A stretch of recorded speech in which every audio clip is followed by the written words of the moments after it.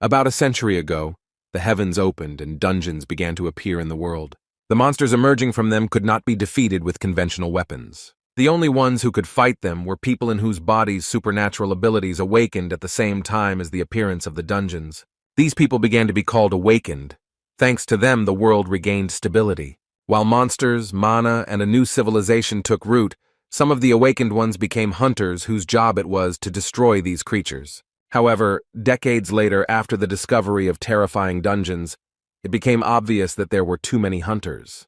Once the secret mechanism was revealed, it became possible to artificially awaken people so anyone who had enough money for this could take advantage of it.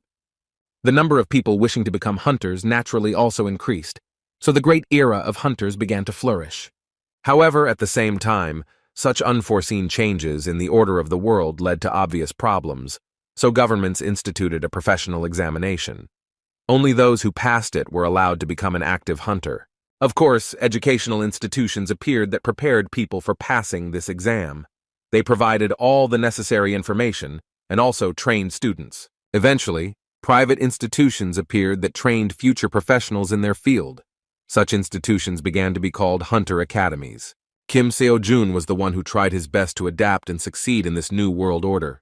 He is naturally awakened, and at birth he was given more power than ordinary people.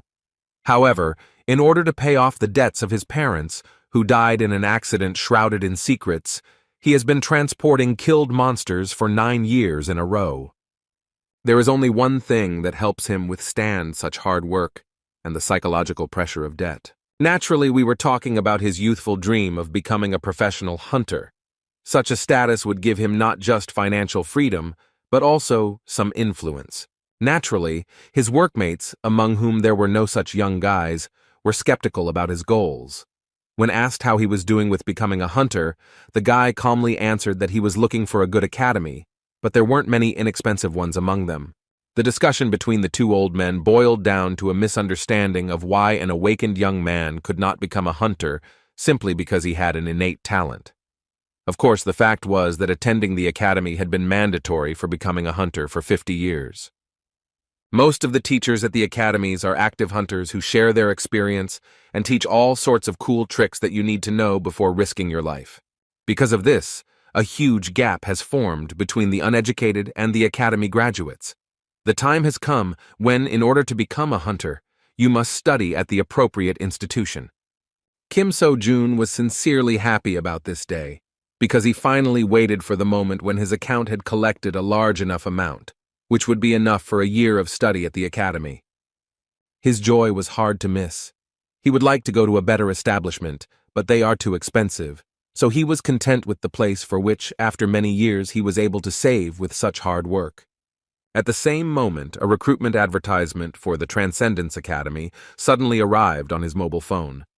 This was the first time he had heard about it, but the promo promised that we were talking about individual tasks for each student from teachers who were more than 10,000 years old. It all seemed like some kind of unfortunate joke, as well as the inserted interview of a student who was able to pass the 9th grade Swordmaster exam. Shocked by what he saw, Seo-jun could not believe something like this, and thought about what kind of crazy person created this advertisement.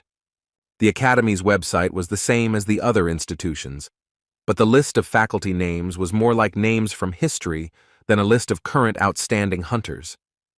The basics of using a staff and a spear were taught by a professor nicknamed the Great Sage. As it turned out, this sage was some kind of monkey, whose real name was Sun Wukong. For the guy watching this advertisement, it seemed that such classes looked very normal, given the concept of the teacher. However, just a moment later, Sun Wukong decided to demonstrate a deflection move, one of the basic skills of a spear master. Using a spin and grab, he struck with a sharp movement towards the mountain nearby. Seo-jun was shocked by what happened in the video because as soon as the monkey struck, the huge mountain disappeared. It seemed that this was nothing more than some kind of fake, because none of the famous hunters was capable of something like that. The guy rose to his feet screaming, saying that this was impossible even for S-class hunters. The advertisement ended and a window appeared on his phone asking if he wanted to sign up for this class. When he jokingly decided to accept the offer, it turned out that to do so he needed to create an account and pay for a subscription. He couldn't believe that they were demanding $40,000 for this, exactly the same amount he earned after many years of difficult work. Shouting that they were some kind of charlatans, the guy closed the advertising window.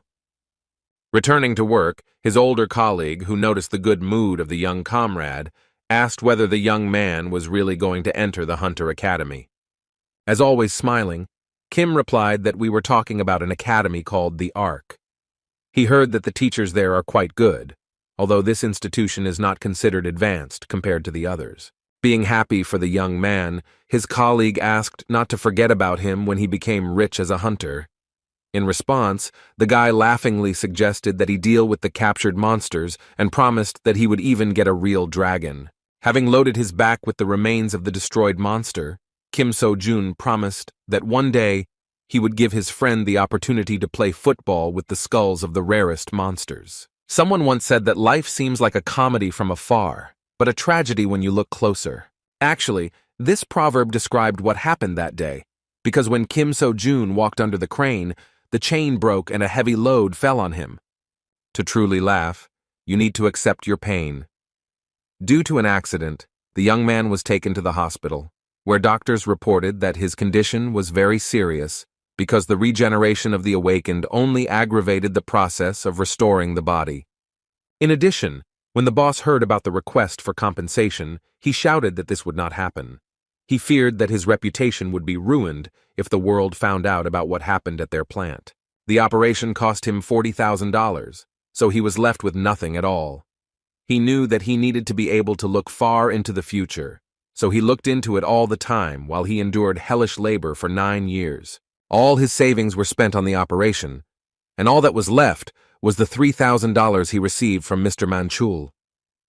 Deeply devastated, the guy wondered whether he could go through this difficult and long path again. Suddenly, a message from the same Transcendence Academy arrived on his mobile phone. It said that the past of all transcendental masters is insignificant and insignificant, so they have a special offer for new students in the form of a free pass. While in the hospital, he couldn't find their website a second time, but the academy found it on its own. To his surprise, the site reported that their registration fee had been calculated taking into account his situation. Now the registration membership fee was $3,000, and that was again all he had at his disposal. The worried guy wondered if this was a scam, because the mysterious academy was actually trying to take away all his funds for the second time. With a smile on his face, the positive Seo-jun decided to try his luck despite the difficult situation.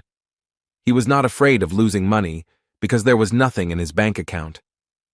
But as soon as he signed the cash contribution, the bills from the envelope began to fly out the window. After that, he saw congratulations on his admission to the Transcendence Academy, and strange magic was released in front of him, and an unusual creature appeared. A small man came out of his phone and asked if the guy in front of him was the one who had become a new student at their academy. Seo-jun was shocked when he heard that this creature was his mentor, who was in charge of primary education at their academy. A strange kid with mysterious magic who continued to stand on the phone said that his name was Mentor. Confused, Seo-jun could not understand what was happening. The little creature again joyfully said that it was the mentor of their new student. Trying to dilute the tense situation with an absurd joke, Kim So-jun suggested that in front of him was none other than Mentor, who was the teacher of Odysseus, the hero of Greek mythology. In response, the proud little man said that in this case, ideas were unnecessary. The mentor said that Odysseus was the first student he mentored. He even added that a long time had passed since Odysseus became a transcendental master. Proposing to get down to business, Mentor said that the Academy of Transcendence trains those who want to go beyond the boundaries of their race. Suddenly, Seo-jun cried out in panic. Did he really sign up to study at the Academy for Transcendence and not for hunters? Sighing heavily, Mentor said that he did not understand how they could be compared at all because they were on a completely different level. The confused guy began to say something about S-class hunters, but Mentor did not listen to him and, interrupting his speech, replied that their instructors were able to deal with hunters with one finger. After that, he held out the phone towards the new student and asked him to fill out the Transcendental Aptitude Test. The first question asked about an area in which he would like to succeed. This way, their academy could see exactly what kind of master he wanted to become. The test also allowed them to determine his current level and inclinations. This was necessary to give him the best recommendations, so Mentor asked him to answer as honestly as possible. So Jun chose combat as his direction.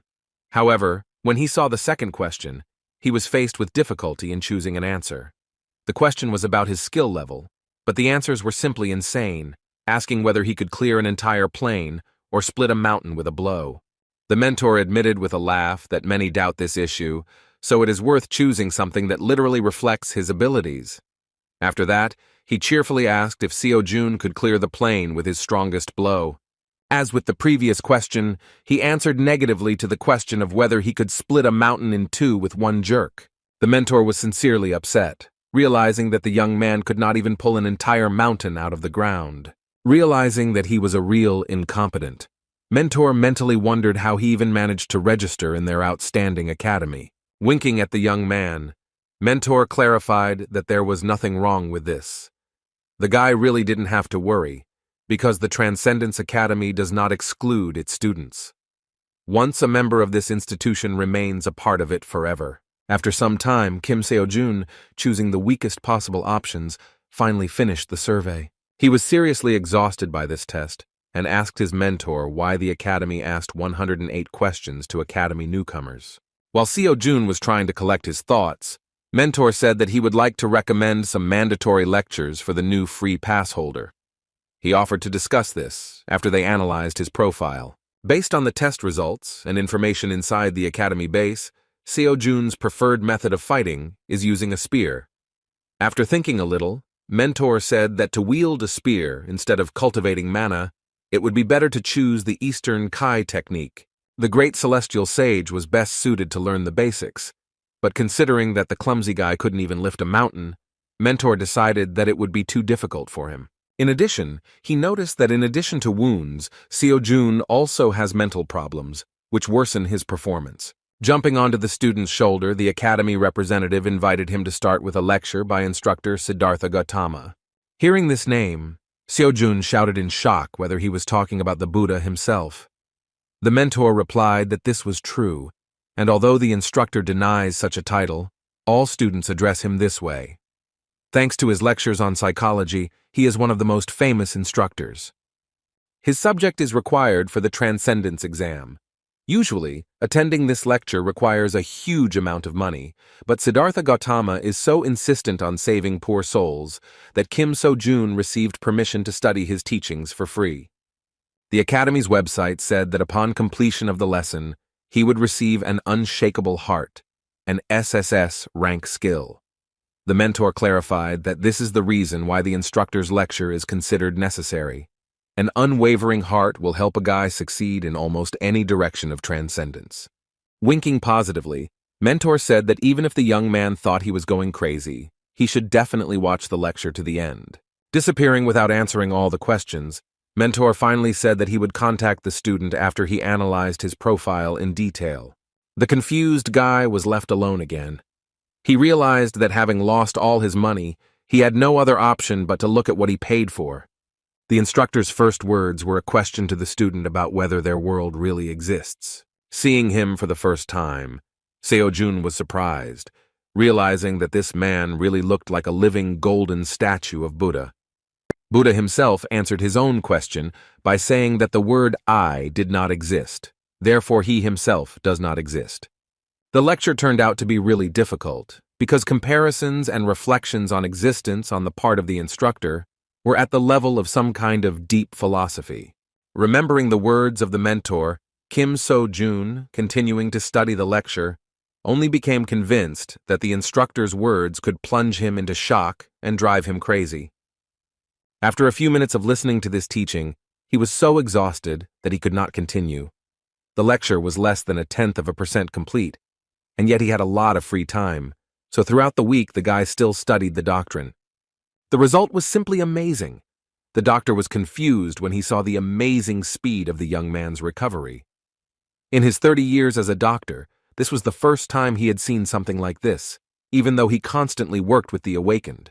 During this time, Kim Seo-jun recovered significantly and became convinced that, thanks to the lesson of Siddhartha Gautama, his heart knew peace. which increased the speed of recovery of his body. Every time he listened to the lecture, it seemed as if his mind was leaving him. However, even though the lesson was only 1.5% complete, the effect was truly amazing.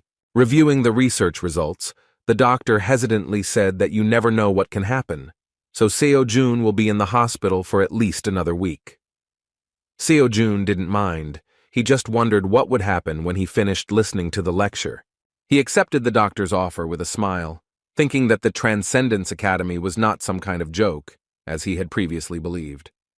Now he could move his body and thought about watching Chiron's lecture at the same time. The reward for studying this lecture was Class A Metamorphosis. Compared to Unshakable Heart, the rank of this skill was quite low, but even so, it was far from a low-level ability. Remembering Mentor's words that with an unwavering heart, most directions would become a piece of cake, he decided that that skill was simply too powerful. After turning on the video playback, Seo-jun saw the face of the instructor named Chiron. As it turns out, Chiron is a centaur, a creature with the torso of a human and the lower body of a horse. He was the teacher of almost every hero in Greek mythology, so the importance of this lecturer is incredible. First of all, the hero teacher said that the purpose of this lecture is to prepare students to the stage from which they can move to the early levels of transcendence. Relaxed Kim Seo-jun with a satisfied face thought that such a legendary person was in front of him. In the meantime, the lecturer asked to note that in this course, military techniques will be discussed superficially. When Chiron spoke about the first step to becoming transcendental, he began to hold a strangely long pause.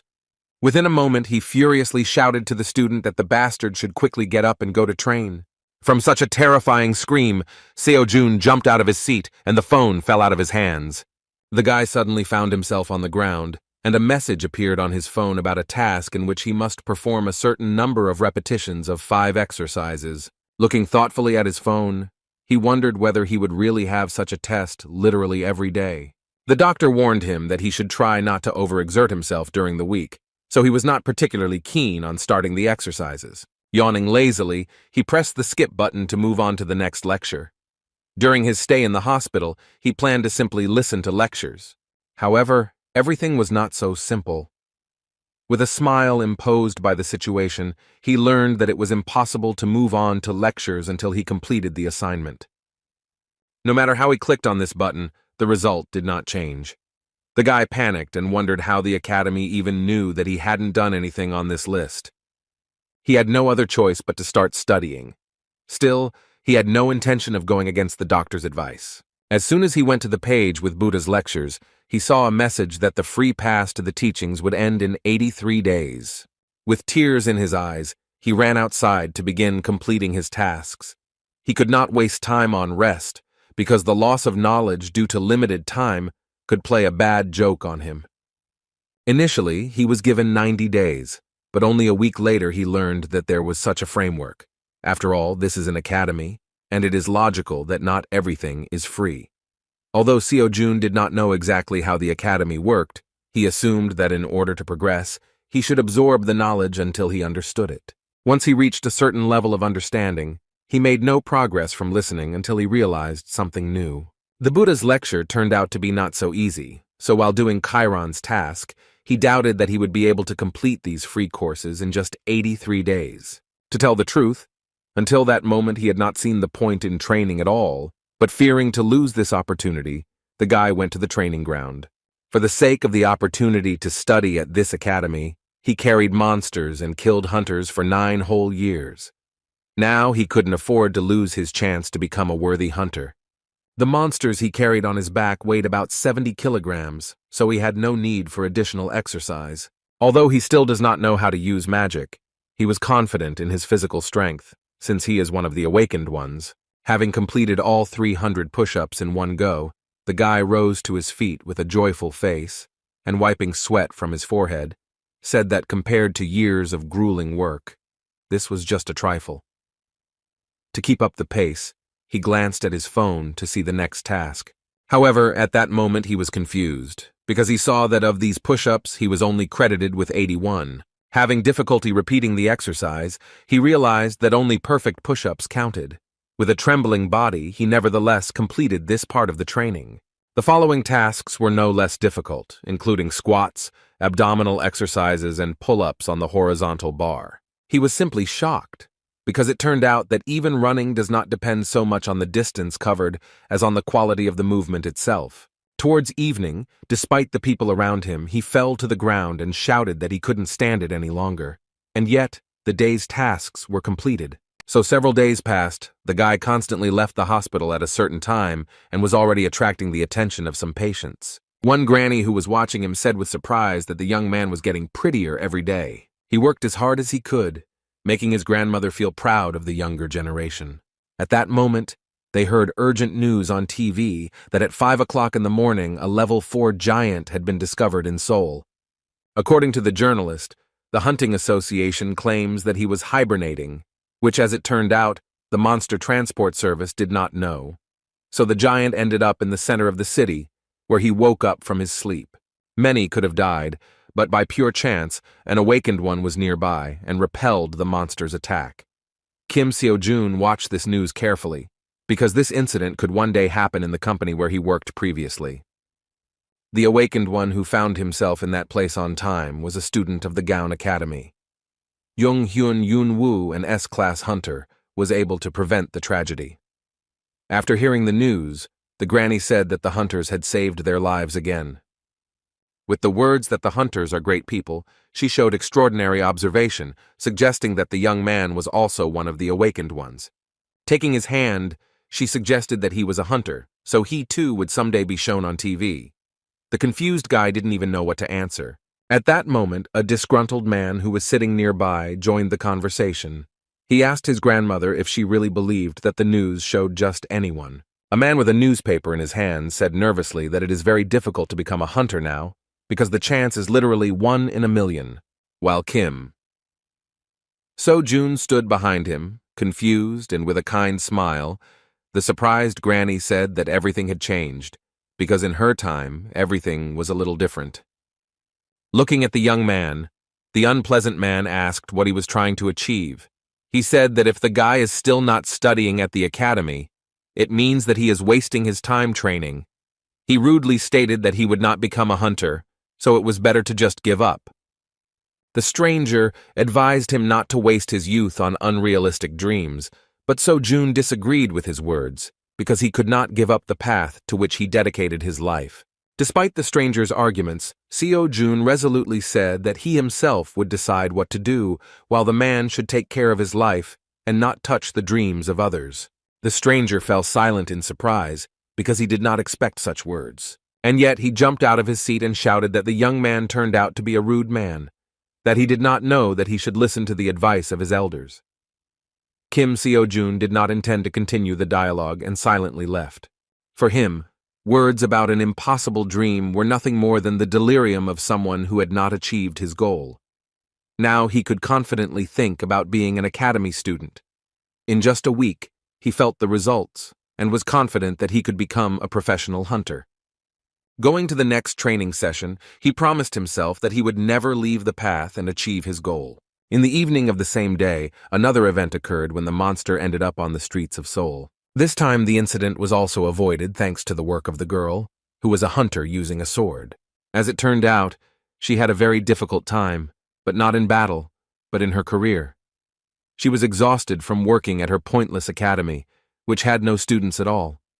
A few days later, he finally returned home. His own bed was what he had been missing all this time. He stayed in the hospital for 2 whole weeks, so he really missed his small rented apartment. He had another year to prepare before the hunter exam. However, even admission to the exam cost money. At this moment, he had nothing at all. The next morning, he decided to check the academy's website because he was already finished with the assignment, but did not look at the progress of his lecture. He never had time to watch the lectures because the next day began after he finished his training. This time he was able to resume access to training and even received praise from his mentor. However, he was a little upset by Kiran's words that now he had learned to walk like a baby. Now he was invited to take his first steps towards the mastery of transcendence. The first step discussed was mastering your feelings. The next morning, Seo-jun returned to the construction site again. Everyone was surprised by his appearance, because they had previously heard that he needed some kind of serious operation. The boss even said that he was deprived of intelligence, since he decided to return to work for him. He warned that the guy would not get off easily if this happened again. Of course, Kim was not particularly eager to return. However, he had no other choice. In addition, he noticed that apparently the boss feels guilty, albeit just a little. We were talking about a situation where he refused to pay compensation because he was afraid of an outcry. Under the guise of a great thinker, during breaks between work, he continued to think that all his plans rested on money. On the one hand, if he doesn't work, he won't have anything to eat. However, if he works, then he will not have time to study. His thoughts became increasingly deeper and more restless, because if he did not complete his daily task, then he would not be able to listen to Chiron's lectures, which would slow down his progress. It seemed to him that it was worth starting to review past lessons that he still had not fully mastered, especially those related to mastering his own feelings. Chiron mentioned that the 5 human senses play a key role in combat. Regardless of the feeling, we first perceive the stimulus, then we recognize it, and then we draw a conclusion. However, it was too slow. The mentor said that he would teach the student how to speed up this process as much as possible. What he meant was that Seo-jun would experience something completely different from these 5 senses, the 6th sense hidden within him. It seems that Kim So-jun has already gradually mastered this feeling, familiar to us as intuition. When his friend entered his locker room, he tried to slap him on the head with a friendly laugh and said that he was glad to see them.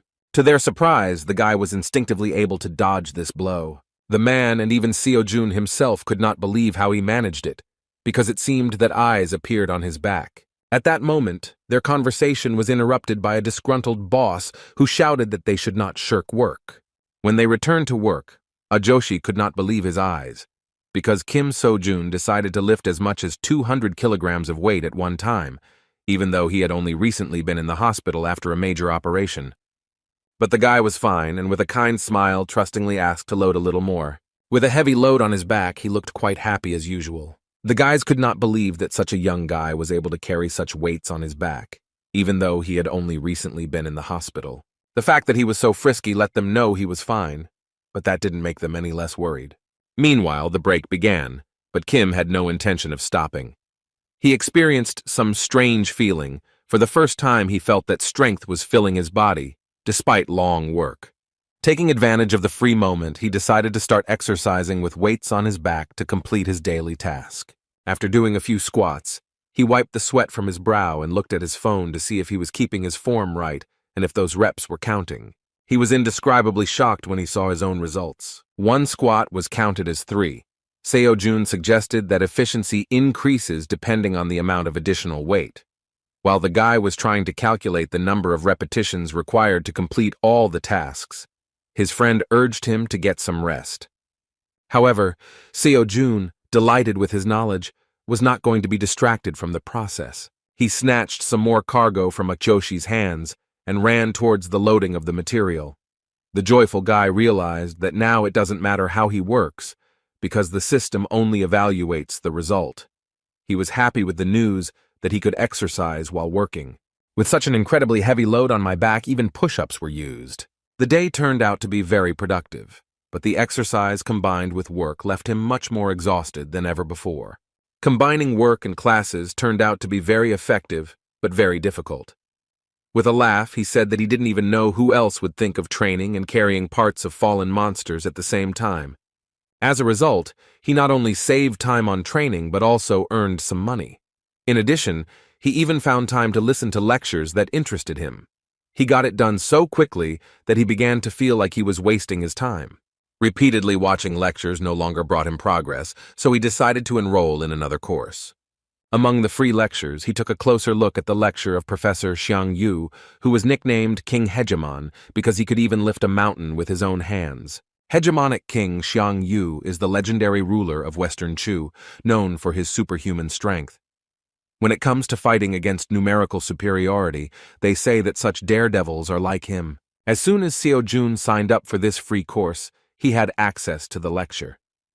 As soon as the guy opened it, he saw Mr. Xiang Yu, who said with a laugh that since he wants to learn the skill of the spear, he is probably just a loser who doesn't even know the basics. Kim Seo-jun truly felt insignificant from such words from the great master from the past. And yet, the hegemonic king was not going to refuse him, and declared that all narrow-minded people could be free in their choice. After that, for some reason, he decided to offend the monkey known as the Great Sage of their academy, saying that there was no need to listen to him.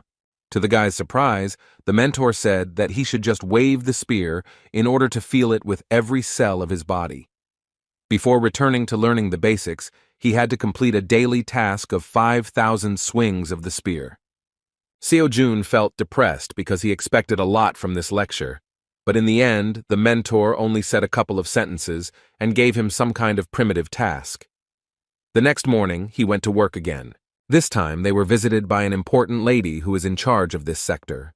The boss tried in every possible way to suck up to her, saying that there was absolutely nothing to worry about, because they had not had a single accident at work thanks to his competent management. However, B-class huntress Park Seo-yoon came with another question. She asked if the boss had heard about the giant who had awakened the other day.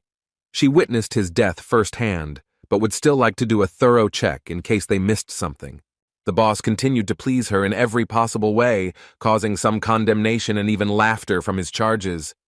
When the workers started talking about who this huntress was, Seo-jun decided to eavesdrop on their conversation. As it turned out, they learned that Park So-yoon is the granddaughter of the master known as the Star Sword. Even Seo-jun had heard about the man's fame. Park Ming-chul, nicknamed the Star Sword, is a true legend. 100 years ago, he was one of the awakened ones who received their power at the moment the gate opened. Back then, practically nothing was known about the awakened ones, and the monsters were more cruel and could roam the streets unhindered. There was no complete confidence that humanity could survive. Star Sword was among those who grabbed the weapon without hesitation, mastering his new power. He was one of the few awakened people in Seoul, one of those who did not allow our civilization to disappear, the real savior of the world, a hero in the flesh. A lot of time has passed since then. He is already quite old, but he is still a heavyweight in his field, able to compete with any hunter of the highest level. Of course, Kim Seo-jun aspired to reach his level of fame. However, he was not interested in such tales now, because he was completely focused on his training. Noticing what he was doing at the worksite, So-yoon asked the boss what he was doing. The confused boss asked her not to pay attention to him, saying that he had been acting as if he had gone crazy for a week. The girl decided to pass by, believing that he was simply not right in the head, since he was exercising right on the worksite, also with such a load on his back. Min-chul was also not happy with what was happening. He was very worried about the condition of his young friend, but he still behaved strangely. When he approached the young man, he asked when he would finally calm down and have a proper attitude towards work. His productivity didn't really suffer, but it was crazy to see him straining with so much weight on his back, like it was the right thing to do. Having finished the next exercise, the guy happily said that these exercises really make sense. Min-chul didn't understand his behavior at all, because besides, Seo-jun was constantly looking at his phone with the screen off. In response to his comrade's words that he would soon be hoarded, Kim joyfully said that everything was fine and he could bring a little more cargo. This way he not only trains, but also makes the work easier for others. In fact, Min-chul was glad to see him so energetic and happy. Suspecting nothing, he did not notice how the body behind him regained consciousness. The young man's sixth sense made him understand that something was happening, so he looked around worriedly.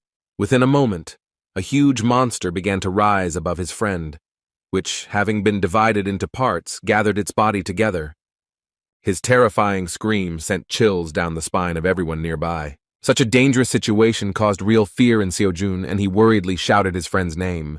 Meanwhile, Seo-yoon, who is the only hunter nearby, has finally found a quiet place. She ran away from the site into the building of this enterprise.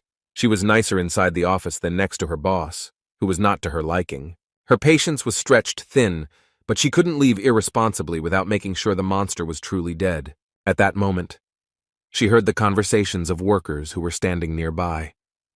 They tried to speak in a whisper so that she would not hear them, but her hearing was too acute. The guys were really surprised and thought it was a real shame that her being a Class B hunter didn't live up to her grandfather's fame. For many, the Star Sword is a true hero, but for her, this name was a real burden, a label that she could not get rid of. From the cradle, her grandfather taught her how to be a hunter, but the bar he set was too high. She just couldn't get over it. All her life she has been compared to her grandfather's hero, but she did not strive for this. Her real dream is to teach people. She repeatedly told her grandfather about this, but he was not going to listen to her. Each time he turned away from her request and asked her not to raise this topic again. Because she is the granddaughter of Star Sword, she has not been able to enjoy a normal life all this time. However, they came to a compromise, and she still founded the Hunter Academy. However, this was not without problems. All the children who came who wanted to become hunters hoped that they would be taught by that same Star Sword.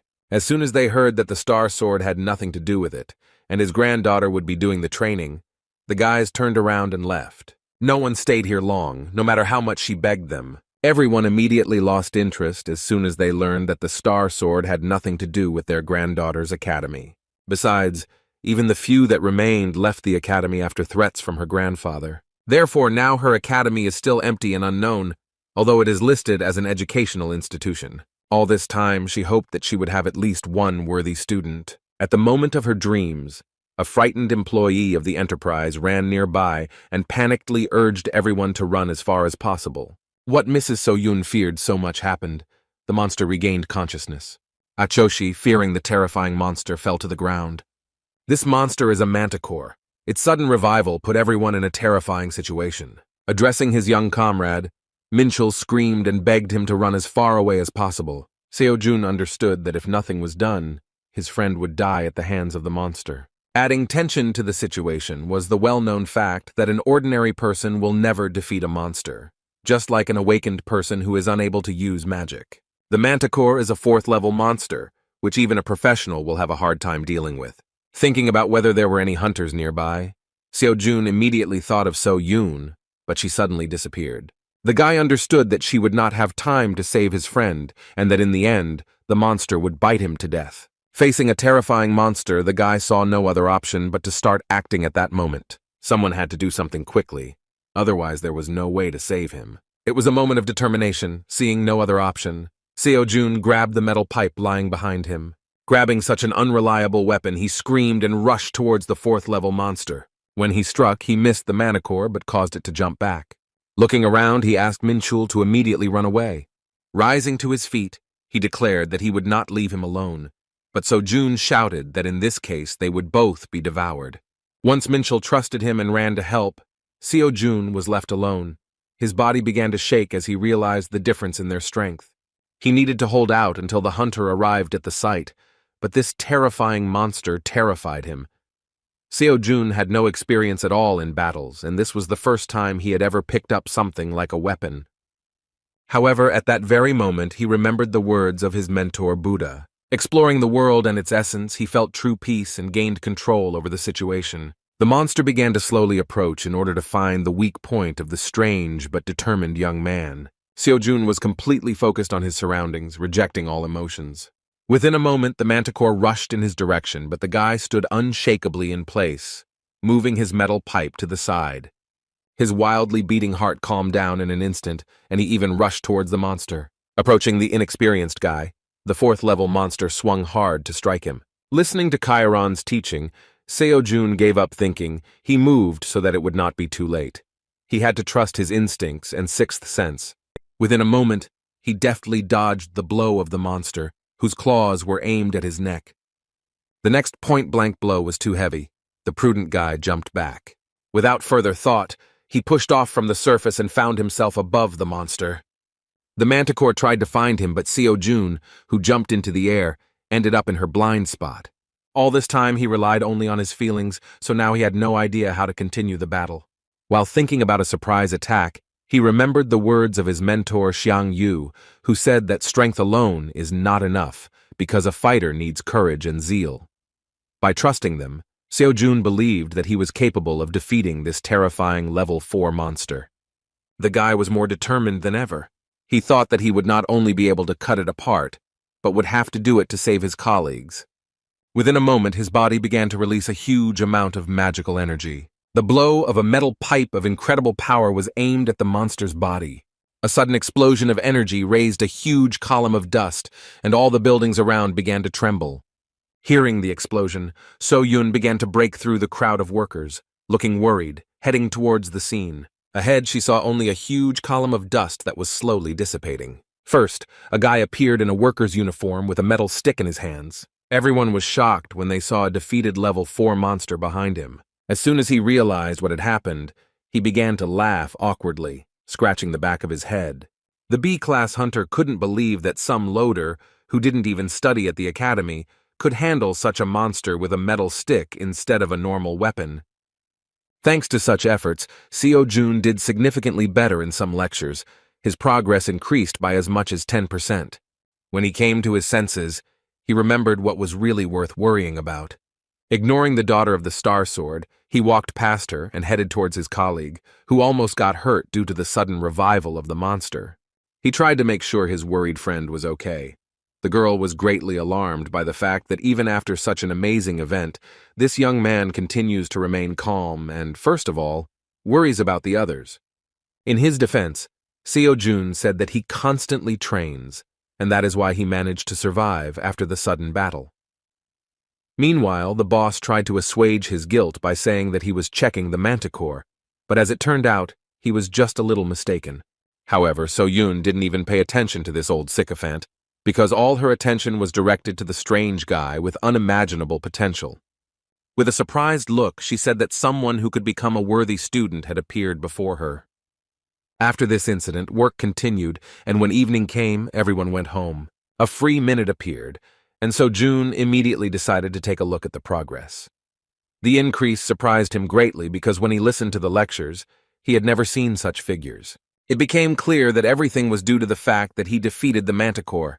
So he came to the conclusion that it is better to see once than to hear 1,000 times. Practice turned out to be the best way to improve progress in lectures. But in order to fight monsters, he must at least obtain a temporary license, which he can only obtain in classical state academies. You can't get into the dungeon without it. He came to the conclusion that he again needed to save for education. The financial burden only increased. At that moment, Seo-Yun was quietly following him, interested in his potential as a hunter. Suddenly she turned to him, apologizing for wanting to distract him for a few minutes of conversation.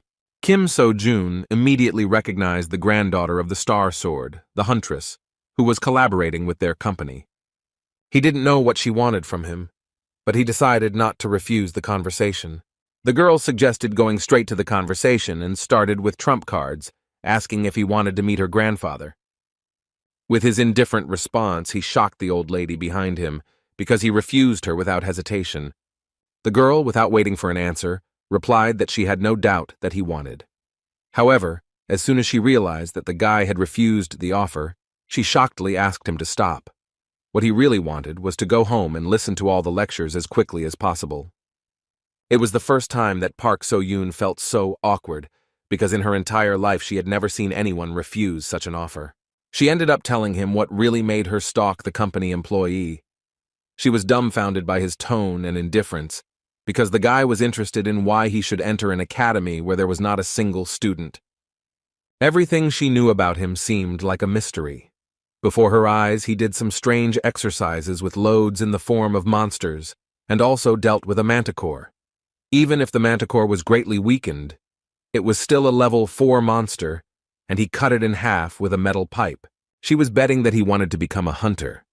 The girl, on the verge of despair, said that they had everything he needed, including good equipment.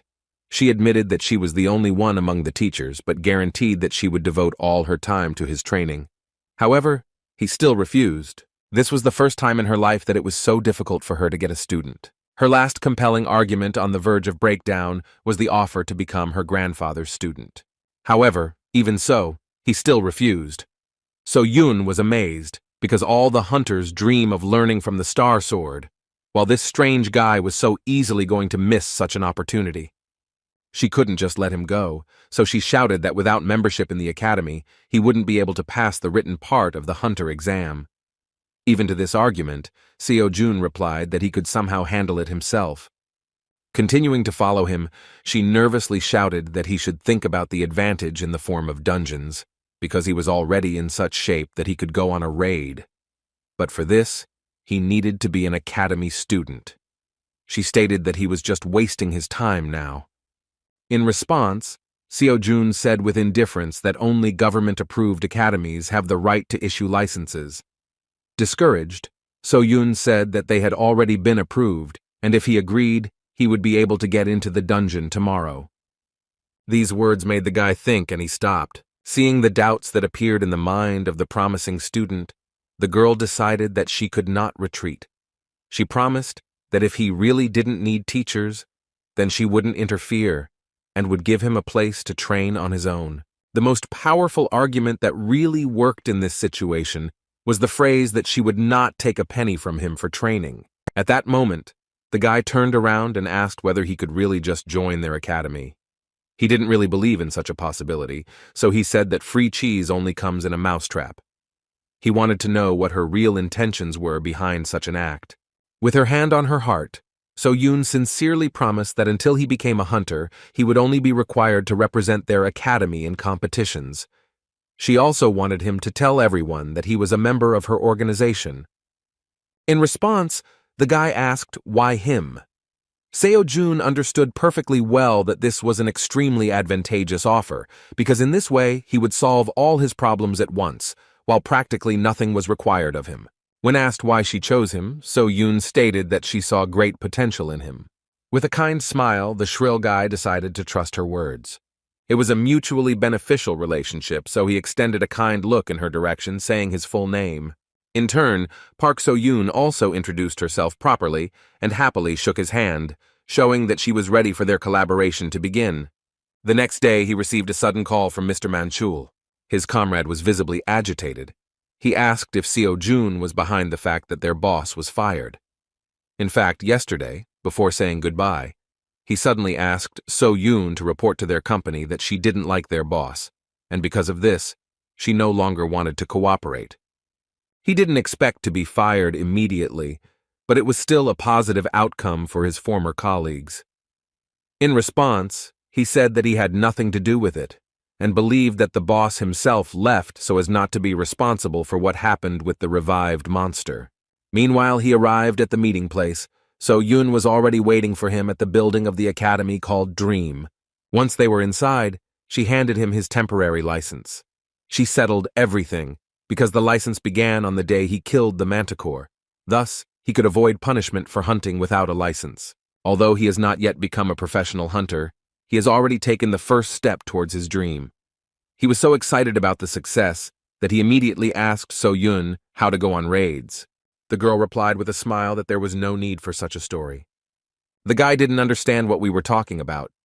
So-yun took him to the inventory area and presented him with 3 spears to choose from, after which she told him that when he decided, they would immediately go to the dungeon.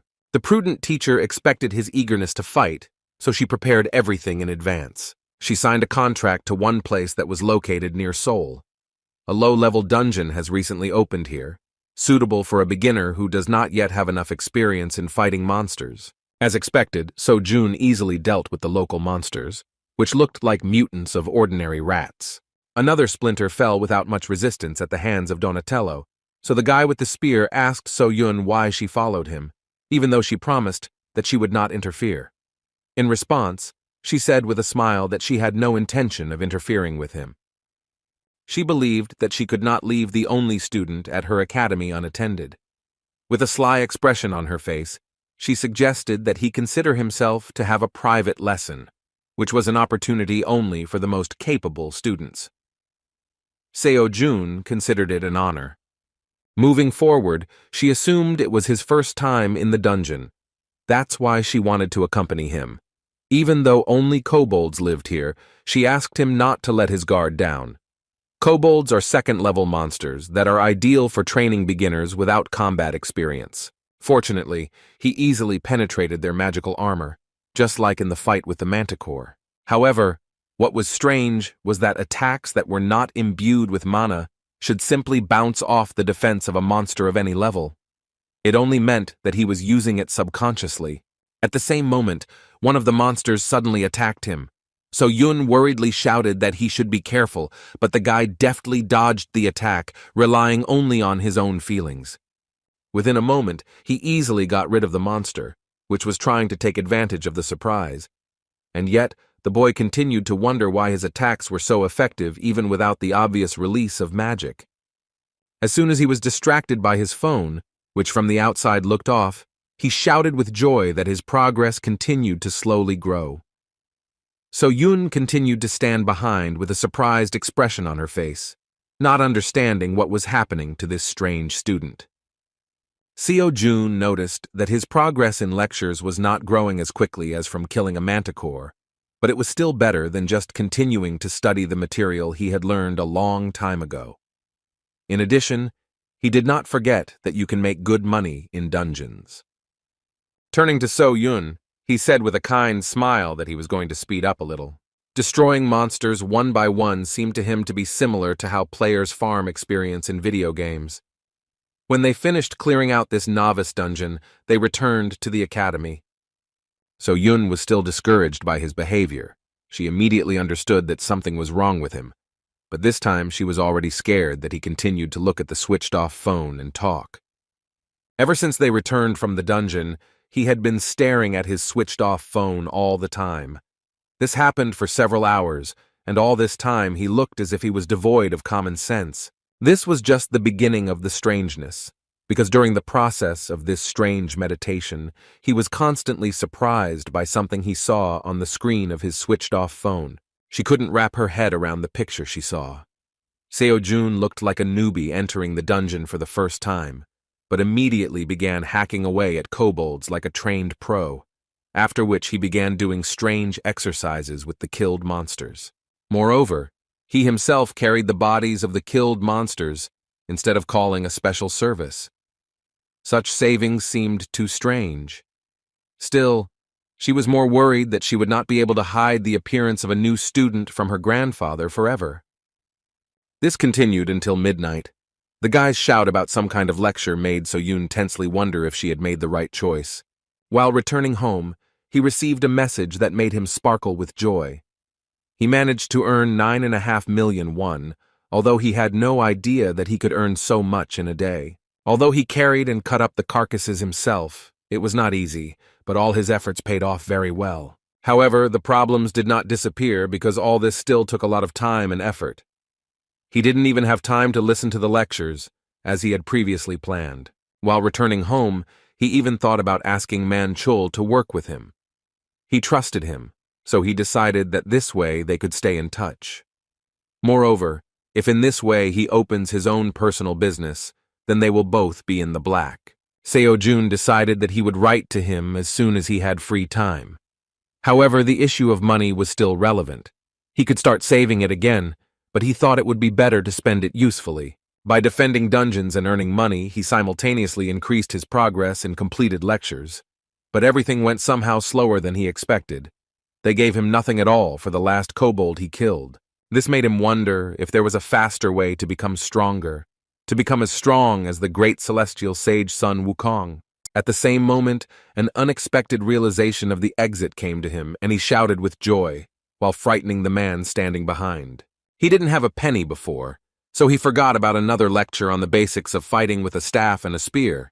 But once he tried to join, he was shocked by the 27 billion won entry fee. Such a sum corresponded to the name of the academy and seemed simply transcendental.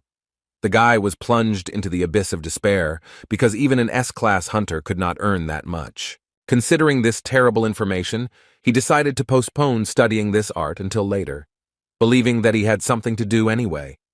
Still, he wondered what else was on sale at the academy.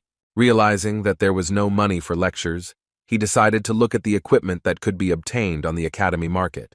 When he looked at the Transcendence market, he could not believe his eyes, because there were legendary items on display, including the shield of Zeus and the spear of Longinus, which is one of the weapons of passion. Even if these were replicas, these were still legendary things that cannot be found not only in Korea, but most likely throughout the world. The guy couldn't believe that the academy called such items training equipment. Even he, who did not understand weapons, understood that this was something incredible. This was equipment made by members of the academy, which meant that it was all made by true transcendent level masters. But as soon as he tried to get an individual price, he had to forget about his intentions and fall back into despair. The next morning he arrived at the academy early. So Yun, seeing him during another training session, noticed that he was training much harder than before. She assumed there was some reason for this that he had not yet revealed. In fact, he was just trying to take his mind off the shock. He knew that the spear would be expensive, and even assumed that even a copy could cost several million. Although aware of the risk, he still did not expect that they would ask for as much as 100 million won. Having finished the exercise, Sojun, rising to his feet, sadly and indistinctly said that everything again comes down to money. Even 100 million was a real robbery for the poor fellow, so he could not imagine that he would one day save 27 billion to listen to the lectures of the great sage. So Yoon distracted him by asking if he had heard about the academy tournament. Seojun had indeed heard about it, but didn't know the details. So Yoon explained that this is an event where different academies compete with each other, and each of them wants to prove that they are better than the rest. This tournament evaluates the level of the academy. Such competitions are very versatile. Currently, Dream Academy is at the 4th level, but if Seojun performs well, then they will move to the 3rd level. The higher the level, the better the academy is considered. Thanks to this, they will be able to receive greater support from the state. That's why all academies send their best students. Seojun understood perfectly well what she was driving at. And yet his teacher said that she wanted Seojun to represent their academy. In fact, it was quite tempting, since Kim was just wondering whether participation in the competition would affect his progress in lectures. Moreover, it was obvious that the tournament was also a martial arts practice. Without further thought, he nodded his head in response and admitted that this was a pretty good idea. So Yoon was surprised that he agreed to her proposal so quickly. In response, Seojun recalled that they had initially agreed on such mutual relations. After that, he asked to clarify how such tournaments are held. The director and at the same time teacher of the academy thoughtfully replied that everything was kept secret until the start of the competition. However, as far as everyone knows, the one who scores the most points for the raid and duel wins. Thoughtful, so Jun concluded that all his combat experience was limited to kobolds and manticores. He had no idea what it was like to fight people. At that moment, he wondered how he could give his best without such experience, and whether there would be someone who would agree to train with him in a duel. It didn't take long to look for the right person, because next to him was a real huntress. So June, turning to her, said that if she was not busy with anything, then it would be nice if she became his sparring partner. Although she wanted to refuse, she had no choice, because Seo Jun began to mock her, saying that she was just a coward. With the help of children's teasing, Seo Jun achieved his goal, but the real test was only ahead. This was a great opportunity to practice, but he shouldn't forget what level his opponent was. So Yun is a B-class huntress, and although this is far from the pinnacle of peaks, she was taught by the star sword itself. Of course, he was only a beginner who could not objectively judge real hunters, but he had no doubt that it would not be easy. And yet he was truly delighted with such an opportunity, because he had long wanted to find out what his teacher was capable of. Before starting, So Yoon asked if he knew that she was an active B-class huntress. In response, the determined guy prepared for battle and said that in this case, she should give him a small head start. Sighing heavily, she invited him to attack as soon as he was ready. Such an offer could not be refused, and the guy rushed into the attack with great enthusiasm. Seeing his speed, Seo Yun was a little disappointed. Easily dodging his attacks, she thought that she expected something more from him. In fact, his movements were quite fast, but extremely careless, so they were very easy to read. Remembering his recent battles, she assumed that she had simply overestimated his abilities. With some sadness on her face, she thought that he was just an ordinary beginner. Swinging a blade overflowing with magic, she wondered how he had the confidence to fight her. Having lost interest in his abilities, she decided to end the battle with one light blow, which would be enough for a beginner. To her surprise, the outcome was not at all what she expected. Seo Jun somehow miraculously managed to block her wooden training sword, overflowing with magic. In fact, it was not at all easy for him, but the very fact that he withstood this pressure was amazing. Now So-Yun completely forgot about her recent thoughts that he was an ordinary average beginner, because it was difficult to understand how he even managed to block her blow with magic. In this situation, the weapon should have jumped out of his hands, and her sword should have been at her throat. Moreover, having withstood such pressure, he even began to resist and tried to strike. Still, Park So-Yoon couldn't let him get away with it and threw him aside with one swing. Now she looked at his strength completely differently. The determined student was still full of energy and had no intention of backing down. Wiping the blood from his mouth, he said that he would also fight seriously. Now he was even faster. He rushed into battle and his movements changed noticeably, and his attacks became much clearer. This couldn't even be compared to what happened before. If Seo-Jun had fought like this from the very beginning, So-Yoon would not even have thought to doubt whether he was worthy to become the representative of their academy. As it turned out, he simply listened to the words of his mentor Chiron, who said that the battle should begin with obvious attacks. All this time he followed the plan and has already begun to change the situation with the help of feints, in other words, diversionary attacks. Her opponent was very difficult, and by delivering countless ordinary and unremarkable blows, he made sure that she, assessing the situation, could change tactics depending on the level of threat. Without giving her the opportunity to move, he continued to strike, distracting her attention. In response to her blows, he used the same obvious blocks in order to relax her attention. However, as soon as his next blow was repelled, he rotated the spear back. He repeated this until So-Yun opened herself up to his real attack. As soon as this moment arrived, he prepared to put all his strength into the blow.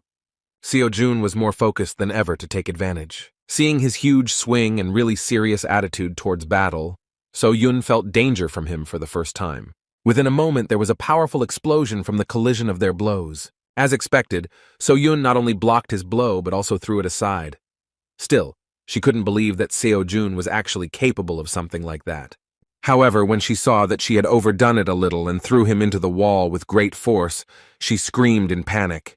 She hit with all her might, without even thinking, so she immediately rushed towards him to make sure that he was at least alive. Rising to his feet as if nothing had happened, Seo-Jun began awkwardly scratching the back of his head and laughingly admitted that he had indeed lost in the end. In response, Seo-Yun couldn't hide her surprised expression as she realized that all this time Seo-Jun had been hoping to defeat her, even though he knew he was fighting a B-class hunter. The girl did not know how to react to this, while Seo-Jun, continuing to scratch his ridiculous head, recognized the power of the huntress. Still, it was not possible to fight her like a monster, and this made him understand that the approach to fighting people should be a little different. However, he did not lose his positive attitude because he knew that if we talk about his difference with professionals, then it is worth noting that he still has everything ahead of him since he has just begun his journey. As he expected, although slightly, his statistics still increased. Now he realized that he should develop in different directions, just as he did in video games. So Yun couldn't believe that after such a beating, he would decide to ask if they could somehow repeat it. With a stupid smile on his face, he suggested that she have a few more duels before he went to the academy tournament. This would really be useful for him, but his zeal seemed strange given the fact that this time he suffered greatly in battle. Still, So Yoon came to the conclusion that she didn't care about his weirdness if he tried so hard. She had previously promised that she would work on his skills every evening, so she enthusiastically replied that she would have no problem doing anything he asked. Moreover, she mentioned that she was going to give him all the prize money. When the guy heard about the money, he was surprised because he didn't even think that there would be any reward besides the rating for the academy. After thinking a little, the girl tried to remember exactly what amount we were talking about. As soon as she remembered and said that the reward would be 100 million won. The guy is on the spot, realizing that this is exactly what he needs to buy a spear from the Transcendence store.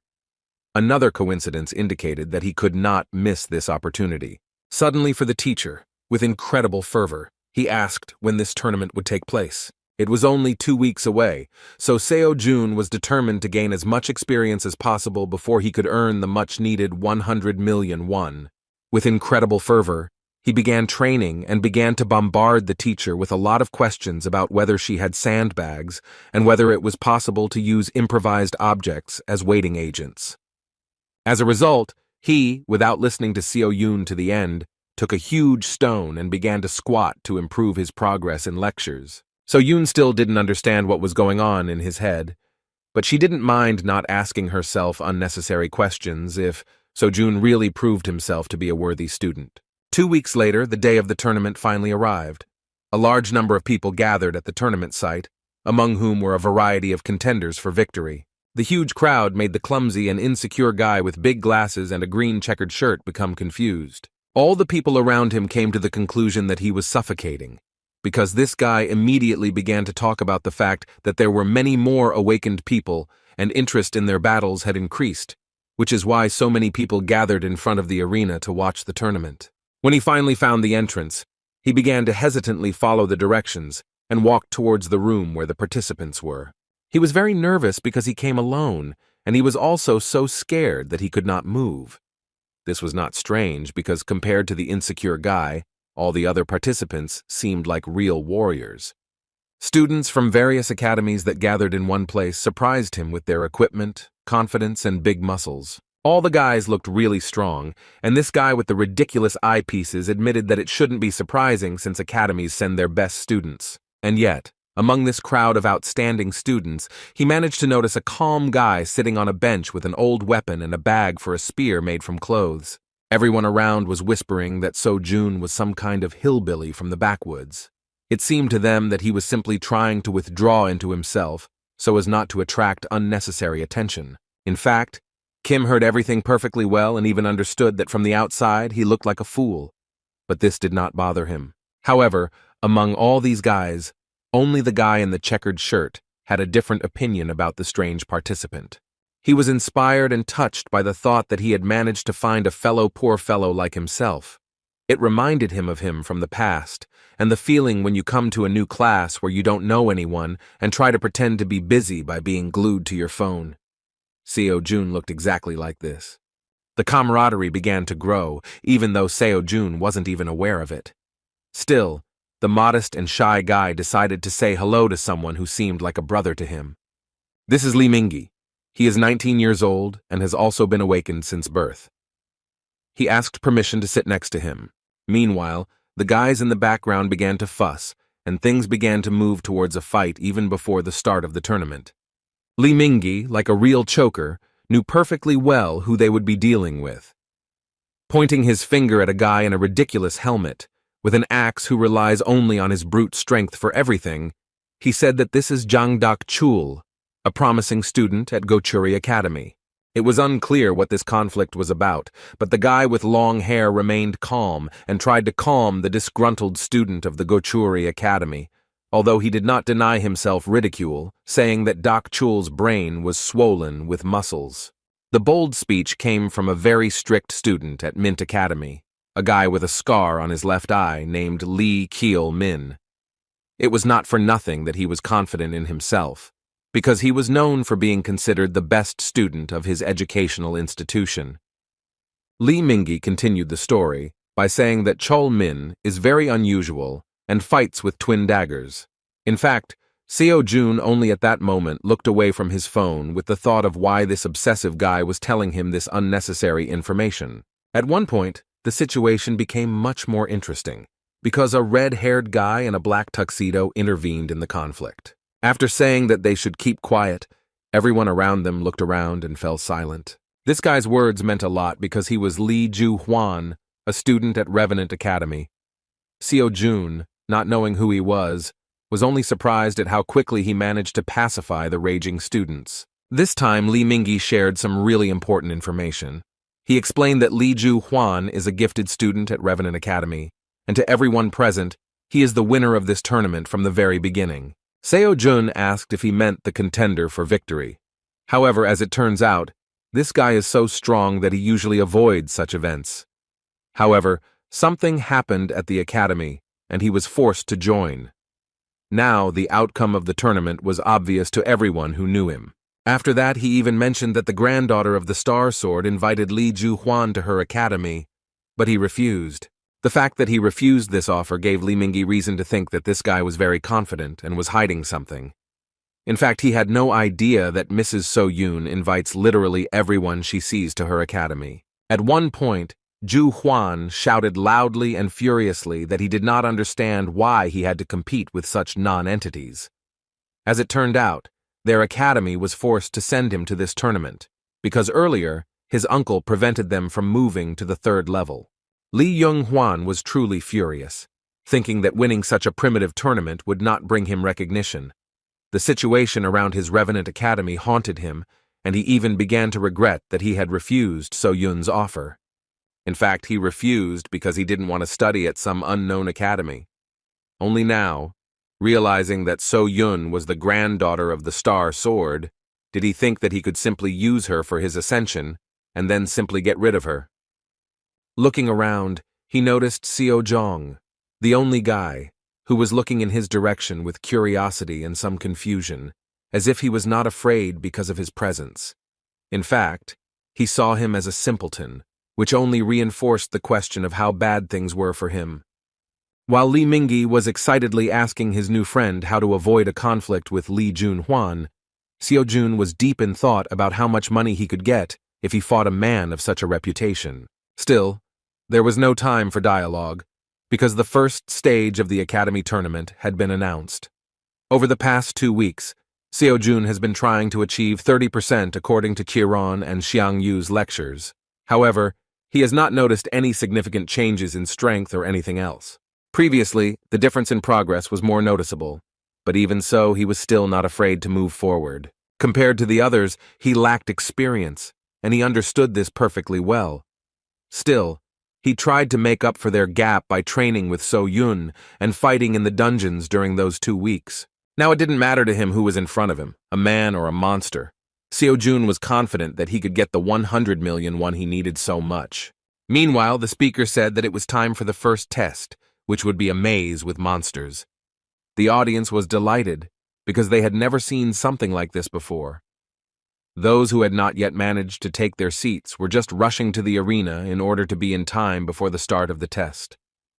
One of these spectators, who was a little late, nervously barked at his friend for choosing seats in the corner. He was so enraged by the situation that he didn't even notice how he hit the girl standing next to him with his shoulder. Realizing that he had acted rudely, the man began to apologize in order to somehow make amends. The girl did not consider this to be excessive rudeness and said that everything was fine. When the man walked on and took a seat, his friend asked if he knew the girl he kept looking back at. He replied that he didn't know who she was, but for some reason he continued to think that she reminded him of someone. Having missed this moment, the guy with the camera told him that the first stage of the Academy tournament would be a race in the labyrinth. Participants must escape the maze without attacking other participants while eliminating monsters in order to gain some clues. Although this was a 4th-level competition, those present doubted that the organizers had created an ordinary maze that would be passed by the luckiest one.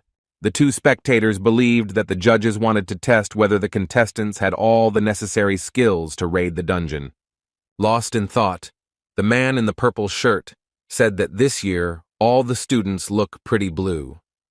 At the same moment, his comrade with the camera excitedly shouted that he should pay attention to how the main contender for victory was fighting. Zhang Huan was simply incredible. He was already an excellent master of magic and could easily destroy level 4 monsters with just one attack. Such a test seemed like some kind of trifle against the background of his incredible brute strength and cold prudence. The audience was delighted, because this guy's level was undoubtedly higher than that of the other students. As soon as the talk turned to the fact that this guy was none other than Li Juhuan, So Yun realized who they were talking about. She took off, realizing that he was someone who could one day become her student. So Yun began to wonder what such a monster would forget at such a tournament. As soon as she took off, the man in the purple shirt looked around, again thinking that she reminded him of someone. In fact, So Yun was trying to hide her identity, so she immediately turned away because she didn't want anyone to realize who she was. Meanwhile, Seo Jun hasn't made much progress through the labyrinth. However, after several blows with a spear, he came to the conclusion that it was simply impossible to break through the walls and thus get out. Now he came to the conclusion that he should take the test in the same way as others do, He even began to regret that he had not watched the lecture of Theseus, the hero of Roman and Greek myths, who is famous for defeating the Minotaur and getting out of the labyrinth. After a few tens of meters, he came to a fork where he had to choose the right path. Leaning against the wall, he decided that he would follow the main rule of movement in labyrinths. He should have just stuck to one side and eventually found a way out. However, the problem was how long it would take him to get through the entire maze in this way. The test result depended on the speed. In order not to hesitate, the guy headed to the left. However, after a few steps, he felt an indescribable feeling. He still didn't understand why, but it seemed to him that instead of sticking to the left, he should take a different path. He suggested that this was the sixth sense, the intuition that Chiron talked about. There was no other choice, so he began to slowly walk forward. By relying on intuition, he was able to experience the true value of the sixth sense. Meanwhile, the challenge host continued to report that some academy students were dropping out of the tournament. Seo-jun assumed that they were all constantly fighting monsters that were stronger than them. However, unlike the others, he was the only one who never met a single monster in this labyrinth. As he thought about this, he suddenly realized that his intuition was not only telling him how to find a way out, but also telling him how to avoid the monsters. Kim wondered if he would be able to foresee the future if he achieved 100% of the lecture and mastered metamorphosis. In a moment of sweet dreams, he was suddenly distracted by a sad and pitiful voice from behind. Somehow Lee Mingi managed to find him. The frightened guy, addressing Seo-jun as his brother, warned him that a monster could be waiting around every corner, one of those that had already dealt with a dozen students. Looking around in fear, fearing to meet a monster, Mingi said that Seo-jun walked as confidently as if he knew the way. In order not to attract unnecessary attention and not prolong the conversation, Kim justified himself that he was going wherever he wanted. Lee Mingi was simply amazed by his irresponsibility and screamed that he couldn't go wherever he wanted because it could end badly. Then he said that he would help him because he knew how to get out of the maze. Showcasing his incredible intelligence, he boasted that he had heard that the exit from the maze was easy to find if you used the left or right hand method. In response, Seo-jun said that it was too long, so you should just trust your feelings. When the guy in the plaid shirt, denying this proposal, said that they could get lost, Seo-jun suggested that they split up. He had no idea why Lee Mingi decided to tag along like a stray dog. Adjusting his glasses, Mingi shouted that they should stick together since they were brothers in misfortune. Seeing the misunderstanding on Seo-jun's part, Mingi awkwardly said that he did not come from the academy, but himself, and looking at him, he decided that he was also a loner. Only after these words did Seo-jun realize why this strange and absurd guy decided to talk to him. His world was turned upside down by the words that weaklings better stick together. Seo-jun did not consider himself a weakling and could not understand at all why Lee Mingi decided that he was one. With incredible surprise, he suggested that he could really look like that from the outside. While Seo-jun was trying to recover from such an unexpected and far from pleasant compliment, Lee Mingi, feeling trust in his personality, reached into his pocket and said that he would make an exception for him and show him something incredible. The joyful, ridiculous guy had a blush on his cheeks as soon as he showed his new friend a photo of his little sister, who looked exactly like him. Even this trick did not work, and Seo-jun decided to go alone. He turned around and moved on, saying that he was glad to chat, but had to deal with the passage of the maze. At that moment, Lee Mingi let go of his sword and tearfully grabbed his leg, begging him not to leave without him. Seo-jun felt that he was in a very unpleasant situation. Lee Mingi was very pestering, but Kim understood that even an awakened person could be scared in such a place. He believed that he himself would have been scared if he had ended up in such a place at the age of 19. On the one hand, Lee Mingi talked a lot and it was irritating, but in the waiting room, he still said a lot of useful things. But even this was not enough. Seo-jun considered him a rival, because as much as 100 million won was at stake. Remembering his words about being alone, Seo-jun inquired about why his sister and parents did not come to the arena to support him during the tournament. Having lowered his eyes, Lee Mingi paused for a short time and sadly said that his parents died, so he has no one except his sister. These words brought understanding from Seo-jun. He was also lonely in life because his parents died in a car accident. Seeing that Seo-jun began to feel awkward about this matter, Lee Min-gi began to fuss on the spot and asked him not to worry about it since it was a long time ago. He just wanted to say that his sister was still little and could not come to support him. Suddenly, Lee Min-gi still found support from a very cold and indifferent participant. Seo-jun said that he was right when he said that they were brothers in misfortune. With a kind smile, the Dream Academy representative said that they could go further together and he would not mind. However, he did not forget to warn that this does not mean that they are now a team, because the prize for first place should go to him. After these words, Seo-jun rushed forward, and Lee Min-gi hovered in place, not understanding his friend's unexpected behavior. In a few minutes, they passed several more turns, Seo-jun moving so fast that his new friend could not keep up with his pace. Seo-jun recalled the words that he was not going to wait for him, and if Lee Min-gi did not want to become a burden for him, then he should speed up a little. The guy in the plaid shirt thought this behavior was very strange. He could not understand why Kim was so confident in his decisions and did not hesitate at all, despite the danger of the labyrinth. The friend leading ahead did not even think about choosing the path. It seemed that Seo-jun knew in advance where they should go. Indeed, during all this time, they never met a single monster. At one point, they reached a dead end. Seo-jun stared at the wall, while Lee Min-gi, tired of such a rush, said that they should move on before someone else finds a way out. However, Seo-jun was in no hurry. Leaning his hand against the wall, he said that they were already close. As it turned out, there was a hidden door in front of him that led to the exit from the labyrinth. Lee Min-gi couldn't believe his eyes, but in this way they actually ended this test. Within a moment, the host of this stage of the tournament announced the name of the winner, and even managed to set a new record for completing the maze. Seo-jun completed the test in just 27 minutes, while the current best time ever took more than 1 hour. The audience was simply shocked when the winner was announced. Moreover, everyone was watching Lee Ju-hwan. He continued to fight, and everyone realized that somehow he had failed to take first place in the maze. So-yun was simply in shock. She could not believe that her ridiculous student was capable of such a miracle. In fact, Kim Seo-jun did not consider this a big victory, because all this time he was hoping that he would be able to gain at least some progress by fighting monsters. At the end of this test, Lee Min-gi could not come to his senses for a long time, and come to terms with the fact that he really took second place only thanks to luck.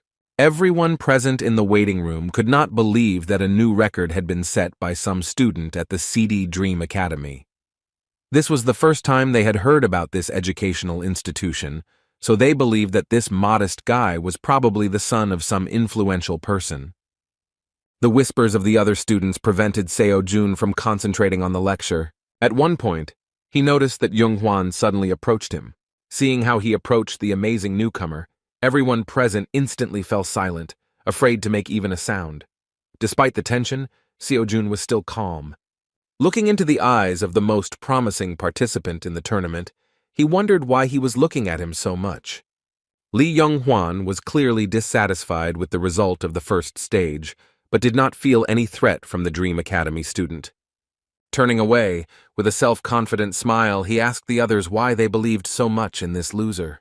The red-haired guy believed that Seo-jun was able to set a new record in the maze only due to luck. At the moment when everyone was distracted by conversations regarding Lee Jong-hwan's words, Seo-jun decided to return to studying the lecture, but at the same moment they were interrupted by the appearance of the tournament representative. A guy in a blue tracksuit with lists in his hands was just about to explain what awaits them at the second stage. This time, the participants had to fight each other in one-on-one battles. Since they were all at the 4th level, so that everyone would be on an equal footing, they were forbidden to enhance their weapons with mana. However, they were still able to strengthen their bodies. Not everyone was happy with this news. Seo-jun was still calm. He was extremely interested in who would become his opponent. 32 students made it to the second stage, and in this case there must be 5 rounds of duels. However, as soon as the tournament representative announced that they would now begin to draw up the tournament bracket, he was suddenly stopped by one of the participants. Suddenly for Seo-jun, the guy announced that he was going to abandon the duel and leave the tournament. Meanwhile, So-yun decided to leave the arena to a more secluded place where she would not be in danger of being discovered. She nearly revealed her identity the moment she screamed in surprise at her student's victory. Being in a very secluded place, she did not expect to hear loud conversations.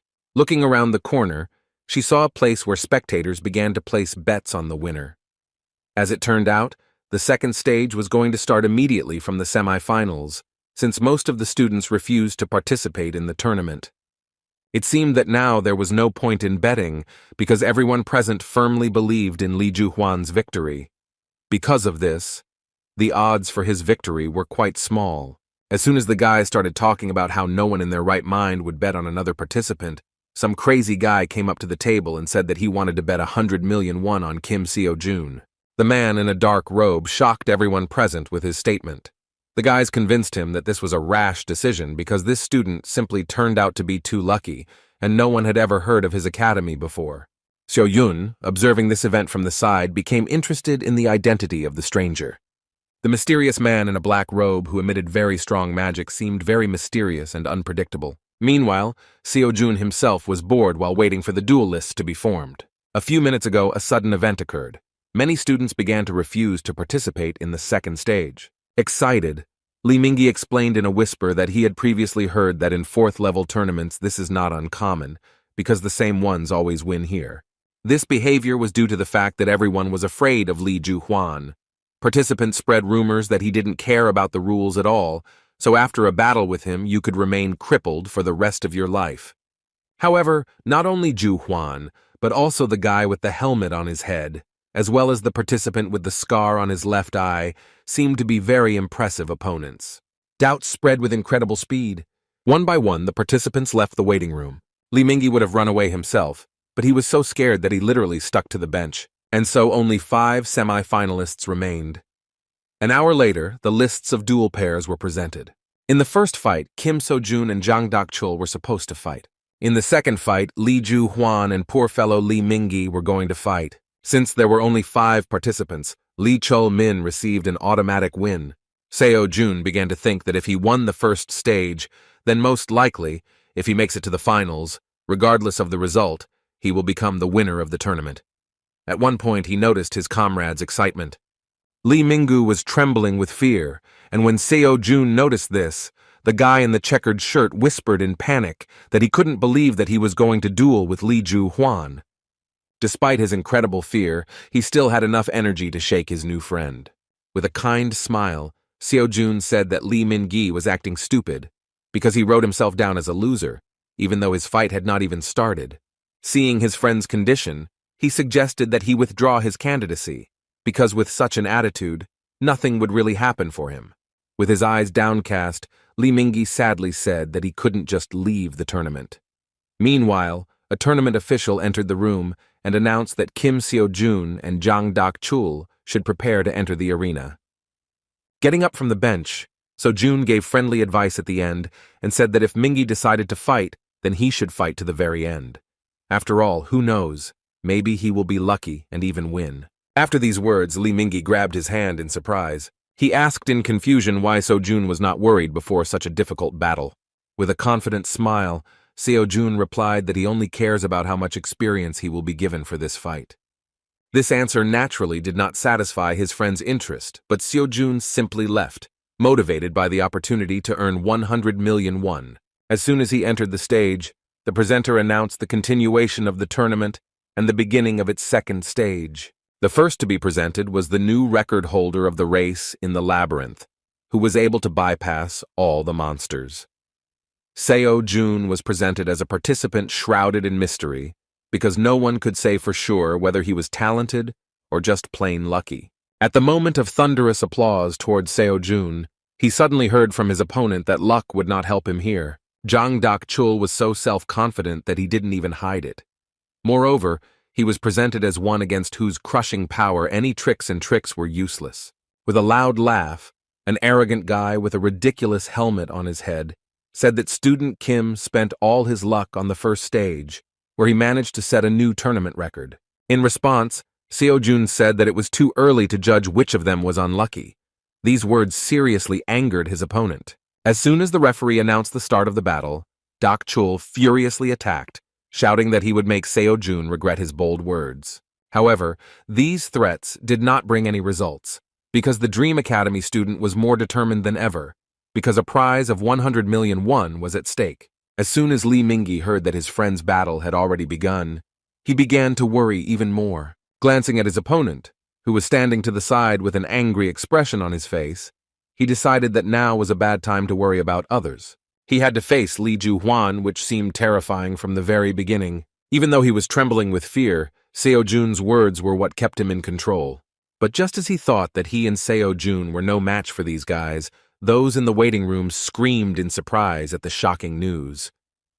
None of those present could believe that the duel would end in the blink of an eye. The winner of the semi-final of the second stage of the tournament was Kim Seo Jun from Dream Academy. In response to the result of the first fight, the red-haired guy, who was previously considered the winner of the tournament, arrogantly said that the scum should have a place among the scum.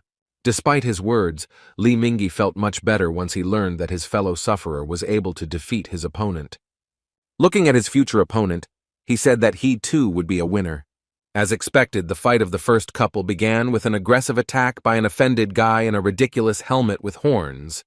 One could not expect anything less from Chan Dak-chul.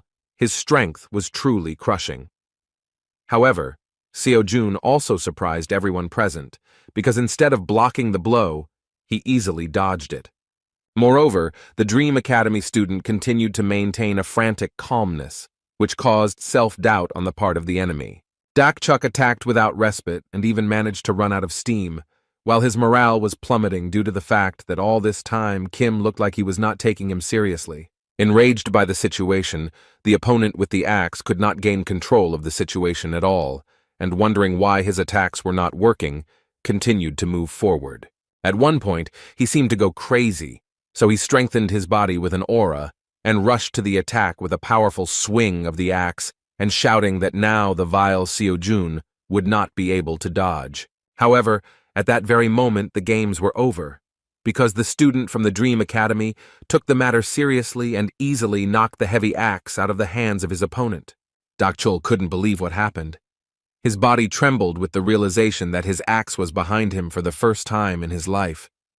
It was simply incredible. No one expected this, and did not even think that the battle would end in the blink of an eye. The muscular fighter was in despair, as he could not accept that he had lost to someone he considered just a lucky fool. He turned out to be weaker, and the first winner of the second stage was Seo Jun, who did not even use a small part of his combat potential. As expected, he was very disappointed with this fight. His progress in lectures only increased slightly, since the actual battle never took place. Previously, he thought that by fighting with other students, he could easily reach a new level of understanding of the arts. In addition, there will be much fewer fights than expected, because most of the participants simply abandoned the second stage. The battle pass was already ending, and Seo Jun was afraid that he would not have time to master the basic knowledge in 50 days. He needed to tighten his belt to at least save up for a spear and renew his pass to the Transcendence Academy. He couldn't afford to lose in this tournament. When he returned to the waiting room, he couldn't understand why Mingyi was so nervous. As it turned out, his friend was simply delighted with the battle and continued to be surprised that Seo Jun was so strong. A long conversation never took place, because a few minutes later, a representative of the tournament entered the waiting room and said that the participants in the second fight should prepare to enter the arena. Li Juhuan went first and even roughly pushed his opponent out of the way. The already trembling Li Mingyi considered this insolence to be normal behavior, and instead of being indignant, decided to remember the moment when, together with Seo Jun, they managed to cope with the first stage. He admitted that as soon as he saw him, he felt a kindred spirit, and therefore when he defeated a formidable opponent, he was so happy as if he had won himself. He had a bit of jealousy at that moment, but more importantly, his friend's success gave him at least some motivation to fight. Pouring out his soul, Li Mingyi even mentioned that he is never lucky and does not have the talent or strength like Seo Jun. All that moved him forward was the unquenchable desire to please his little sister.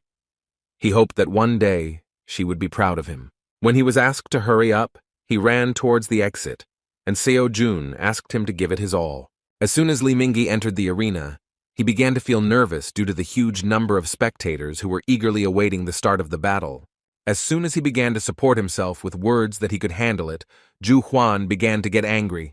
He despised his opponent, whom he considered an ordinary weakling, so he nervously asked him to shut up and stop mumbling under his breath. In this tournament, the red-haired arrogant guy was infuriated by absolutely everything. He even felt humiliated by the fact that he was forced to participate in such an event, where he was surrounded only by losers. Looking into his eyes, he wondered how he got to the point where his opponent would be such trash. To him, Li Mingyi was nothing more than prey, a useless nobody who lived only to be eaten. Considering his opponent his prey, Zhu Huan decided that in this fight, he just needed to remind the scum where he belonged. He was even more infuriated by the fact that he failed to take first place during the first stage. He believed that he was head and shoulders above everyone else, so he had to demonstrate his superiority in absolutely everything. Although Li Mingyi was visibly trembling, he was not going to give up and held his blade in the direction of the contender for winning the tournament. The red-haired guy was incredibly angry with the knowledge that his ridiculous opponent believed that he had at least some chance of winning. He couldn't wait to put an end to this fight. A few minutes later, the judge announced the start of the fight. Li Mingyi kept saying that he could handle it, just like his brother Xiao Jun. Considering what was happening to be a real humiliation, Zhu Huan only thought that there was no point in this tournament in the first place. As soon as the fight began, Zhu Huan charged furiously to end the fight with just one blow. To his surprise, this was not enough, and Li Mingyi miraculously managed to resist. Li Zhu Huan continued his attack and unleashed a mountain of furious, precise blows on his opponent. Trying to withstand the stubbornness of his opponent, poor Mingyi looked tied hand and foot, and the audience doubted that he would hold out even a little longer. His opponent had already begun to lose his composure and even managed to say that he could not believe that his opponent was such a pathetic brat.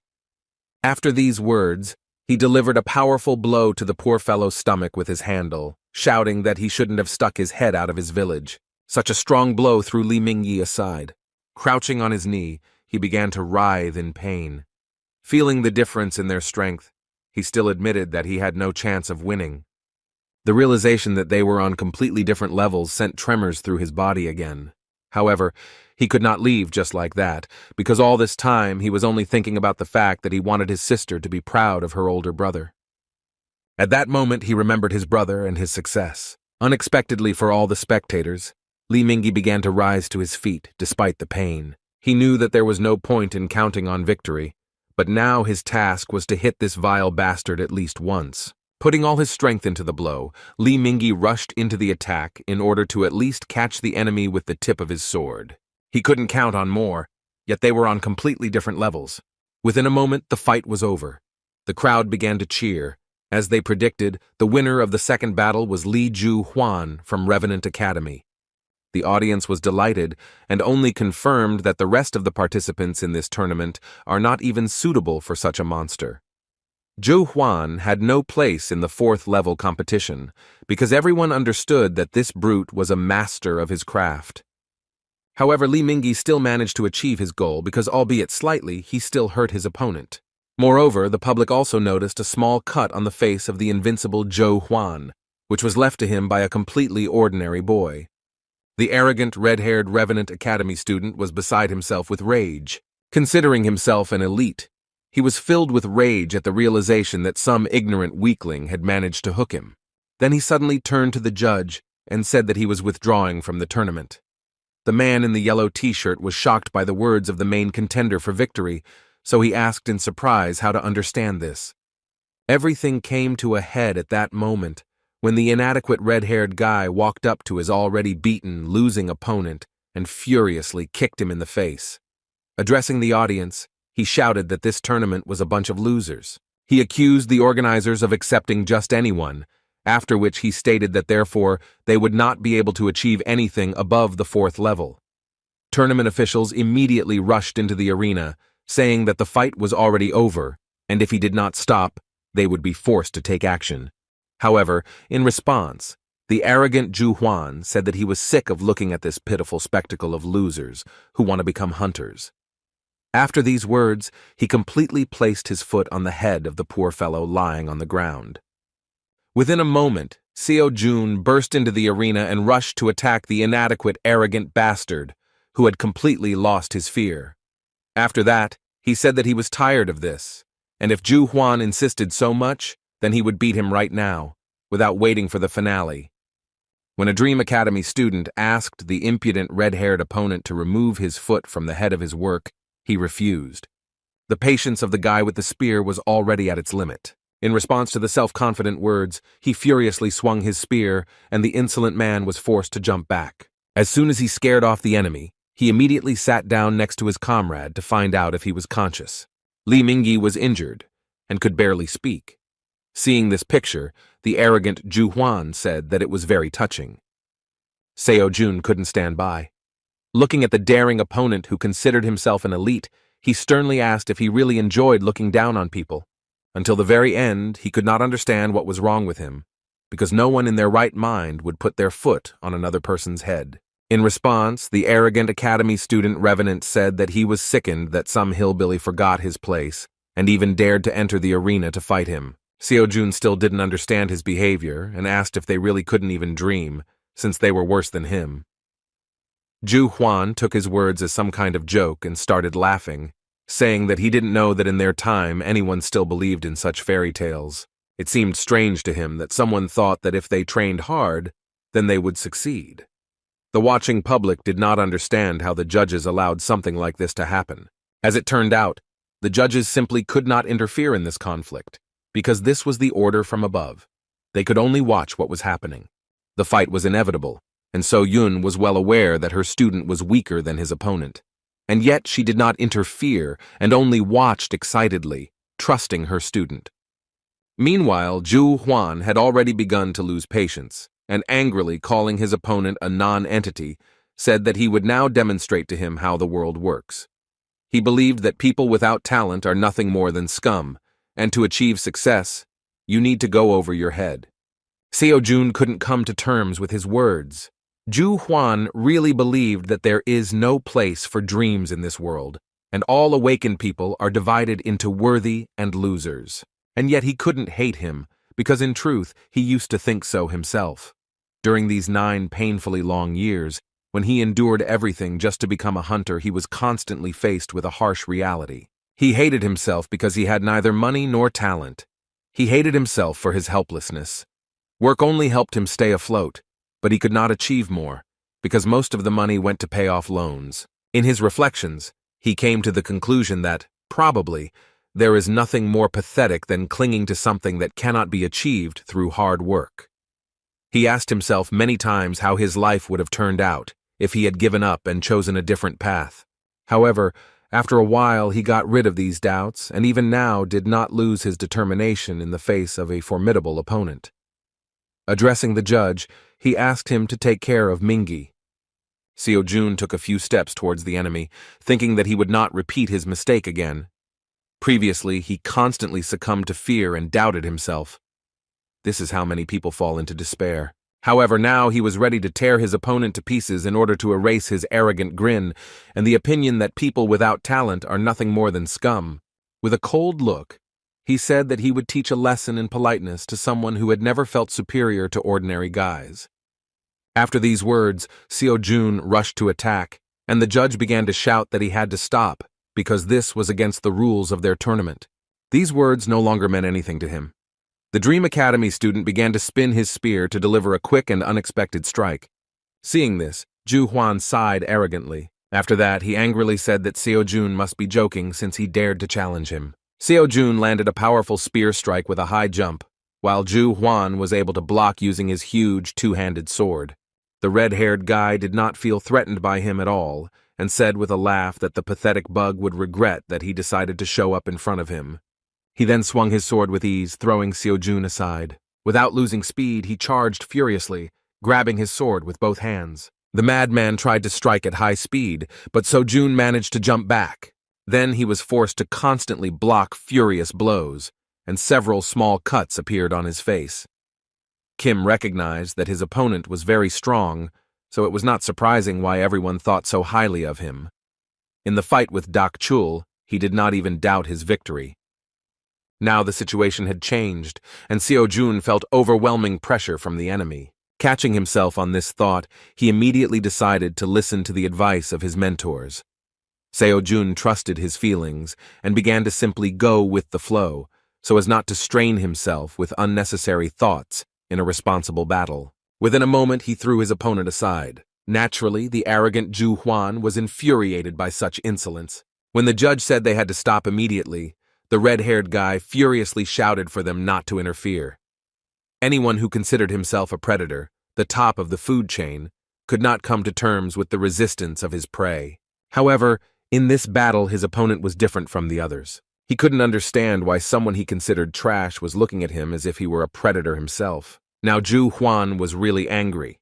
He mockingly said that dreaming is not harmful, but the pathetic non-entity should see for himself what will happen to his dreams when he is faced with cruel reality. Within a moment, he closed the distance with incredible speed. Then he launched a furious blow, which Seo-jun still managed to block. The impact was so strong that the surface of the arena began to collapse. Although Seo-jun began to tremble from such incredible pressure, the fact that he was able to block this blow only angered his opponent more. As Ju Huan continued to throw punches, he noticed something strange. He realized that his pathetic opponent was becoming stronger with each blocked blow, like a monster growing right before his eyes. Within a moment, Seo-jun himself rushed to attack, and this time they exchanged blows. Ju Huan was furious and began to lose his temper because he could not accept the fact that some brat managed to push him away. Just like Li Mingyi gave him a small cut, Seo-jun also did something that completely freaked out the red-haired guy. Enraged, Ju Huan went mad and began to release mana against his weapon.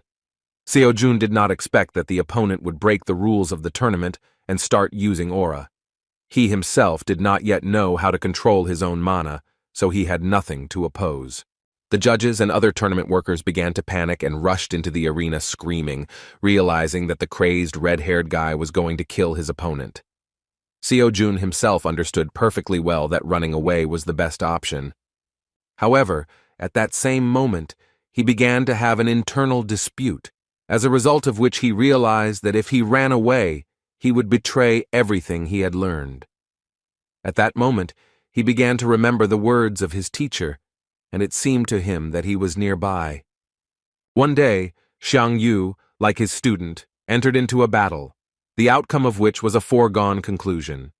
He lost, and there was no changing that. Then, for the first time, he felt despair because he was afraid of defeat. However, he rushed into battle and fought, because this is the true spirit of a warrior. Xiang Yu taught him that even if everything points to his defeat, he must continue to fight like a beast and believe in his victory no matter what. Remembering the words of his mentor, Seo-jun resolutely clenched his spear, because he did not intend to show his back to the enemy. The force that tears mountains out of the ground will erase any barriers, and the spirit that can turn the whole world over will dominate it. As soon as Seo-jun charged, he unknowingly began to release his mana, and a blue aura surrounded his spear. Seeing how much his opponent had changed, the enraged Ju Huan, who believed only in talent, shouted that he was the only predator here, while the rest of the students were just litter on which he would continue to wipe his feet. Tournament officials rushed to stop them, but it was too late. A moment later, two furious fighters attacked each other with a wild cry. There was a powerful explosion of energy, which raised a column of dust and made it difficult to see what the result of this collision was. But just as the heat began to dissipate, the public saw that the clash had emerged with a winner. An inexperienced fighter, who was considered an ordinary lucky newcomer, managed to win this battle. Ju Huan lost consciousness and fell to the ground, while Seo-jun silently tried to stand, leaning his trembling body on a long spear. The audience was shocked by what happened and began chanting the name of the winner of this fierce battle. Seo-jun also couldn't contain her surprise. She was shocked, because she saw how rapidly her student developed. 2 weeks ago, he could barely block her mana-soaked blows, but now he was able to use the aura himself. It was simply amazing, and now she was thrilled to know that she had made the right decision when she decided to choose him as her student. Looking around, she again saw the mysterious man in a black robe. Previously, she found him very suspicious when she saw that he had bet on Seo-jun at an underground bookmaker. The stranger himself shouted in surprise. He was excited by what had happened because he couldn't believe that someone from the 4th level could so suddenly master the aura technique. So Yoon was also surprised, but still not as surprised as this stranger. It seemed that before his eyes, Kim So-jun violated the laws of the universe. At that moment, she just remembered an important detail, that the stranger had bet a large sum on Seo-jun's victory. However, when she looked around again, the mysterious guy had disappeared from sight.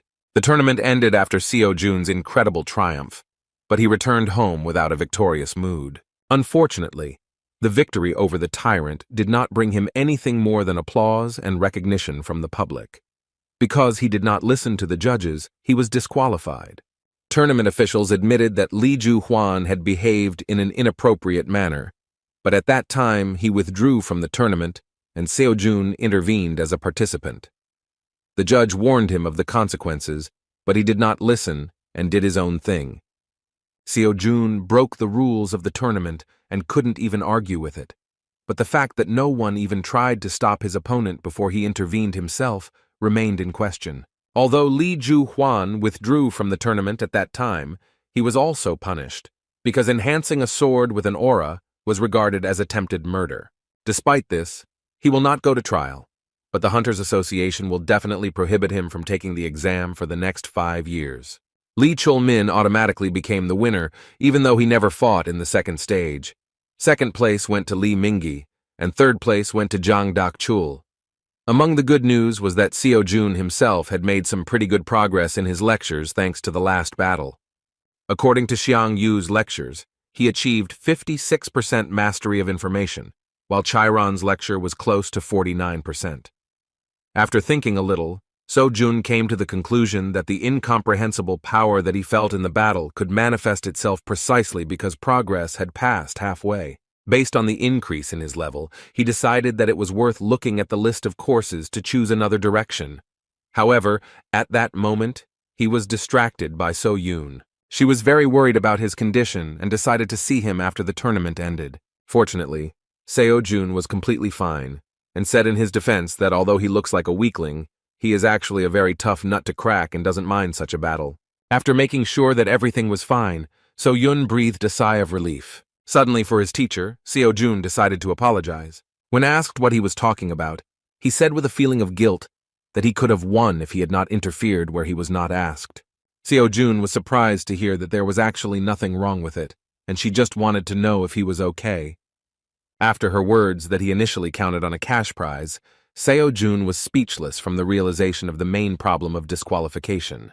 The poor guy grabbed his head and started screaming because he really forgot that the main reason for attending this tournament was the money for a spear from the Transcendence store. He plunged into despair, and when asked what he wanted to spend the money on, he admitted that he liked one incredible spear. Despite the failure, he quickly recovered from the moral trauma and rose to his feet, saying that there was nothing wrong with it.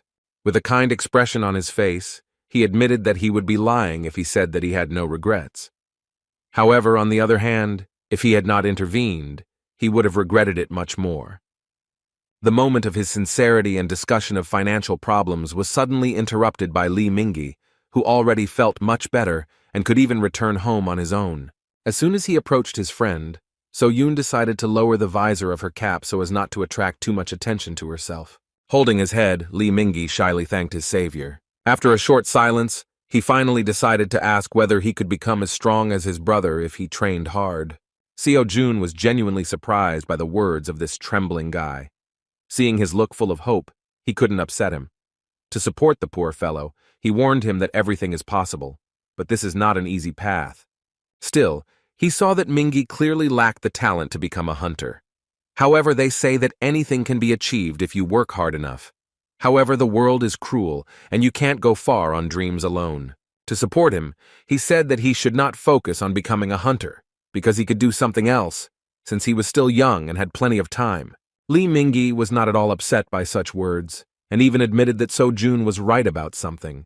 Perhaps he could become an excellent journalist, because he has already shown that he can accurately collect information about other people. Still, he did not want to stay long and decided to say goodbye, thanking his friend for everything he had done for him. Finally, Seo-jun asked him to never let anyone tell him what to do, even if it was his own words. He even decided to warn him that he would hear more than once that he had no talent, and that he would not cope. Therefore, he asked him not to forget that no one's opinion should become his reality, because if he really wants something, then he must achieve it, and everything else does not matter. The sincerity on the part of his brother touched Li Mingyi so much that he could not hold back his tears. Saying goodbye, he promised that someday he would visit him with his sister. Looking after Li Mingyi, So-Yun said that she was pleasantly surprised by how her student acted. Seo-Jun, awkwardly walking towards his house, replied that he constantly blames himself for always sticking his nose into other people's affairs. With a kind laugh, the mentor said that she saw nothing wrong with this, because now her student had his first devoted fan.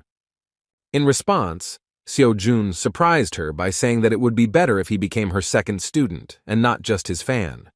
He believed that he should have seized the moment and invited him to their academy. So-Yun really didn't expect such words from him. She felt happy thanks to his support, because now he said that this was their academy. Now she was definitely not alone. Overcome with joy, Seo-Yun caught up with Seo-Jun again and cheerfully said that since he had done a good job, she would buy him a new spear. When asked why she suddenly decided to do this, she asked him not to worry and consider it a scholarship. Meanwhile, one of his wards came to visit the master of the Star Sword. He was warned that the master was meditating, and at this moment he could not be disturbed, but the guest said that the matter did not require delay. So Moon Chul, a one-armed guy who is considered one of the most loyal subordinates of the Star Sword, still disturbed his master. In response to his sudden intrusion, the old man said threateningly that he thought he had made himself clear when he asked not to disturb him. Releasing his incredibly powerful aura, he asked his subordinate how dare he ignore his orders. The pressure from the master was simply monstrous, and even an experienced hunter could not move. He could barely muster the strength to report that Lady So-Yun had participated in the academy tournament. These words greatly interested the old man, because he could not wait for this, knowing that So-Yun had no students. Moon Chul, seeing the master's uncertainty, confirmed his words. They had actually gathered some information regarding what had happened at Dream Academy recently. No one expected that after all the unsuccessful attempts, So-Yun would still decide to try the old business again. Realizing the importance of the matter, the old man rose to his feet and said that he would personally deal with this problem. With a thoughtful look, Star Sword Park Min Chul said that he personally should see what his granddaughter's new student is like. The next morning, Seo-Jun again went to the Dream Academy, where he wasted no time in refining his spear skills. The next daily task regarding 5,000 swings of the spear was completed, but So-Yun, as usual, did not understand what was going on. The strange behavior of the student all this time put her in an awkward position, but during all this time she never managed to find out anything. Noticing her intense gaze, Seo-Jun asked why she was staring at him so dissatisfied, but the girl replied that he just imagined it. In fact, she still held a grudge against him because he was so eager to get money for a new spear, but when she offered him a lucrative gift, he was so meticulous in choosing it that he ended up leaving with nothing. In response, Seo-Jun said that he was simply not worthy of the gift. Pointing a condemning finger at him, the girl demonstrated that she saw right through him and said with displeasure that he was a liar, because he was clearly not one of those who would simply refuse such things. She was willing to bet that the problem was something else. She was really right, but Seo-Jun didn't know how to explain to her that since he saw the beautiful weapon from the Transcendent store, he couldn't even look at an ordinary spear. Things got even worse as the price had increased to 120 million won due to a recent recalculation. Money that was not earned through honest labor was not counted. So now, Seo-Jun was completely afraid to do anything. Seo-Yun, as expected, was infuriated by the situation regarding the fact that her student refused the offer, even though she said that she would pay for everything.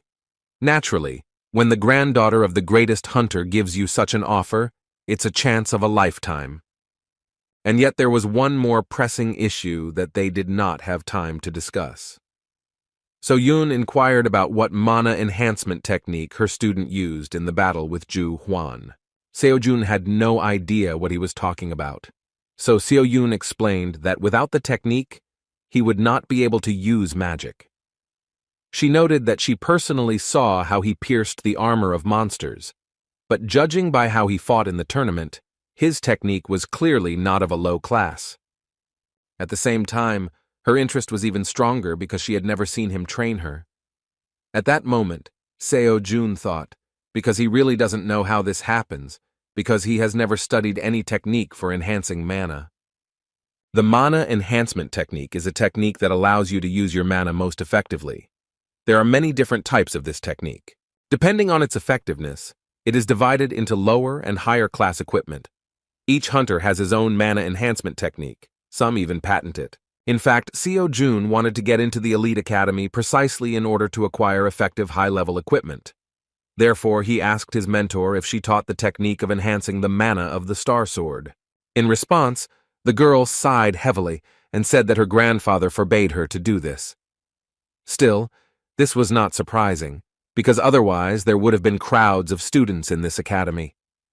But as it turned out, So-yun herself came up with her own technique and was ready to teach him. She always wanted to teach, so she needed to do something like this. Seo-jun was surprised because he thought that she had no talent at all, but it turned out that she lives in the shadow of the Star Sword, and yet she pushed him to the idea that a hunter really needed mana control skills. In the fight with Ju Huan, he experienced the difference in strength between those who know how to use it and those who do not. So-yun didn't understand why he was thinking so deeply, because she was just asking whether he was interested in learning her technique or not. In fact, Seo-jun was thinking that he had a window for a new lecture. Now he could take some course on the study of mana mastery. After a few minutes, So-yun got tired of waiting for an answer from him, so she decided that he would continue to be silent, and she left with wishes of good luck in his strange training.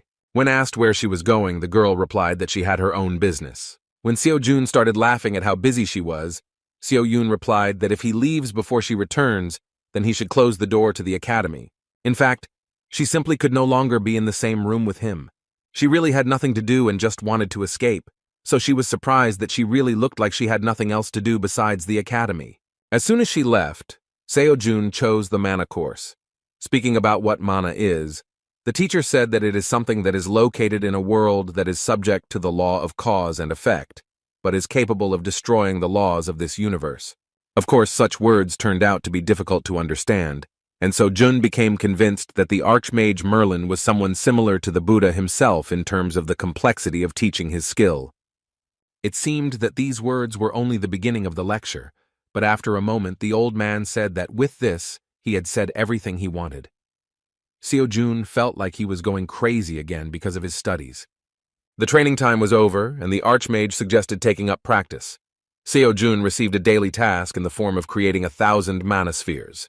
Without wasting any time, the guy started trying to make at least one sphere. Now he could say that sensing and controlling mana was not that difficult, and it was all thanks to Kiran's lectures. However, it was still not easy, because although he felt mana, he could not give it a form. The Archmage mentioned that he should use mana to connect his mind with the outside world, transfer the fruit of his imagination into reality, deceiving and convincing it that everything happens according to the laws of nature. At one point, the student concentrated so much that he began to feel how he could give shape to his energy. In the most striking example of how to do this, the Archmage Merlin described a force that truly does not exist anywhere in nature. It was about the mana aura that Seo-jun had already used once. A few minutes later, the guy saw a small accumulation of energy in his palms, which really left his imagination and ended up in the real world. The crumb between his palms actually turned out to be a sphere of mana. He was surprised that all his efforts gave him such an insignificant result, because the Archmage was unlikely to count this as a correctly performed exercise. Despite this, he was proud of himself because this was a real achievement. He understood that over time he would do better. He just needed to constantly hone his skills. At that moment, Park Min-chul suddenly entered the academy and addressed the stranger with a dissatisfied tone. Seo-jun, holding a small sphere in his hands, was surprised by the appearance of a gentleman whom he had previously only seen on television screens. Mr. Min-chul really came to the academy to see who became his granddaughter's student. He did not expect to see something like this, because he felt that there was a clot of mana in the guy's hand. What was suspicious was that something like this was not easy to create. This meant that this guy was talented. However, this only deepened his understanding of the situation. The old man began to suspect something was wrong, thinking that there was only one reason why such a gifted guy came to So-Yun Academy. He feared that Seo-Jun was one of those who wanted to take advantage of his granddaughter. Releasing his terrifying energy, he sternly repeated his question, and, shocked by the situation, Seo-Jun was forced to dutifully introduce himself. The guy really felt afraid because he didn't expect Grandpa Starsword to visit So-Yun Academy so suddenly. Addressing him without any formality, Seo-Jun mentioned that he had only seen him online, so it was amazing to him that he was finally able to meet the greatest hunter in person. He further suggested that the distinguished guest had come to see So-Yun, after which he said that unfortunately, she had left on some business. The guy didn't understand what had happened, but the old man suddenly became furious as soon as he heard him call his dear granddaughter by name. His reaction was not strange. He treated Park So-Yun very carefully. While in Korea they only address people with whom you have a close relationship by name. But at that moment another question began to worry him. Once he released his terrifying energy, he put incredible pressure on the student, but for unknown reasons, he continued to stand on his feet. Seo-Jun didn't understand what he was talking about, so Park Min-chul said that his lust for killing, soaring in the air at that moment, usually paralyzes anyone below the S-class of hunters. After these words, the student understood what was happening, and the only explanation for why he was on his feet, he believed that this was the action of an unshakable heart. Silence began on his part, and the old man again asked a question regarding what such a guy forgot at the Park So-Yun Academy. Seo-Jun really didn't understand what he was talking about, so he looked very confused. In response, Mr. Park began to slowly walk towards him and reached for his sword, saying that with such and such talent, he would have been accepted into any academy. But for some unknown reason, he decided to get closer to So-Yun. Releasing his menacing power, the old man threatened that the guy would regret it if he decided to lie to him. Sensing danger, Seo-Jun began to panically ask him to stop and shouted that it seemed to him that they had misunderstood each other. However, Mr. Park was not going to listen to him to the end and said sternly that he did not think that he would receive an honest answer so easily. Within a moment, he swung his sword and Kim, sensing terrible danger, was forced to fall to the ground to avoid being hit. He only miraculously managed to avoid being seriously wounded, which greatly surprised the old man. As it turns out, Seo-Yun was going to visit her grandfather when she decided to leave on business. When she came to his house, she found out that he was not there. The lady who worked here said that she should ask the chairman about what Mr. Starsword is doing now. In fact, she just wanted to tell her grandfather about her new student. At the moment when she wondered where her grandfather might have gone, Seo-Jun was in a mortally dangerous situation. The old man continued to apply incredible pressure and repeatedly asked the question of what goal he was pursuing. So-Yun had no idea what was happening at that moment. However, she understood that something was wrong here. She wanted to keep everything a secret for as long as possible. But after participating in the tournament, it was no longer possible to hide Seo-Jun. That is why she decided to deal with the problem by revealing the truth to her grandfather. At that moment, the chairman approached her. The chairman was a one-armed man who was very trusted by the Starsword. He greeted the young lady with a sincere smile, saying that he was glad to meet them. So-Yun admitted that he was just in time because she was looking for him. As soon as she told her that she had come to her grandfather, she was shocked by the truth that Mr. Park had just gone to her academy for a visit. At the same moment, she hurriedly ran back, realizing that during this time something terrible could have happened. The lady in the purple jacket didn't understand why So-Yun was so scared by this news, but the chairman already guessed what it was about. So-Yun was in a hurry like never before. She was already blaming herself for letting her guard down. Still, she knew that grandfather would come to their academy sooner or later, but she did not think that everything would be so soon. She had to hurry so that Seo-Jun and Mr. Park wouldn't meet without her. Unfortunately for her, the battle had already begun. This was the first time Seo-Jun had been in such danger, even though Master Starsword had not even drawn his sword from its sheath.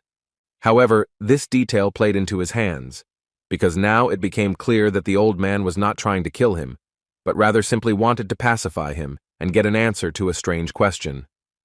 Surprised by the young man's resilience, Park Min-chul asked who he really was. Su-jong again began to beg him to stop, saying that he really didn't understand what he was talking about.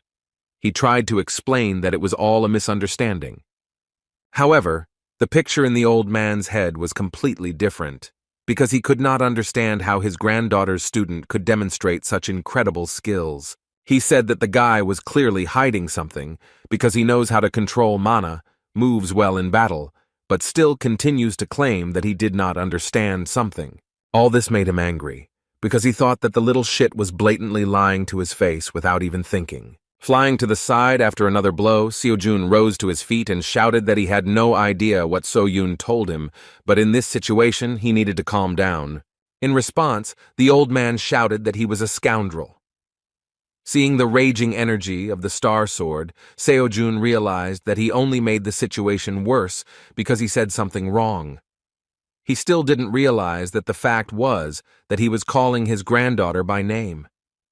With a serious and threatening tone, the old man, releasing his bloodlust, said that he was originally going to discuss everything, take into account the circumstances that brought him here, but now he has no other choice. Being in this situation, Seojun thought that it was just a lie, and the old man was not really going to have a friendly conversation with him from the very beginning. Seojun decided to continue fighting, because he understood that such a great hunter would not listen to him. He was not afraid of dying, because he understood from the enemy's movements that no matter what he said, he would not kill him. If the Star Sword really wanted to kill him, it would have done it the moment Seojun sensed its presence. One who is above the stars themselves, Park Ming-chul's Star Sword was on a completely different level. Seojun didn't think that during his first meeting with the person closest to his ideals, he would have to fight. In fact, he was delighted that he had such an amazing chance to gain an incredible amount of experience in battle with the greatest hunter. Of course, Mr. Park was not particularly happy with this behavior on the part of the young man. He considered him a real scoundrel. Seojun's attitude has changed. He even enhanced his own body with an aura, showing that he does not deny the fact that he is ready to fight. During his life, Mr. Park saw many hunters, but only one looked into his eyes without fear. Seojun looked exactly the same, so you'd think he was strong enough to really try his luck. Rushing into the attack, the old man struck the first blow with thoughts about what this young man needed from his granddaughter. Seojun could hardly resist such pressure. He still couldn't cope with his opponent's speed and couldn't even feel his attacks. His face was covered with cold sweat from every movement of the great hunter. He couldn't even notice the simple blows performed by the Star Sword. The old man's power was beyond his understanding. However, Seojun continued to try to hold out and dodge the attacks in every possible way with incredible interest in how much longer he could hold out against such a monster. At one point, he himself rushed to attack. However, Star Sword did not feel any danger from him. He was surprised by the young man's self-confidence and decided to teach him a lesson, hitting him in the stomach with incredible speed with the hilt of his sword. Seojun flew to the side with a scream, and Mr. Park looked away and said that his pathetic attacks were ridiculous banality. Despite the hopelessness, Seojun did not give up and tried to gain as much knowledge as possible from this fight. He could not allow the battle to end quickly, and tried to find out at least something else. Rising to his feet, he realized that tricks would not help him. However, while the enemy was not yet serious, he felt that he still had a chance to surprise the old man. Park Ming-chul did not want to waste much time on this issue, so he rushed to the attack again. Seojun felt like he needed to impress him, but he didn't know how to do it. However, as soon as he stopped thinking about it, he trusted his feelings and surprisingly managed to evade his opponent's sword. He then desperately swung his spear to strike at close range. Subduing the mana to his will, he forced it to fill the spear, strengthening the counterattack. The old man was unexpectedly surprised at what the young man was capable of, who didn't even have a hunter's license. He couldn't figure out what kind of mana technique he was using, but it looked extremely interesting. Seojun directed his punch with a furious cry, putting all his strength into this attack. A powerful surge of energy directed at the old man limited visibility at that moment. However, the result was a foregone conclusion. He did not even manage to catch a powerful enemy. After Seojun used his aura, Mr. Park shouted that the young man had finally shown his true mean face. In response, Seojun said displeasedly that Mr. Starsword was the first to attack him. After these words, Seojun, who did not understand the old man's feelings, again said that he could not wait for his teacher to return. calling the granddaughter of the Star Sword by name. The greatest hunter began to lose control, demonstrating his terrifying strength.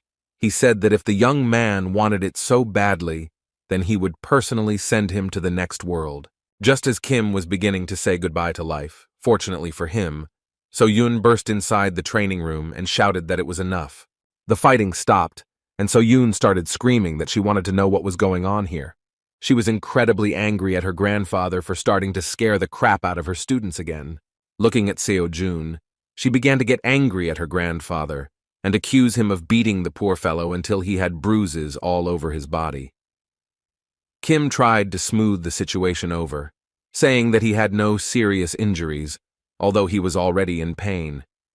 Turning his gaze away, the old man said that such a mattress should not dare call himself a man. In response, Seo-Jun allowed himself the impudence of telling the Star Sword that it doesn't matter whether you are a man or a woman, anyone would be hurt if they were beaten by a great hunter. As soon as he said that he wouldn't be surprised if Mr. Park didn't care who he beat, the old man immediately jumped out of his seat and shouted that the young man would soon regret his words. Seo-Jun, taking advantage of the situation, cleverly hid behind the granddaughter of the Star Sword, asking if he would continue to beat him. So-Yoon didn't understand what was happening at all. She had never before seen simpletons who would allow themselves to talk to her grandfather like that. Continuing to communicate with the great hunter as if they were some kind of relatives, the dissatisfied Seo-Jun asked if it was possible to find out why the Star Sword met him in such an unfriendly way. So-Yoon understood that sooner or later her grandfather would run out of patience, so she asked everyone to keep quiet. Then she awkwardly apologized to her only student for what happened, but So-Jun did not hold a grudge against her and said that she was not to blame for anything, and he himself escaped with only bruises. Despite his words, Miss Park again respectfully apologized, saying that she was very sorry, but she could explain the situation a little later. Now Seo-Jun began to understand what was going on. Seo-Yoon really needed a frank conversation with her grandfather, who, apparently, treated her very carefully and controlled her in everything she did. At such a moment, it was necessary to leave them alone, so the guy said that it wouldn't hurt him to drop by the emergency room. After these words, he left the academy building, and So-Yoon peered after him, smilingly thinking that she was lucky that he treated this with understanding.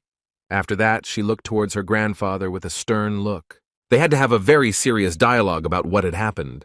Although she had decided in advance that she would tell him everything, at the moment when she had to speak, it was difficult for her to even utter a word.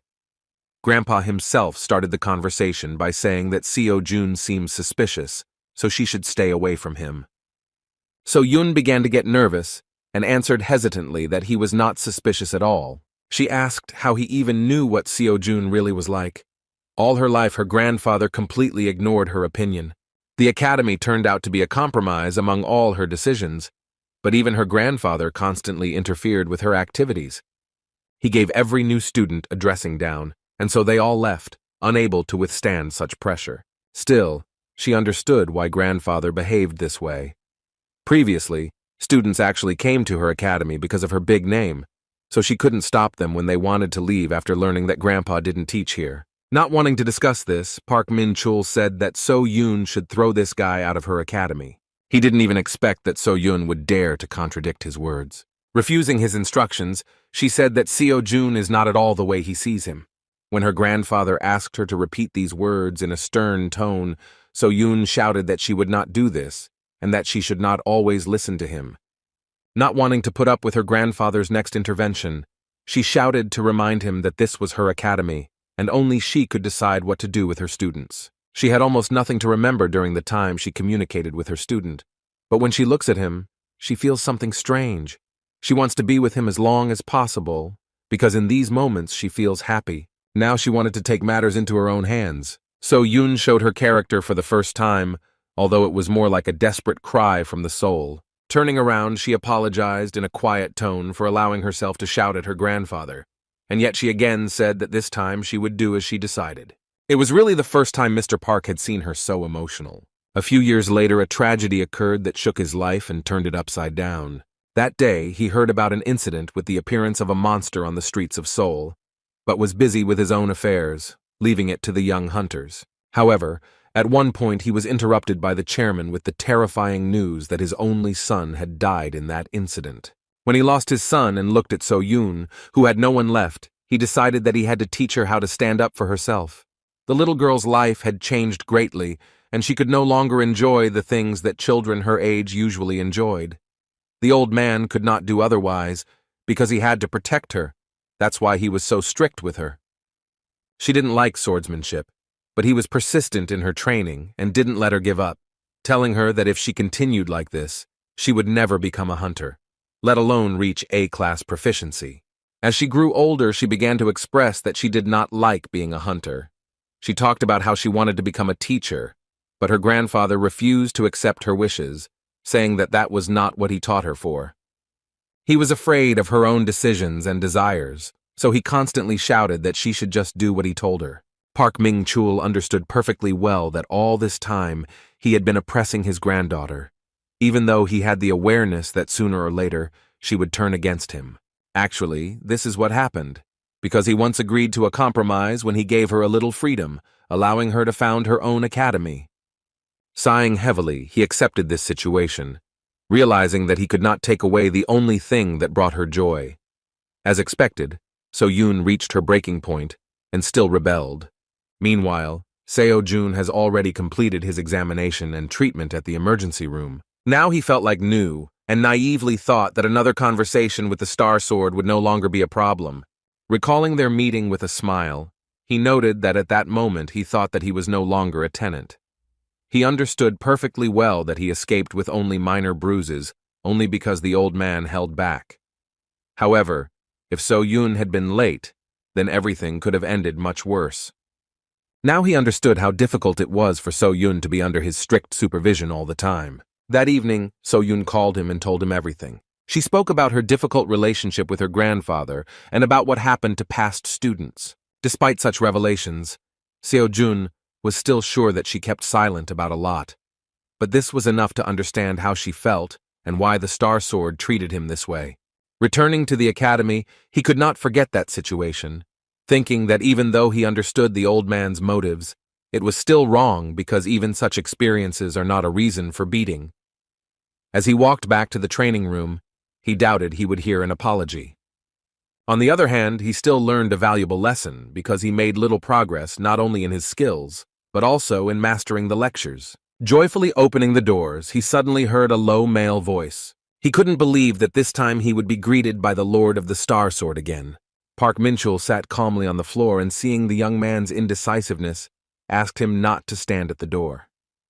The guy began to feel trembling, realizing that the old man probably wanted to beat him again, but the Star Sword made an offer to sit next to him. During a calm conversation, Mr. Park learned that So-yoon and her strange student had entered into some kind of mutually beneficial agreement. Yet he was still suspicious and with a stern look asked if Seo-jun was hiding something else. Kim was as impatient as the Star Sword himself, so he nervously replied that he had expressed everything and had nothing to hide.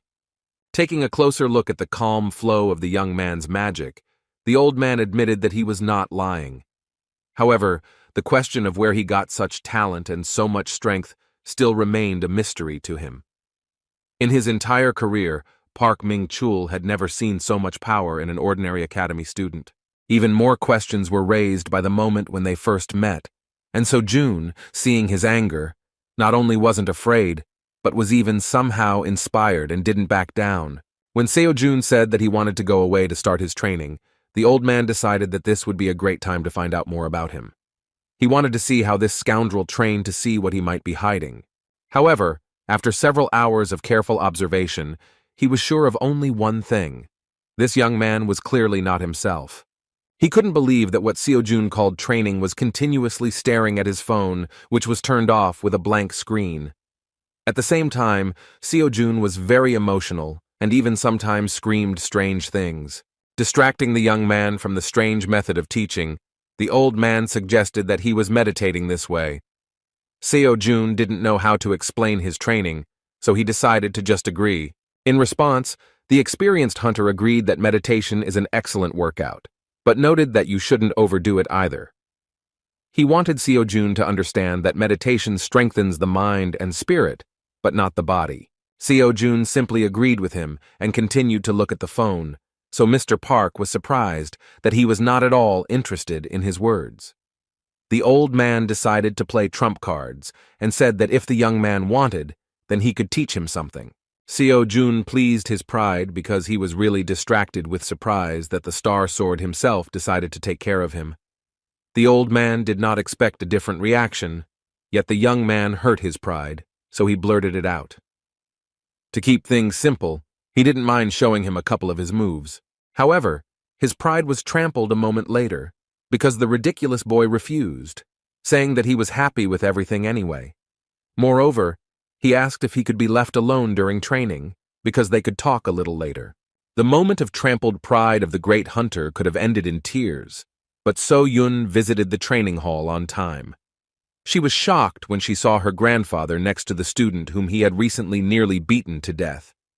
The old man was glad to see her and immediately headed towards her, saying that he needed to discuss something.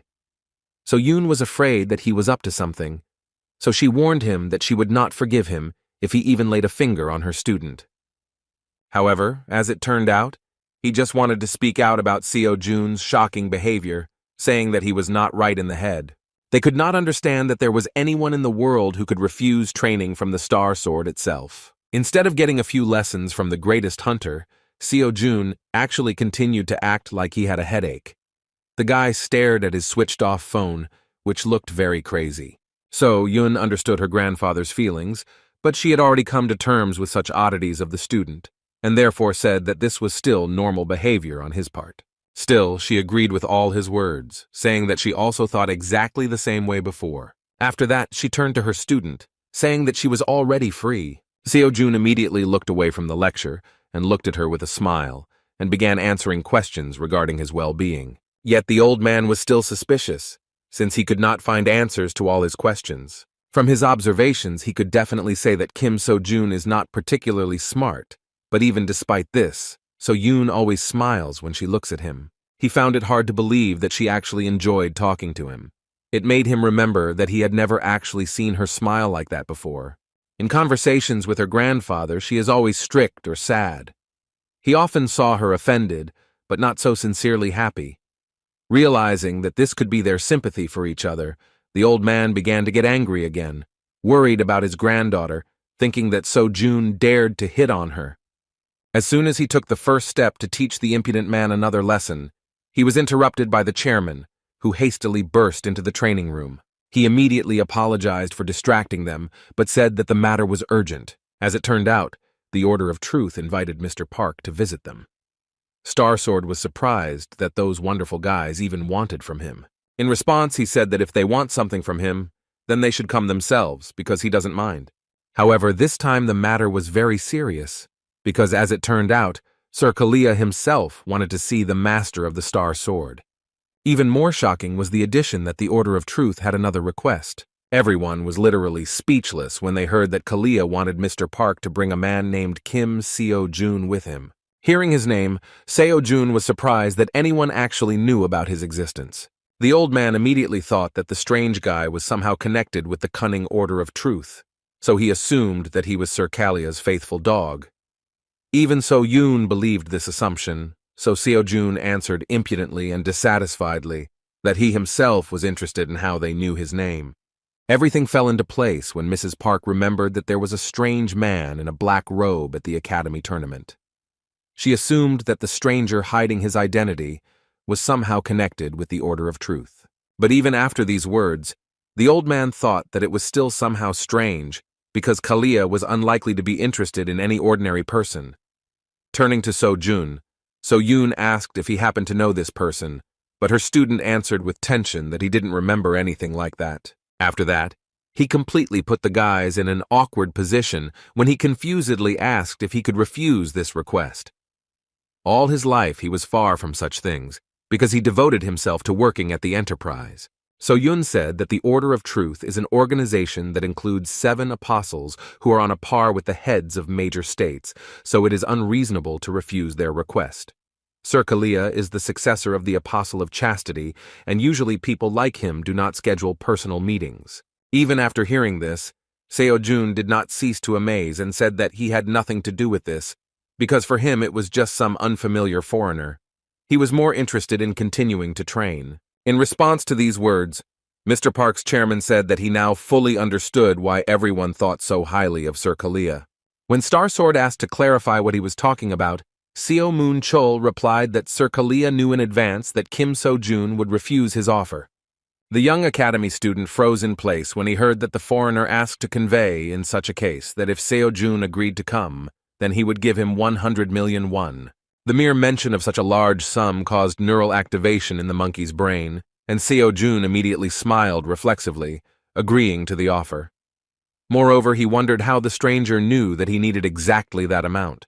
The Order of Truth is a religious organization, but it does not serve human gods, because their god is truth. That mysterious man in a robe is the Great Voice, and the organization is headed by 7 apostles. They convey the will of God, that is, the truths of humility, diligence, gratitude, mercy, patience. A century ago, the Order of Truth was considered a simple cult, one among many. But when the cataclysm happened, they joined forces with the forces of the heroes. Largely thanks to them, peace reigned on Earth again, and so the number of followers of the Order increased significantly. But more importantly, the berserker giant monster was destroyed thanks to their power. When everyone thought that the trouble was over, Berserker suddenly appeared.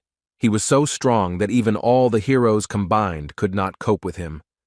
The situation was so desperate that it was called the Second Cataclysm. Only the Great Voice and the 7 apostles were able to cope with it, thanks to which the Earth was saved. These days, one of them made a surprise visit to Seoul and settled into a hotel on the outskirts of the city.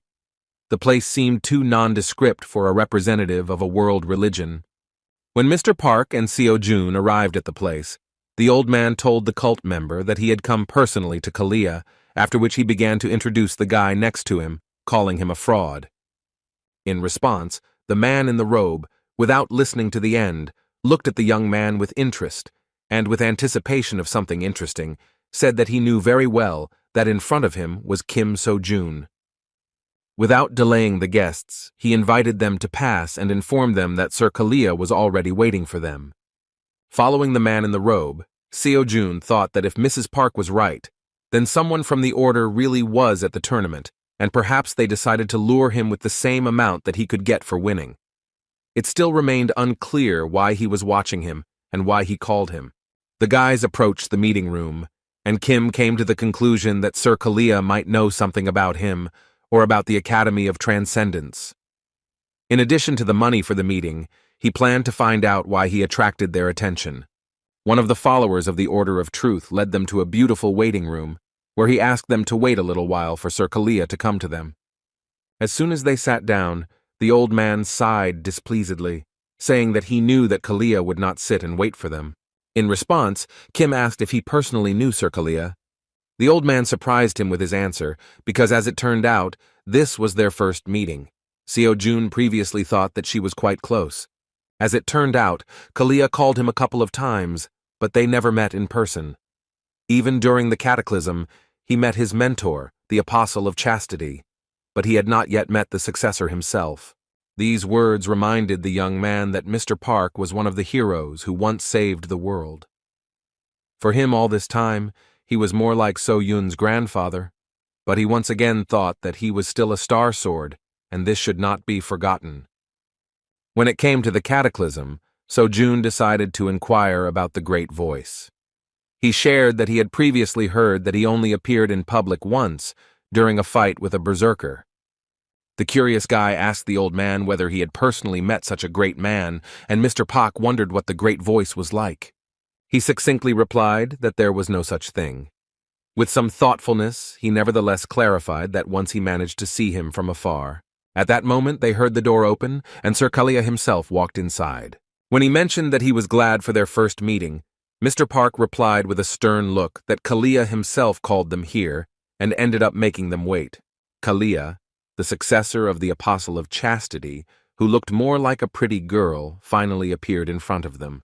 He justified his delay by saying that he needed time to purify his body and mind before preaching the word of truth. Sighing heavily, Mr. Pak said that he had never heard such heresy before, while Kalia himself approached the interesting young man, apologizing for being late in making his acquaintance. He introduced himself properly, and when the young man was about to answer, he interrupted him with words that he already knew about him. Kalia specifically thanked him for agreeing to their meeting, even though it was extremely unexpected and incomprehensible for a newcomer among hunters.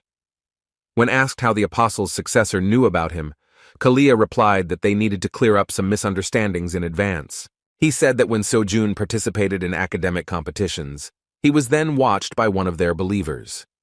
He praised the promising hunter so much that he himself wanted to personally find out how strong and amazing he was. In response, Seo-jun asked shrilly and incredulously if this was really the whole reason why such a great and busy man decided to take the time to make such an acquaintance. He supposed it was unlikely that he would want to see him for that simple reason.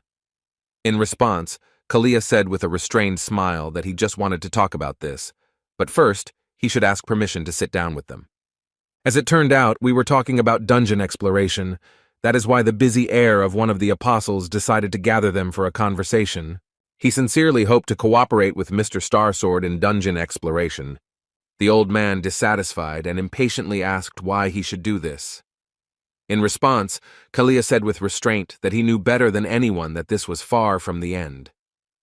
These words sounded mysterious, and Mr. Park asked what they were talking about. Kalia reported that he had a report of corruption in one of the dungeons in Korea. He decided to meet with the Star Sword, believing that he was the best person to know about that incident. The old man did not want to talk about this, because he believed that this was a common coincidence, but the heir of the apostles said that this was the decision of the Order of Truth, so they must definitely check the condition of that dungeon. Now Mr. Park could confidently assume that this was why Kalia flew to Korea. A piercing observation was also the words that in this way the young master of the Order of Truth would be able to consolidate his position. With a sincere laugh, Kalia admitted that he could not be fooled and was truly shrill, as always. In response, Minchul said that it was arrogant of them to declare that this was the decision of the Order of Truth, and not his own personal interest. Kalia understood that Mr. Starsword was not particularly interested in doing him a favor, so he decided to touch his personal life, and said that he knew that he was unlikely to be missing anything, but he might be interested in their help for his granddaughter in the development of the Hunter Academy. As soon as Mr. Park Min-chul heard the mention of his beloved granddaughter, whom he was trying to protect from too much attention and danger, he immediately showed his determination and unleashed his true form of terrifying bloodlust, which left Seo-jun's body numb. With a stern look, he said threateningly that if Kalia ever tries to involve So-yun in something like this again, then he will not leave him alive. Kalia didn't even flinch from such a powerful force, but he admitted his mistake and calmly apologized for mentioning Miss Park. In his defense, he said that apart from this, he had nothing that he could offer to the Star Sword. Having no other choice, he offered to fulfill one of his requests, just as he would help him with this matter. In response, the old man said that this was simply ridiculous, because Kalia could say tomorrow that there was no deal. He had no reason to trust the influential heir of the apostle. Kalia understood his words and said that if the Star Sword wishes, he can swear an oath to him in the name of the Order of Truth. This was more than enough, but Mr. Pak did not understand whether this would be enough for Kalia to determine the place of the apostle. But for Kalia this was not particularly important, because in this way he could not claim that there was no deal between them. When it came to the right of oath in the name of truth, Mr. Park could not refuse to help him. Once they completed their deal, Sir Kalia decided to move on to talk with the academy student. With a pleased look, he said that he would speak directly. They, in the Order of Truth, suddenly wanted to sponsor his future path as a hunter, seeing incredible potential in him. It was about sponsoring various activities that the academy would not be able to take care of. Seo-jun remained cool and asked what he would do if he received their sponsorship. Kalia replied that they did not require anything in return, because it would be enough for them that Mr. Kim and the Order of Truth were close and could contact each other. It all seemed strange, and so Jun understood that they would still want to receive payment for their services. In response, he decided to satisfy his own interest and said that if Sir Kalia answered one question honestly, then he would think about their proposal. Of course, Seo-jun wanted to inquire about the Transcendence Academy, but he knew that it would be suspicious if he asked about it directly. He could not be sure that Sir Kalia would answer his question honestly. And if he turned away or avoided answering altogether, then he would no longer be able to find out the details of the interest in his person on the part of the Order of Truth. In this case, he decided that there was only one way to check whether Sir Kalia knew something about the academy, thanks to which he acquired incredible power. With a sudden and not entirely formal movement, he took out a mobile phone from his pocket and held the screen towards Sir Kalia's face. After that, he asked the heir of the apostle what he saw on the screen of this smartphone. This question was very sudden. Sir Kalia looked intently at the screen. At that moment, Seo-jun turned on the Buddha's lecture on what the soul, death, and reincarnation are. However, Sir Kalia calmly replied that the question seemed very strange to him, and it was difficult for him. Taking the phone away from the face of the heir of the apostle, Seo-jun said that in this case, he could not do anything with his decision if Sir Kalia did not want to answer. A moment later, the heir of the apostle laconically replied that he saw only a black screen. When asked if he was satisfied with this answer, Seo-jun said that this was enough. After this, he finally made a final decision regarding the sponsorship offer and announced that he was refusing. This conversation haunted the heir of the apostle even after they said goodbye. His ward named Kalkos was the one who carried out some important assignments. He was also the person who noticed Kim Seo-jun. This time he had to find out about the distortions, but he was unable to find anything. When Sir Kalia asked if he was sure in a threatening tone, Kalkos swore in the name of the Order of Truth that he was completely sure of his observations. As for Kim Seo-jun, Kalia concluded that there was nothing special about him. He believed that even if he were special, he was now just an ordinary student. The question of what he saw on his smartphone screen took him by surprise, but all he really saw was a dark screen. But in fact, for a long time he was haunted by the nagging feeling that remained in his chest. Then Kalkos said that he was forced to report to another apostle. In response, Kalia said that now it is worth observing, because the priority is the distortion in the dungeon and the situation around other heroes. Besides the Soul Blade and the Sword of Darkness, he called everyone. As for these two, no one saw them, so communication was never established. While returning home, Seo-jun kept thinking about whether Kalia really opened anything from him. He was distracted by Mr. Pak's question regarding why he refused Kalia's offer. The guy replied that it seemed too suspicious to him. He did not know what the Order of Truth actually was, but he was still sure that Kalia was clearly not associated with the Academy of Transcendence. He did not want to enter into an almost free deal with suspicious individuals. When asked if he was embarrassed by the studentless academy he belongs to, Seo-jun replied that he had never met a more honest person than Miss So-yun. Taking advantage of the moment, he decided to ask Mr. Starsword what the concept of dungeon distortion meant. Park Ming-chul seriously replied that this means that the magic inside is distorted. The magic wave inside the dungeon is distorted, so its difficulty is different from the value measured when the dungeon was formed. Such distortions have many side effects, but mainly, they are a sudden increase in difficulty and breaking the dungeon earlier than expected. Seo-jun had never heard of this before, so the Star Sword explained that in fact, they had observed this paranormal phenomenon many years ago, and now you really don't see such a thing. The words that such a phenomenon usually occurs during a cataclysm interested Seo-jun very much. At that moment, he said that in this case, Kalia meant that this could mean that the previous incident had not ended, but had only been weakened. In response, the old man asked him not to worry, saying that the heir must have made a mistake, because the cataclysm had already ended a long time ago. They were heading to So-yun's academy, but the old man suddenly turned around and left, saying that Seo-jun had no need to know about his affairs.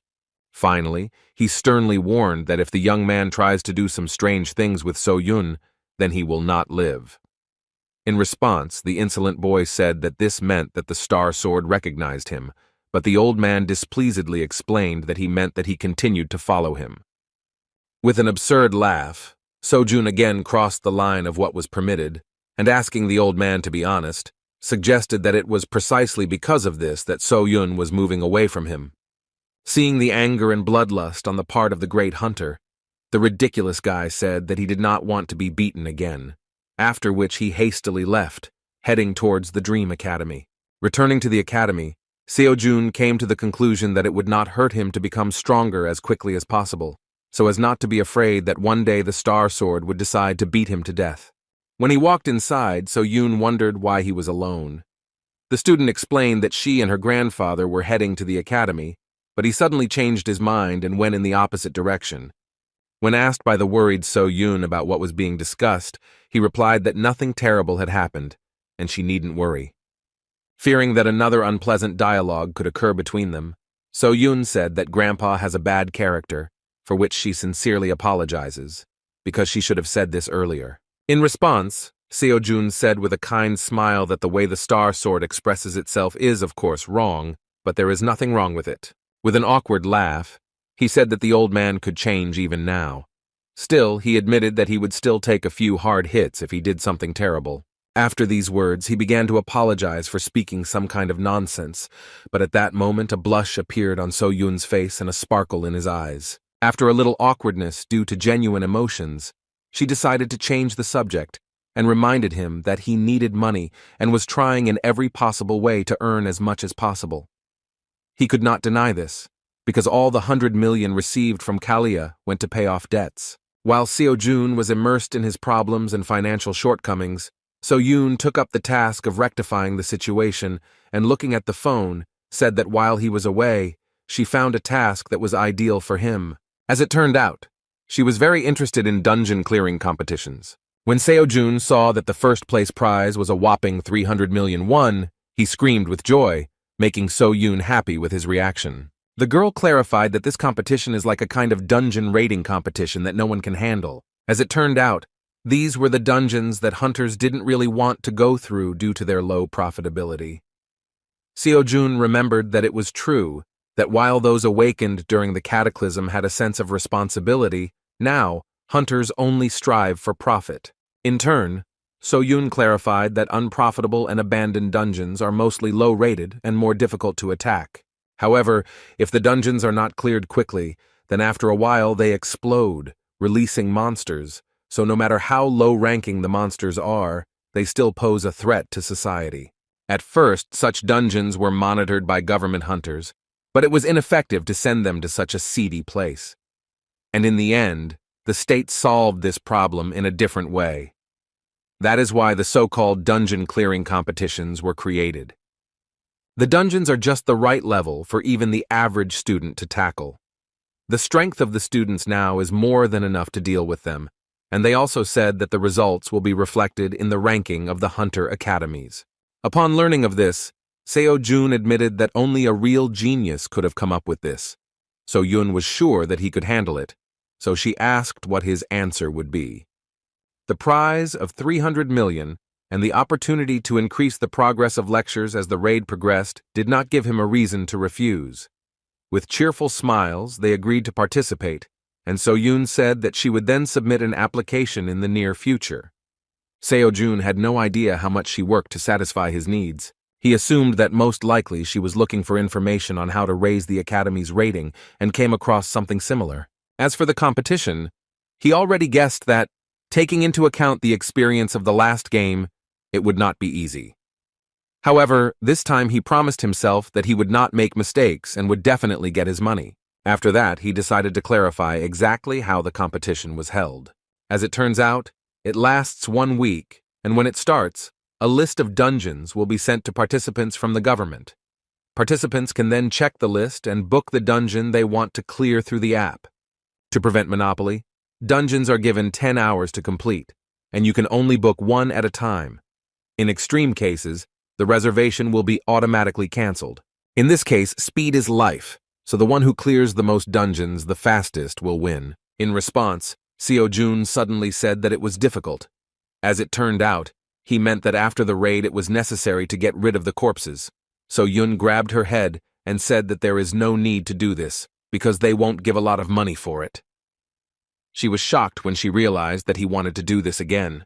The winnings were unimaginably larger and more important, but Seo-jun stood his ground, saying that if you collect all the corpses, you will get a very impressive amount.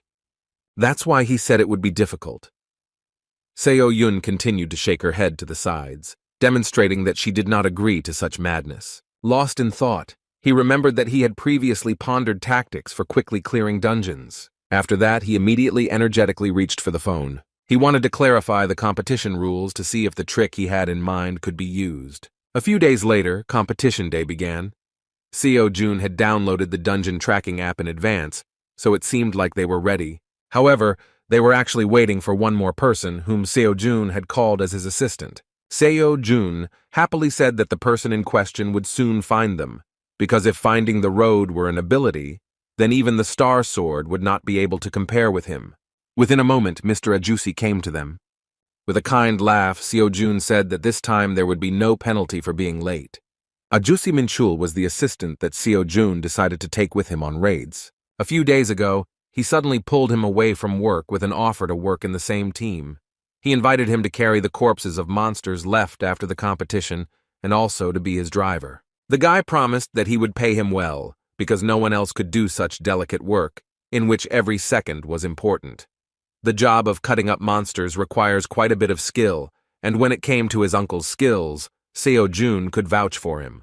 A few minutes after the meeting, they received a message that the dungeon clearing competition had begun. Mr. Ajushi and Seo Jun began the task and quickly got into the truck they were going to use to transport the monsters from the dungeons. Just in case, Seo Jun again reminded them of their strategy, saying that the one who clears the most dungeons wins. Victory was directly dependent on speed, so in this competition they needed two things. The first is the high speed of clearing dungeons, and the second is fast movement between locations. Basically, all dungeons were first or second level. Depending on the level, the raid time will also differ, but Seo Jun was ready for any dungeon. All Minchul needed was to get from one location to another as quickly as possible. After that, he handed him the phone with the application. It had a list of dungeons and their locations. Seo Jun hoped that Mr. Anjosi could plan a route that would minimize travel time between these dungeons as much as possible. The old man was confused, but Seo Jun cheerfully praised him, saying that he was much faster and more accurate than any navigation system. Without wasting time, they accelerated and drove to the first point. At the dungeon site they were heading to, Inspector Go Soo-jin was in charge. She had never heard of Dream Academy before, so she didn't expect anything special from them. She assumed that since Kim Seo Jun was from some unknown academy, then he was probably a weak student who would need at least an hour to clean up. When she saw Minchul, she initially thought that Dream Academy was going to cheat, but the gentleman in the white t-shirt remained waiting outside, so she was no longer worried. After that, she assumed that he was just an ordinary driver who, for unknown reasons, was using a truck. At one point, she saw that the dungeon began to make a strange noise. The gate suddenly opened and a student appeared from it, turning to his friend and saying that he had already finished, after which he asked him to get ready. Anjosi was surprised because he didn't even have time to drink coffee. Madame Gu didn't understand what was happening, so she hurriedly said that according to the rules, outsiders were prohibited from interfering with the dungeon raid. Seo Jun did not understand the reason for her excitement and calmly replied that he knew about it, but the raid had already been completed. As expected, the nervous inspector couldn't believe it, so she hurriedly went inside the dungeon. What she saw simply shocked him. A student from some unknown academy actually completed the dungeon in less than 5 minutes. While she was trying to realize that this was true, Seo Jun got down to business. The confused girl asked what he was doing. In response, the guy she thought was crazy began carrying the monsters outside while doing exercises. Mr. Anjosi, who was just preparing the table for cutting up the monsters, was also amazed that the joyful youth continued to engage in madness in the form of exercises with monsters on his shoulders. To keep things simple, Seo Jun replied that in addition to his main quest, he also has side goals in the form of exercise and selling dungeon monsters. When asked how much time they would need for this, Mr. Anjosi said that since these are low-level monsters, they have few profitable parts, so cutting one goblin will take no more than 15 seconds. While Mr. Anjosi was preparing for the cutting, Seo Jun was going to move the rest of the monsters to the place of work. The inspector was simply shocked when she saw such a picture before her eyes. Despite her dissatisfaction, she could not utter a word regarding this, because the rules did not exclude the possibility of butchering destroyed monsters. There were no complaints, so the guys got to work. As soon as they finished, they immediately clarified what their next route would be. As a result, Mrs. Gu, who saw something crazy, was freed from her work in just about 10 minutes. The inspector of the next dungeon was having a nice time in nature after another hard day at work at the computer, when suddenly a truck flew past him, blowing away the butterfly that was sitting on his hand. Within a moment, Seo Jun and Min Chul rushed past him, preparing to clear the gate. Inside were low-level undead that Seo Jun had never encountered before. However, he did not see any particular problem in fighting such monsters. With one powerful swing of his spear, he created a wide-area attack, destroying everything around him. Another batch of bones completed the work of Mr. Anjosi. In front of the confused inspector, he began to extract all the bone marrow, which was the only valuable thing of this undead. In just 5 minutes, the guys finished and hastily left this dungeon. Mr. Inspector found himself alone with nature again, realizing that his great time was over so quickly that he was forced to return to work in the office. Towards the end of the day, the deputy of the dungeon management team at the Ministry of Public Administration and Security finished his report regarding the first day of the competition and left it on his boss's desk. The head of the office began to look through the quite expected results, and first of all came across the statistics of the East Academy and its representative Lee So-yeon, which was able to once again surprise him with the incredible statistics of 16 cleared dungeons. He expected her to get first place, but was surprised when he noticed that she was currently in second. It was expected that in this case, someone would be found who was able to cope with this task, clearing, most likely, 17 dungeons. He was simply shocked when he saw that some Kim So-jun was able to clear as many as 32 dungeons. Not understanding these results, he distracted his deputy to clarify the results. Showing him the documentation, he wondered if they had made a mistake, indicating that someone had accomplished the impossible by clearing as many as 32 dungeons in a day. The head of the office was simply stunned when he heard that, according to the inspector, those guys moved between dungeons extremely carefully without losing a second, finishing all the raids in no more than 10 minutes. The entire office couldn't believe it, but as it turned out, after a thorough investigation, it turned out that Kim Seo-jun did not violate any rules for participating in the competition. To understand who we were talking about, the head of the office decided to ask which academy this mysterious student belonged to. As soon as the deputy mentioned that he was from the academy, which is located near Seoul in the Yunpenggu area, the head immediately realized that he was talking about the Dream Academy. Remembering that that organization belonged to the granddaughter of Starsword, they immediately realized that it was quite possible. The guys stared at each other in surprise, thinking that this was only possible if the Star Sword itself intervened in the process of clearing the dungeons.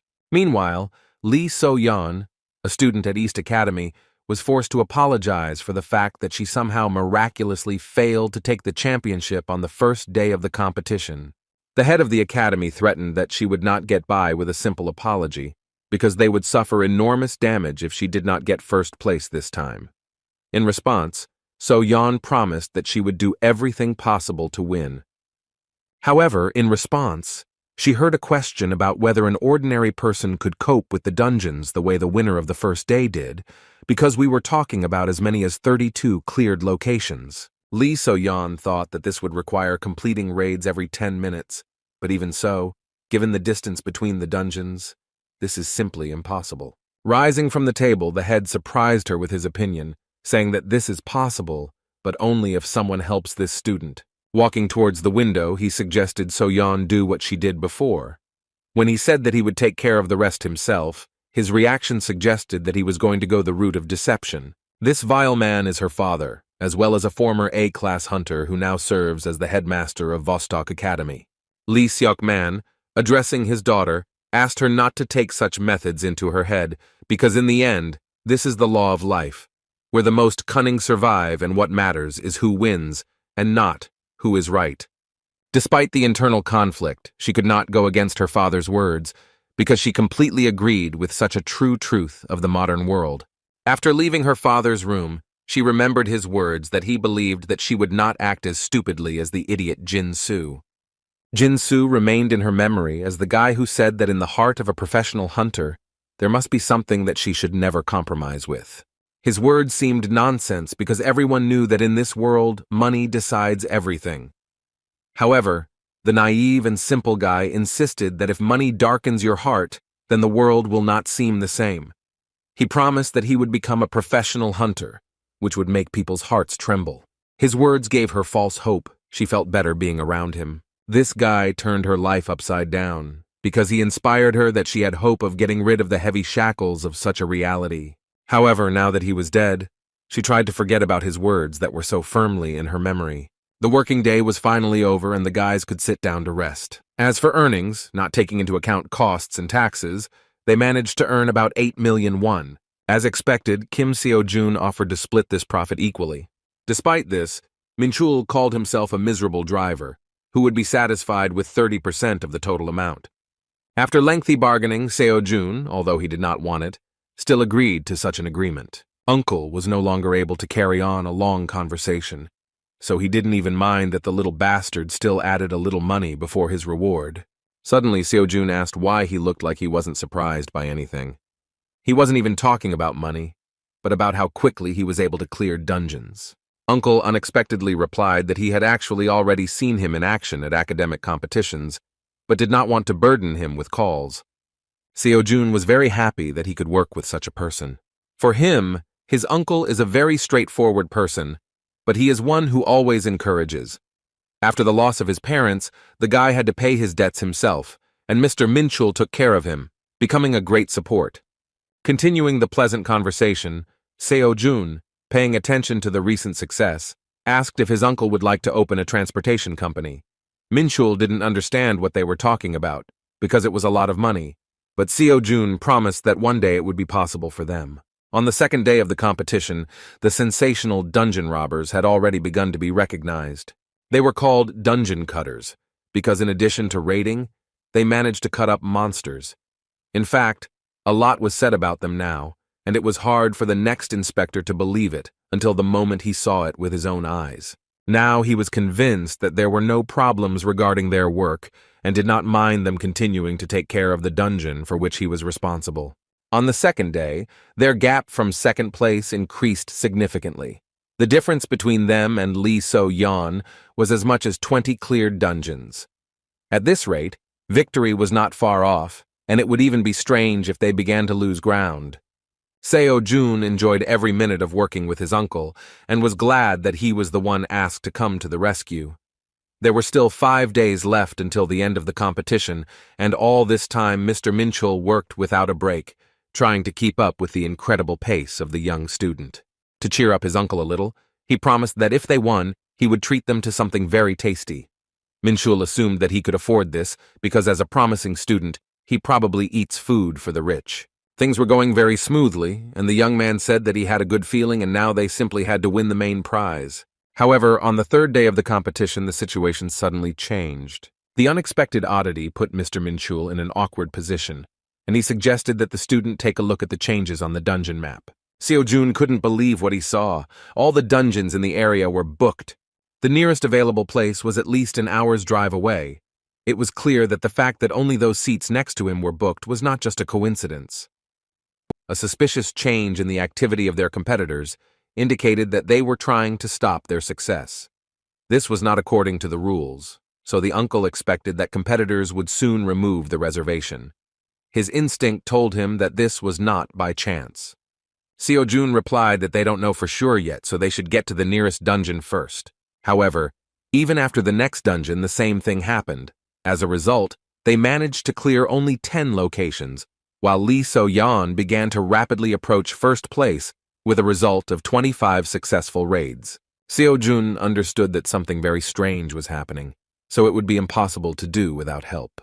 They approached So-yeon with this question, believing that this was the work of the Members Academy in second place.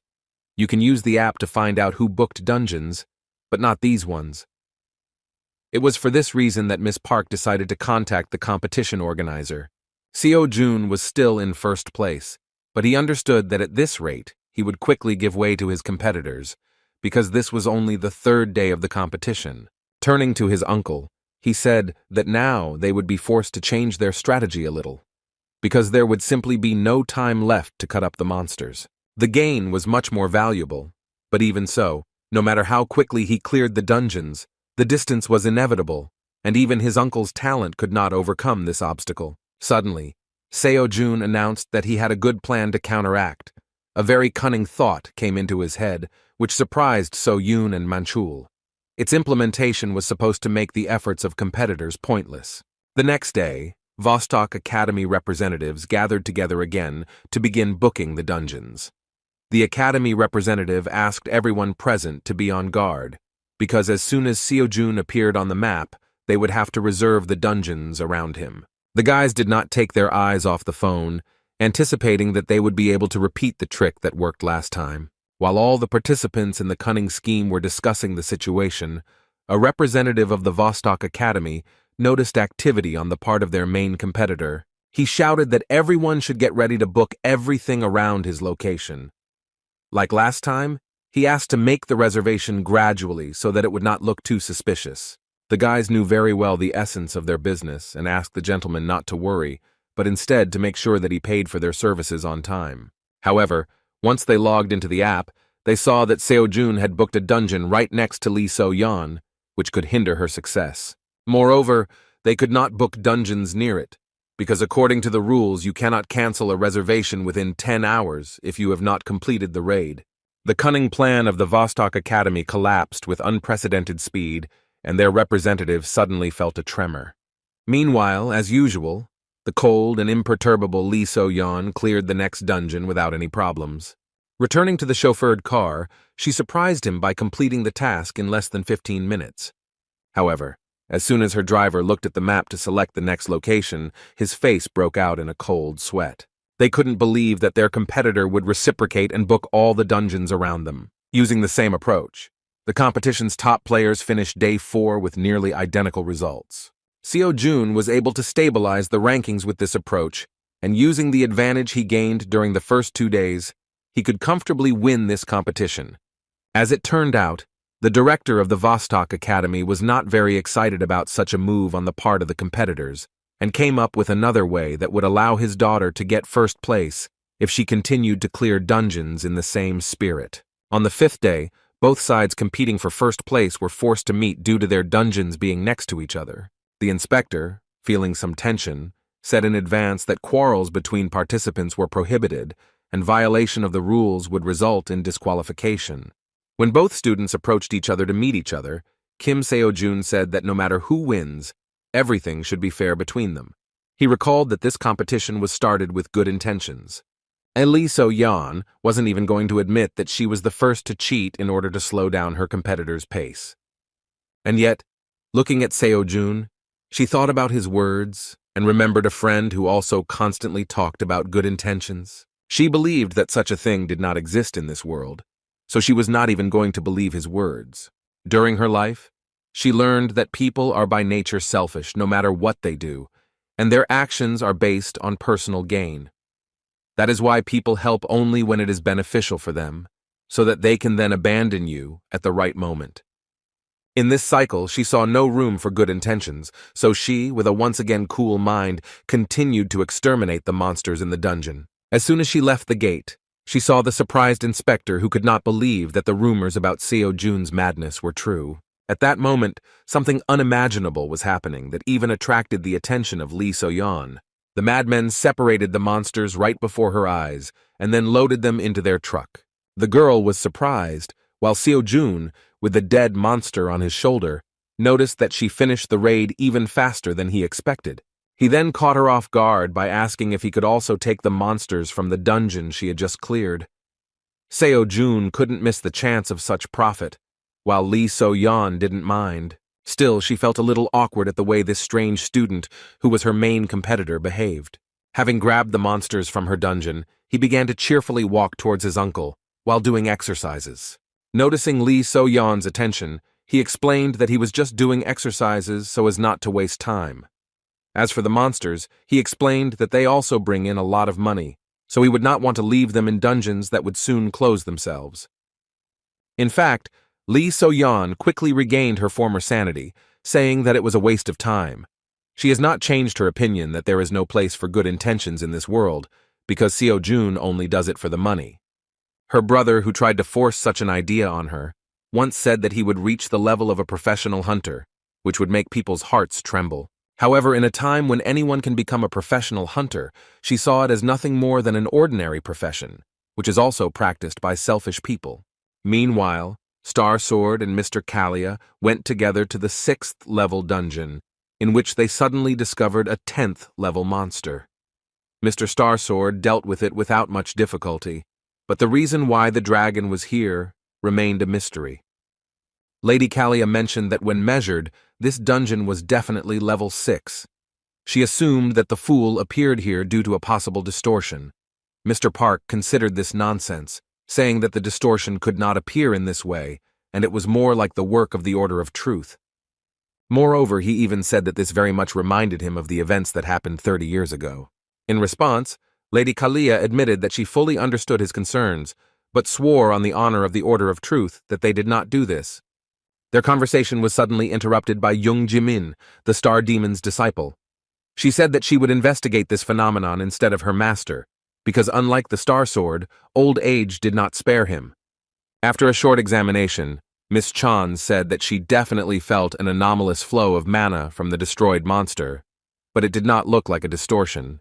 Despite this, Mr. Park said dissatisfiedly that a monster of the 10th level was a mere trifle, and therefore he did not notice anything strange. And yet this has not happened since the advent of the Berserker. In response to such a conclusion, Mrs. Kalia asked what would happen if a similar mutation occurred with the rest of the dungeons. Naturally, we were talking about increased danger for ordinary hunters.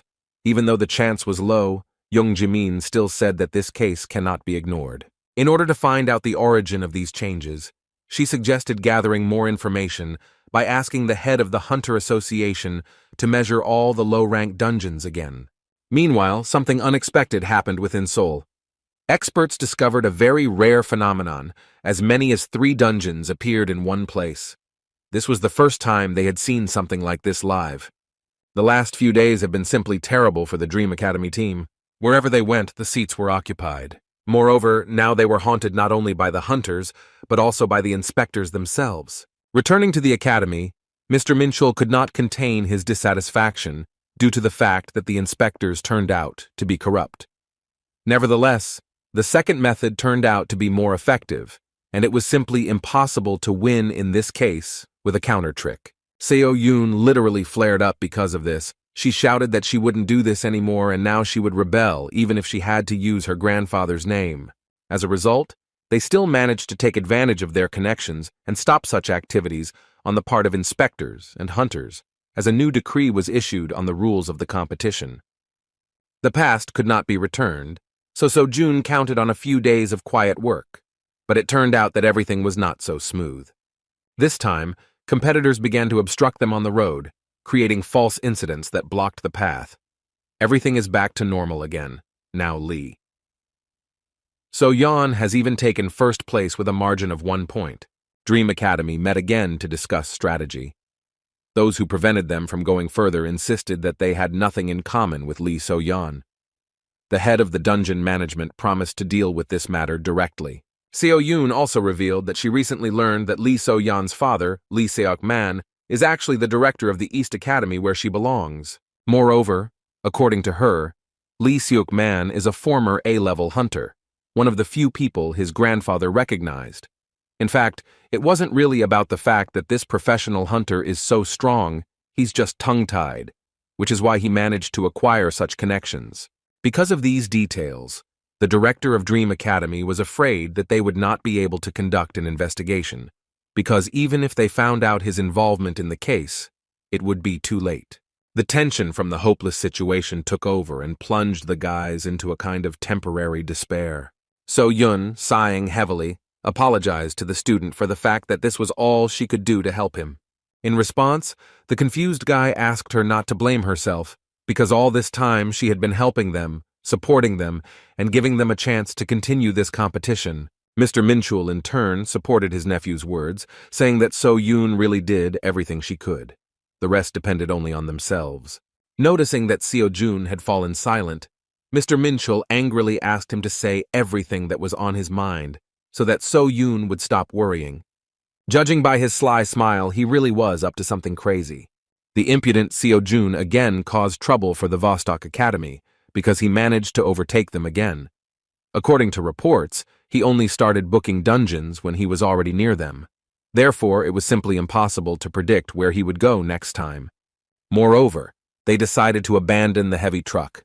The competitors were shocked that it only took them 5 minutes to book and clear the dungeon. It was no longer possible to even bribe the inspectors, because the Dream Academy complained about their work, and therefore the Dungeon Management Department placed additional surveillance on this process. Lee Seok-man couldn't believe how they managed to get the management board involved so quickly. In response, the ward said that the Dream Academy is an institution under the leadership of the granddaughter of the Star Sword itself.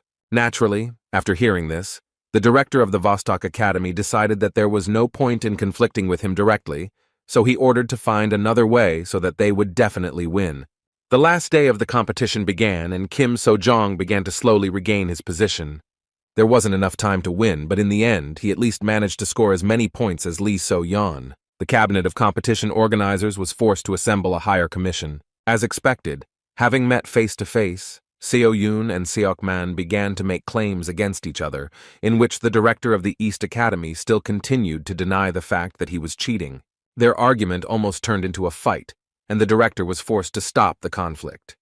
He said that, first of all, the commission came to the conclusion that there could be no draw.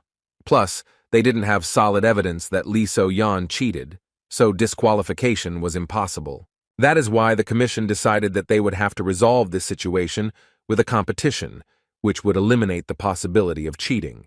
The next day, an additional stage of the exam began, in which Shin Young-seok, the leader of the dungeon management team, was in charge. Kim Seo-jun was determined to get his 300 million won charm. Of course, Lee So-yeon was going to do her best to live up to her father's expectations. Having met the participants, Young-suk said that first he should explain how the final round will take place, after which the winner will be determined. The rules were simple. They were given the chance to choose one of 3 dungeons. At the end of the cleanup, the one who completed the task first had to proceed to the second. The winner will be the one who clears 2 dungeons. In response, Seo-jun asked what was the point of raiding the second dungeon if, in fact, the one who completes the first one faster wins. As it turned out, at first they wanted to do this, but could not find a suitable place where only 2 dungeons were connected. Therefore, they chose this place because they could not leave this gate unattended. In addition, the winner must have more dungeons cleared. He also said that all 3 dungeons have 2-star difficulty, so they can discuss which dungeon and who will go. Seo-jun doubted that they had set something up this time, but just in case, he decided to choose first. Lee So-yeon didn't mind. As a result, Kim So-jun chose the right gate, while Lee So-yeon went to the left. Having chosen the dungeons, the guys prepared to begin the test. Before Mr. Yeon-seok announced the start, Lee So-yeon addressed her opponent and coldly said that after the end, they should not show their tears due to losing.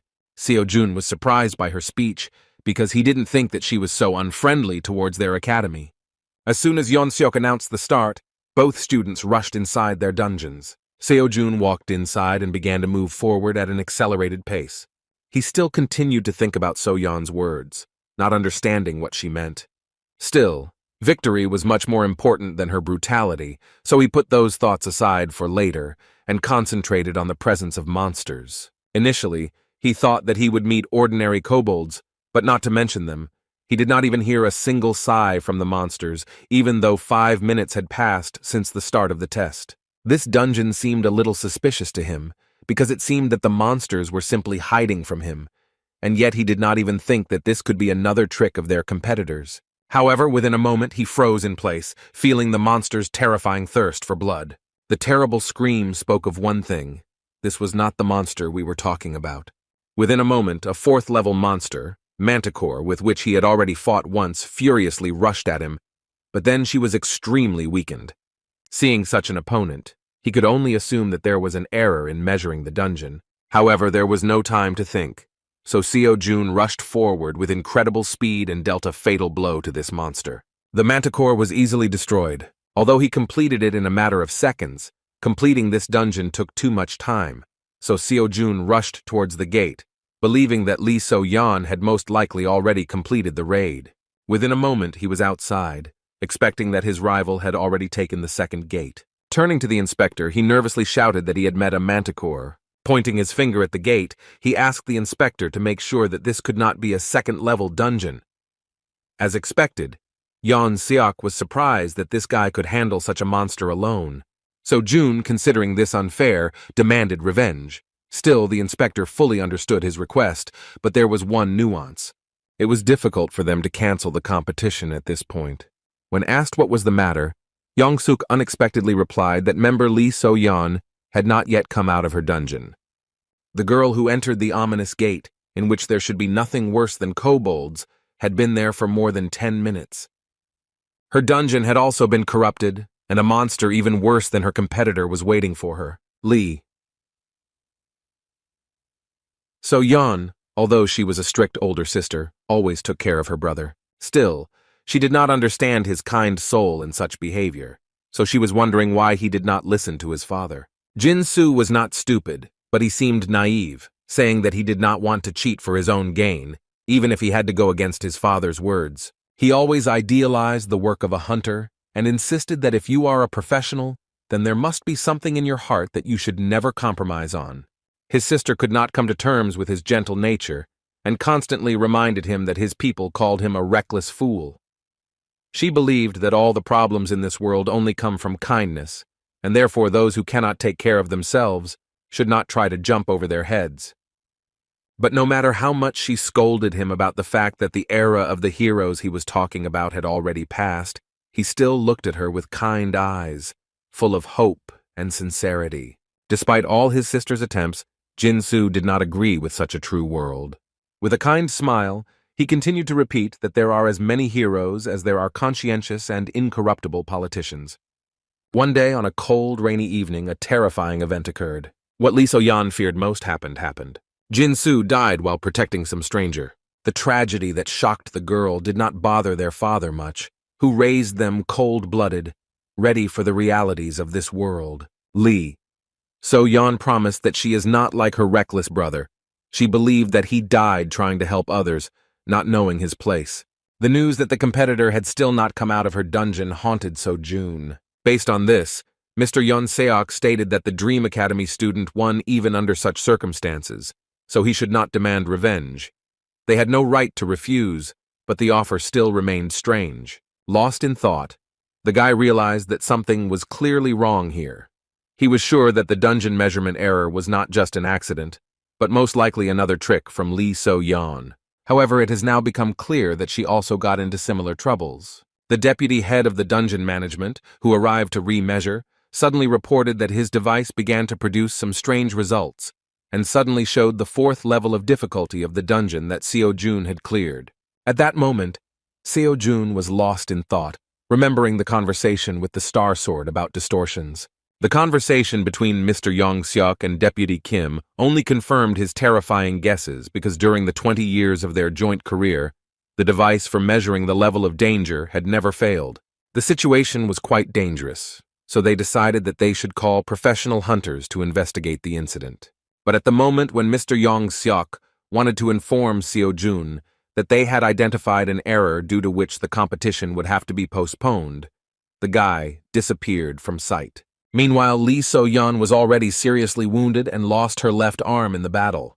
She couldn't believe that there was such a terrifying monster in this dungeon. On the verge of death, she asked her brother if this was the same poetic justice that he always told her about. Her level was not enough to survive the battle with the Nurker monster of 6 danger stars. Within a moment, Nurkura shouted furiously and rushed to the attack. Lee So-yeon couldn't even move from her place. All she thought about was that this terrible world has no place for justice, because this only happens in fairy tales. When the monster rushed towards her, she had already said goodbye to life and closed her eyes. With a smile on her face, she said that at least she would not die such a stupid death as her reckless brother. However, within a moment, she heard a sudden whistle and repeated scream of this terrifying monster. Opening her eyes, she could not utter a word. A student who was her main competitor suddenly appeared in front of her. Seo-jun struggled to hold on to the heavy paw of the monster that was trying to kill Lee So-yeon. Holding Nurkur tremblingly, Seo-jun asked in a weakened voice if she could move. While the shocked girl could not utter a word, he shouted that time was running out and she should hurry up. His strength was running out, but with such a monster it was impossible to relax for a minute. Throwing the monster forward, he only became convinced that it was much more powerful than Manticore. In this case, he decided that he should attack him without stopping, so as not to give him the opportunity to strike back. Rushing towards the monster, he tried to distract it in order to take it away from the wounded Soyeon. This trick worked perfectly and the monster switched to him. Within a moment, Mercura closed the distance and delivered a heavy blow, which Seojun could hardly block. The guy understood that if he ever made a mistake, the missed blow would be fatal. Still, the monster's movement seemed somewhat familiar to him, so he hoped that if he continued to cause damage to him, then in time, he would defeat him. However, within a moment, the monster pierced him with its horn with incredible speed. Seojun was shocked at such speed because he did not even have time to notice this attack. With a wave of its head, the monster threw the wounded Seojun aside. Seojun fell next to Lee So-yeon. His body began to tremble in pain, but he could not give up. Meanwhile, Mercura began to rage, spreading a huge amount of terrifying magic. Rising to his feet, Seojun, remaining calm, said that the monster was more agile than he thought. Keeping his spirit up, he suggested that the fight would not end soon, so So-yeon should hurry up. The confused girl, holding back her bleeding, asked in a weakened voice why he was doing this and what benefit he would get from it. She shouted that he could have just cleared the last dungeon and won the competition, because after all, he came here for the money. Seojun, pointing his spear at the monster, agreed with her words that he came to the competition for big money. In response, the girl shouted that in this case he must get out of this dangerous dungeon in order to win. To save him, she even mentioned that he was well aware of everything she had done. She called him a fool for thinking she would thank him for saving her. However, Seojun did not agree with her words. He didn't deny that what she did was definitely wrong, and that he had no desire to forgive her for it. Like her dead brother, he said that even so, this is not a reason why he should allow her death. So-yeon remembered Jin-soo's words, that one day the day would definitely come when they could meet again. It seemed to her that the guy in front of her was the embodiment of the ideals that her brother pursued. Seojun didn't think that So-yeon's dishonesty was the reason why he shouldn't help her. Looking at the stupid girl, he shouted displeasedly that there is no reward in the world more valuable than saving a person. While they were talking, Mercura became much more serious and rushed to the attack again. Seojun was not going to run away to protect So-yeon. He again concentrated on fighting the monster. At that moment, Chiron's words about intuition as being part of the mind suddenly came to his mind. He said that most students do not quite understand the meaning of his words, because the part of the mind means assessing what is happening. He once said that assessing what is happening is a waste of time, and he did not deny this, because if you assess the situation, you will have no time to make a decision. However, most perceived the words incorrectly and began to refuse to evaluate and think. At that moment, he said that he had been saying from the very beginning that intuition should be part of the mind of the transcendent. As soon as Seojun concentrated on the monster with this thought, he subconsciously connected his mind with his feelings. The true form of intuition he awakened gave him a clearer view of the situation. Even before the monster struck, it reflexively began to move backwards. Mercura's claws almost touched him, but he managed to dodge. Having dodged the fatal blow, he escaped with only a small scratch on his face, realizing that he now clearly saw what was happening. The terrifying monster's subsequent attack was blocked by the spear. Now Seojun could even notice every muscle movement of the monster, immediately understanding what attack he was going to deliver.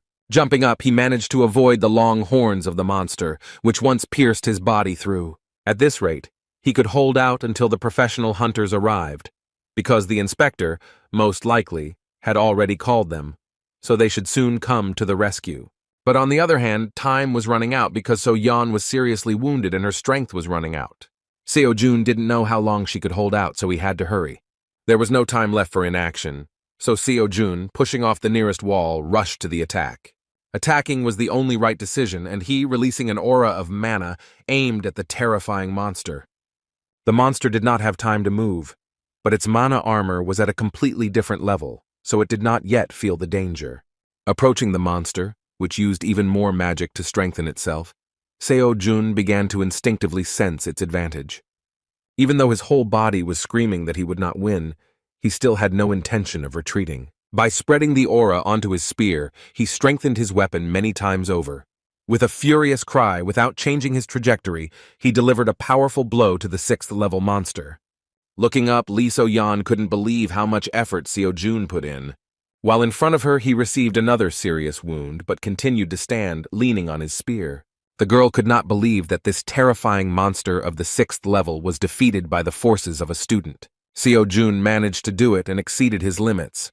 Thanks to this intense battle, in which he initially had no chance, he managed to significantly improve the progress of Chiron's lecture.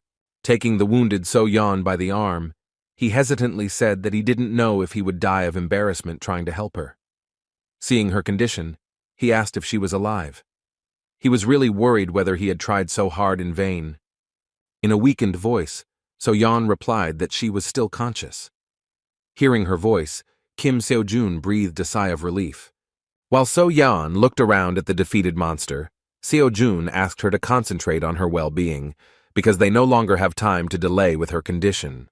As soon as they left the dungeon, Mr. Soyek immediately called an ambulance, horrified by the condition of the students.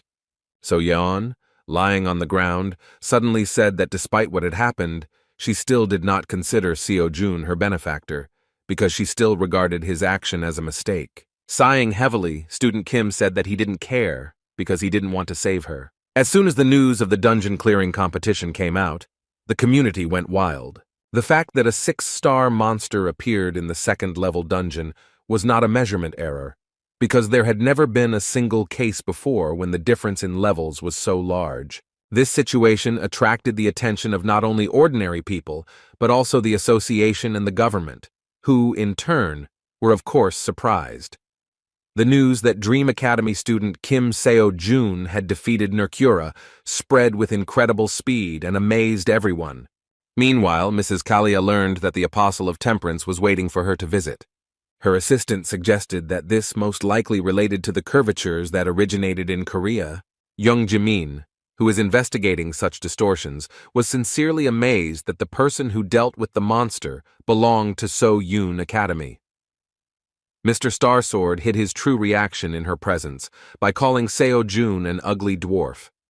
After some time, Seo-jun came to his senses and guests began to come to him. But all this time he continued to whine about lost earnings.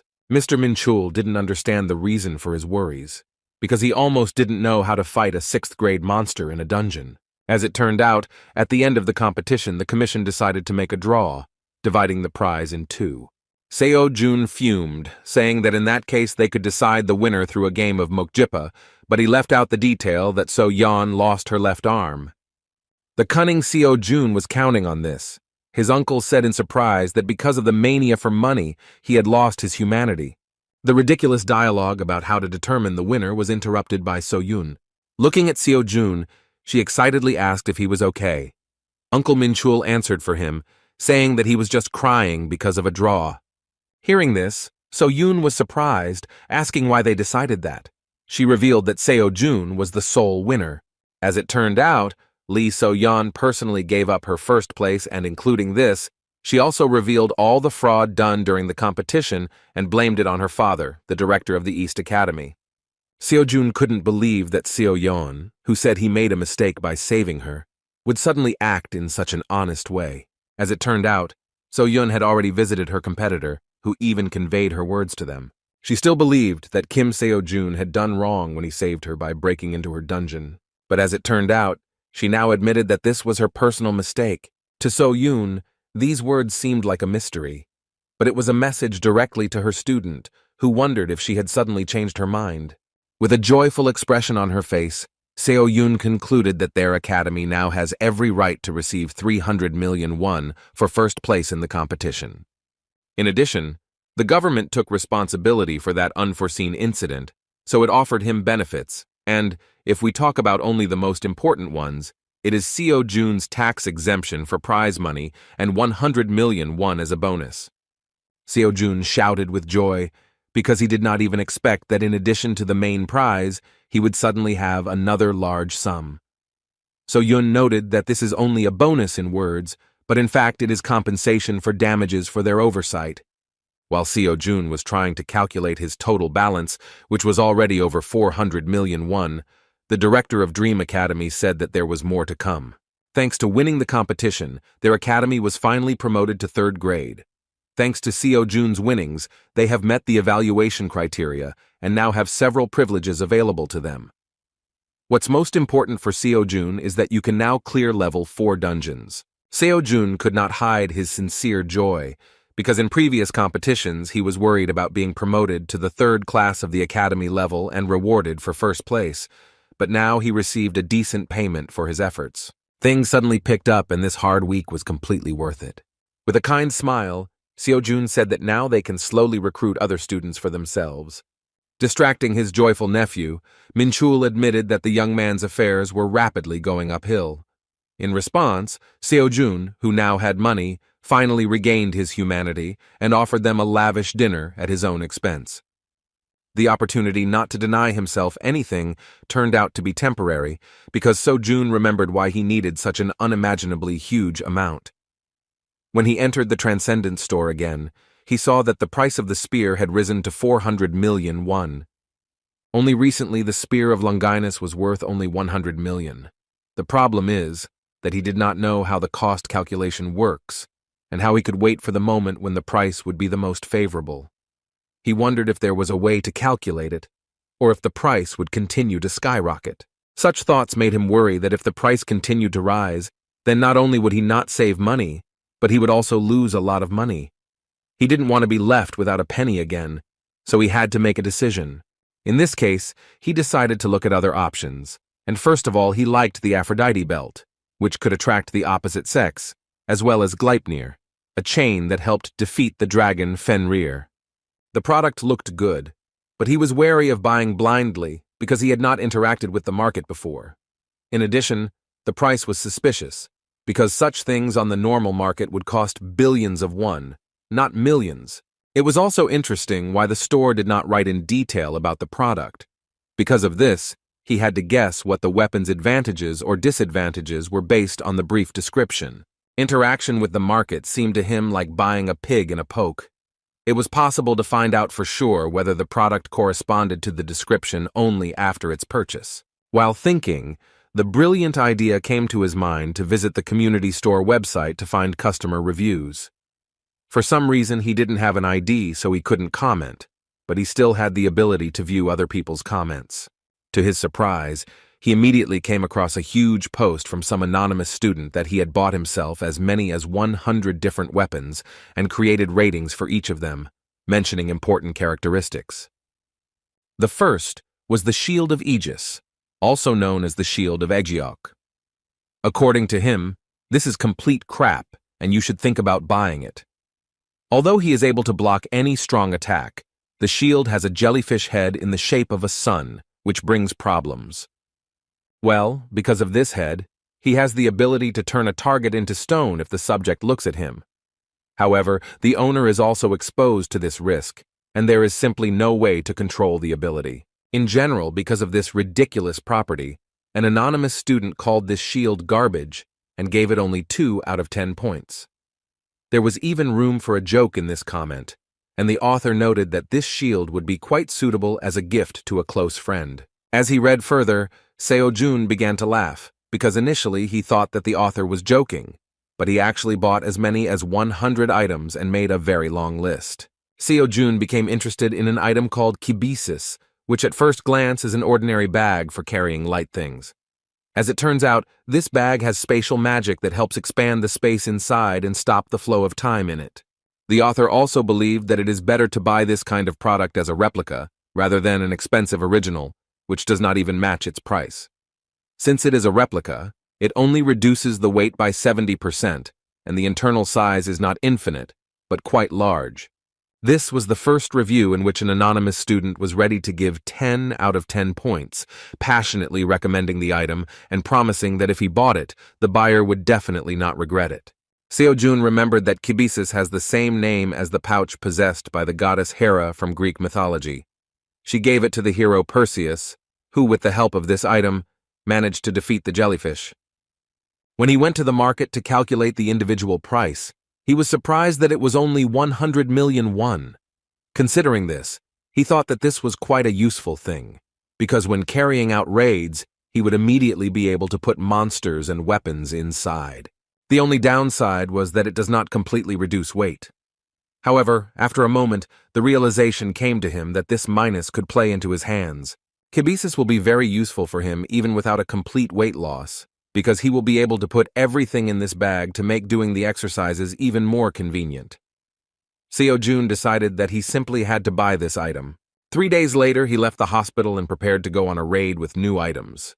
In his hands was his new spear, which even in life looked simply amazing. As with the Kibisis, he still had to test the effectiveness of the new items, but he already felt that an unusual aura was emanating from the spear, and yet his savings book was empty again. Despite this, he was not upset because he bought what he wanted.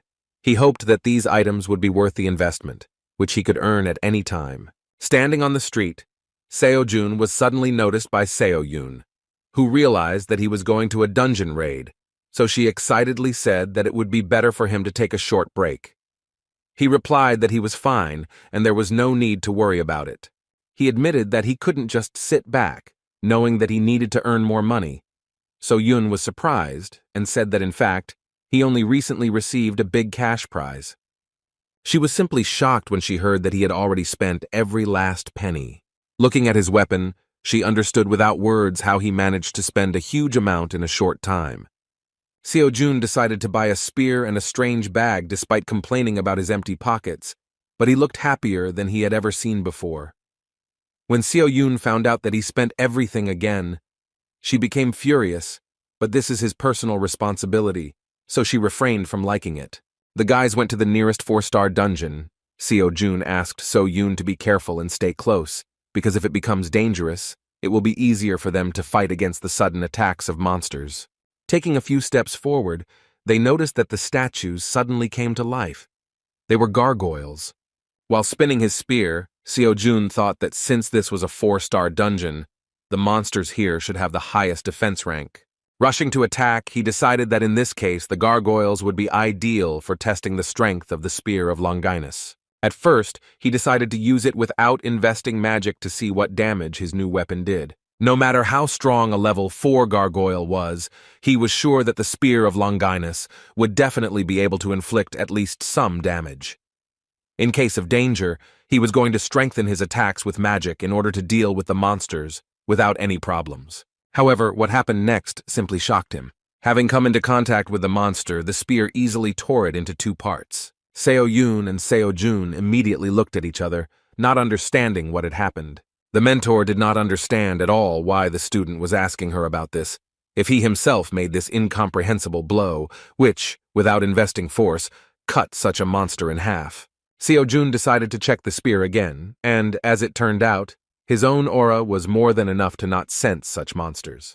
Trying to keep a smile on her face, shocked by what was happening, So-yoon thought that it seemed to her that after all his accomplishments, she would no longer be surprised by any surprises. As it turns out, this is far from the case. She couldn't believe how the hell a gargoyle cut as easily as tofu. However, this was not the end, because when enough monster bodies had collected, Seo-jun reached for his bag, saying that it was worth collecting the loot. So-yoon didn't understand what they could be talking about, because you could barely fit 2 fists into his bag. However, within a moment, Seo-jun began stuffing entire bodies of monsters into it. Watching this, she was speechless, and Seo-jun began to jump, saying that even though the bag reduces the weight by 70%, it still feels a little heavy. Having checked the properties of the new item, he threw out a mountain of monsters from the bag in order to use it at the end of the raid. When Seo-yoon came to her senses, she awkwardly asked whether the prize was 400 million won or $400 million. She couldn't believe how he managed to acquire such incredible things for that kind of money. Seo-jun found himself in a difficult situation and began to become visibly worried because the academy director wanted to know where he was able to get such things. He answered hesitantly that he bought them at a hunter's store that he wandered into in passing. So-yoon's face began to glow with incredible joy, and she shouted that she wanted to know where this place was. Seo-jun replied that the store was located in a dark alley next to his house and was intended for academy students. So-yoon was surprised that you can really buy such cool things there for only 400 million, after which she asked to quickly tell the exact address. The lie had completely exhausted itself, and Seo-jun was forced to disappoint her by saying that she would not be able to go there, because the last time he shopped there, the owner told him that he was planning to close and go on a trip. Looking at the ridiculous expression on her student's face, Miss Park knew perfectly well that he was trying to lie. Despite this, she sadly said that if he said so, then she was forced to believe him. After a moment, they had no time to talk. They felt the dungeon begin to shake violently. It became clear that this was due to the approach of a huge number of gargoyles. So Yun, grabbing her sword, said that she would take care of them herself, but her student quickly asked her to stop. He asked to be given a chance to deal with them with his own hands, since he had not yet fully tested his new weapon. The Spear of Longinus was indeed stronger than he expected, because it cut the gargoyle like tofu without any invested magic. Moreover, having felt the aura of this weapon, the monsters were afraid to attack alone, and always tried to do it only in a crowd. Now, Seo-jun decided to find out what would happen if he put the magic he had recently learned into the spear. When a whole crowd of monsters appeared in front of him, he decided to put into practice the teachings of Chiron, the enormous power that rips mountains out of the ground, erases all obstacles on the way, and dominates enemies. Concentrating on his spear, he poured his magic into it. After this, he began to use complete destruction. A huge sphere like an aura of magic formed around him. Seo-yun sensed the powerful power that she first saw her student use. The terrifying power that the magic-embedded spear possessed gave her goosebumps. The monsters that were already several meters away, sensing the incredible power, wanted to run back. But it was already too late. Seo-jun had already swung his spear, releasing terrifying energy towards them. A moment after that blow, they disappeared in the blinding blue glow of his magic. The area in front of them was destroyed, and part of the dungeon began to collapse. There was no trace left of the monsters, so Yun couldn't believe her eyes and couldn't even utter a word. Such incredible power shocked even the owner of the spear, because he did not even think that he would overdo it, and the gargoyles would simply disappear without a trace. Still, this is the holy spear with which, according to myths, Jesus was pierced while hanging on the cross. Despite the story behind the weapon, Seo-jun thought it would be a mediocre weapon and hoped it would be at least somewhat effective considering it was a replica. However, after he used it in the dungeon, he was completely out of it, realizing that with such a weapon, it was worth holding back in most of his battles. Still, he was glad he didn't buy something else, because even though the price was enormous, the weapon was truly worth the expense. Kibisis also pleased him, so based on the feedback from students, he wanted to purchase more weapons to recoup their cost. In the meantime, he only had 25 days of free pass left, so he planned to catch as many lectures as possible. As soon as they returned to the academy, the inspired guy began grueling physical exercises. However, So-yun at one point distracted him with the words that Sister Jimin, who is a student of the star spirit, really wants to see him. Seo-jun had never heard of her, and Seo-yun was at a loss, thinking about how to describe the strange magic scientist. Without hesitation, she decided that he would better understand who she was if he knew that she was a student of a man who was given the nickname of the Devil. After this, Seo-jun came to the conclusion that if this is true, then we are talking about a girl who cannot be compared to anyone except her teacher himself. He had already heard that we were talking about a very terrifying person. Based on these guesses, he awkwardly asked why she wanted to meet with him. Seo-yun explained the obvious, saying that she wanted to ask him about the penultimate dungeon conquest that had made headlines throughout Korea. Jimin was interested in how he dealt with the 6th-level monster in the distorted dungeon. So-yun warned that he still has the right to refuse, and she herself will not allow her sister to press him too much, so she can easily refuse her, citing his poor health. Hearing that she might be difficult to communicate with, Seo-jun fearfully suggested that she might act like her grandfather. Seo-yun immediately explained that everything is not that bad, and her sister is not even close to the Star Sword, so he needn't worry about their meeting. After these words, So-jun saw no reason to refuse, so the joyful So-yun decided to write to her sister so that she would tell them the time and date for the meeting. When the academy director went outside and sent a message to her sister, a glow of powerful energy suddenly appeared next to her. She was simply shocked that Jimin's sister responded to her message so quickly. Looking at Sister Jin, A confused Seo Yun assumed that she was still planning to show up regardless of her student's answer. Calling her darling, Jimin replied that she actually just predicted that Seo Jun would not refuse such a meeting. After that, with an interested smile, she asked where the boy was, whom Grandfather Starsword praised so much. As soon as she saw Seo Jun, she couldn't contain her emotions. She was amazed that the person in front of her was actually a high school student. When Seo Jun asked who she was, the girl, without listening to his words, asked admiringly where he managed to get such incredible things. Pointing her finger, she shouted her question again. Seo Jun was taken by surprise and said displeasedly that she should first clarify what subject she was asking about. With her hands folded importantly in front of her, Jimin asked him not to play dumb because he perfectly understands what we are talking about. Seeing her sister's rage, So Yun tried to restrain her, saying that her student really didn't understand what she was talking about. However, Jimin could not stand still and, trying to break free, shouted that she simply had to find out where he got such an incredible magical thing from. Only at that moment did Seo Jun realize that in front of him was Jimin's sister, with whom he had not even managed to arrange a meeting yet. As a result, So Yun sat her sister on a chair in the corner of the room and explained that she usually does not behave this way. But when she is very interested in something, she begins to talk like a tank until she finds out the answer to her question. Looking at his sister Jimin again, Seo Jun asked why she looked so young then. He had previously heard that she was already over 40 years old. Seo Yun explained that she really is around 40. She just uses some kind of magic on her appearance to look forever young. Seo Jun was surprised that something like this was possible. Of course, Sister Jimin overheard their conversation and explained that this was thanks to the magic of imprinting, so he can, based on the memories she has, constantly maintain the appearance of his body in a youthful form. From the outside, it might seem like a fairly easy technique, but in reality, it was not easy for her to master magic of this level. Still, the results were worth it, and even at 40, she looked incredible.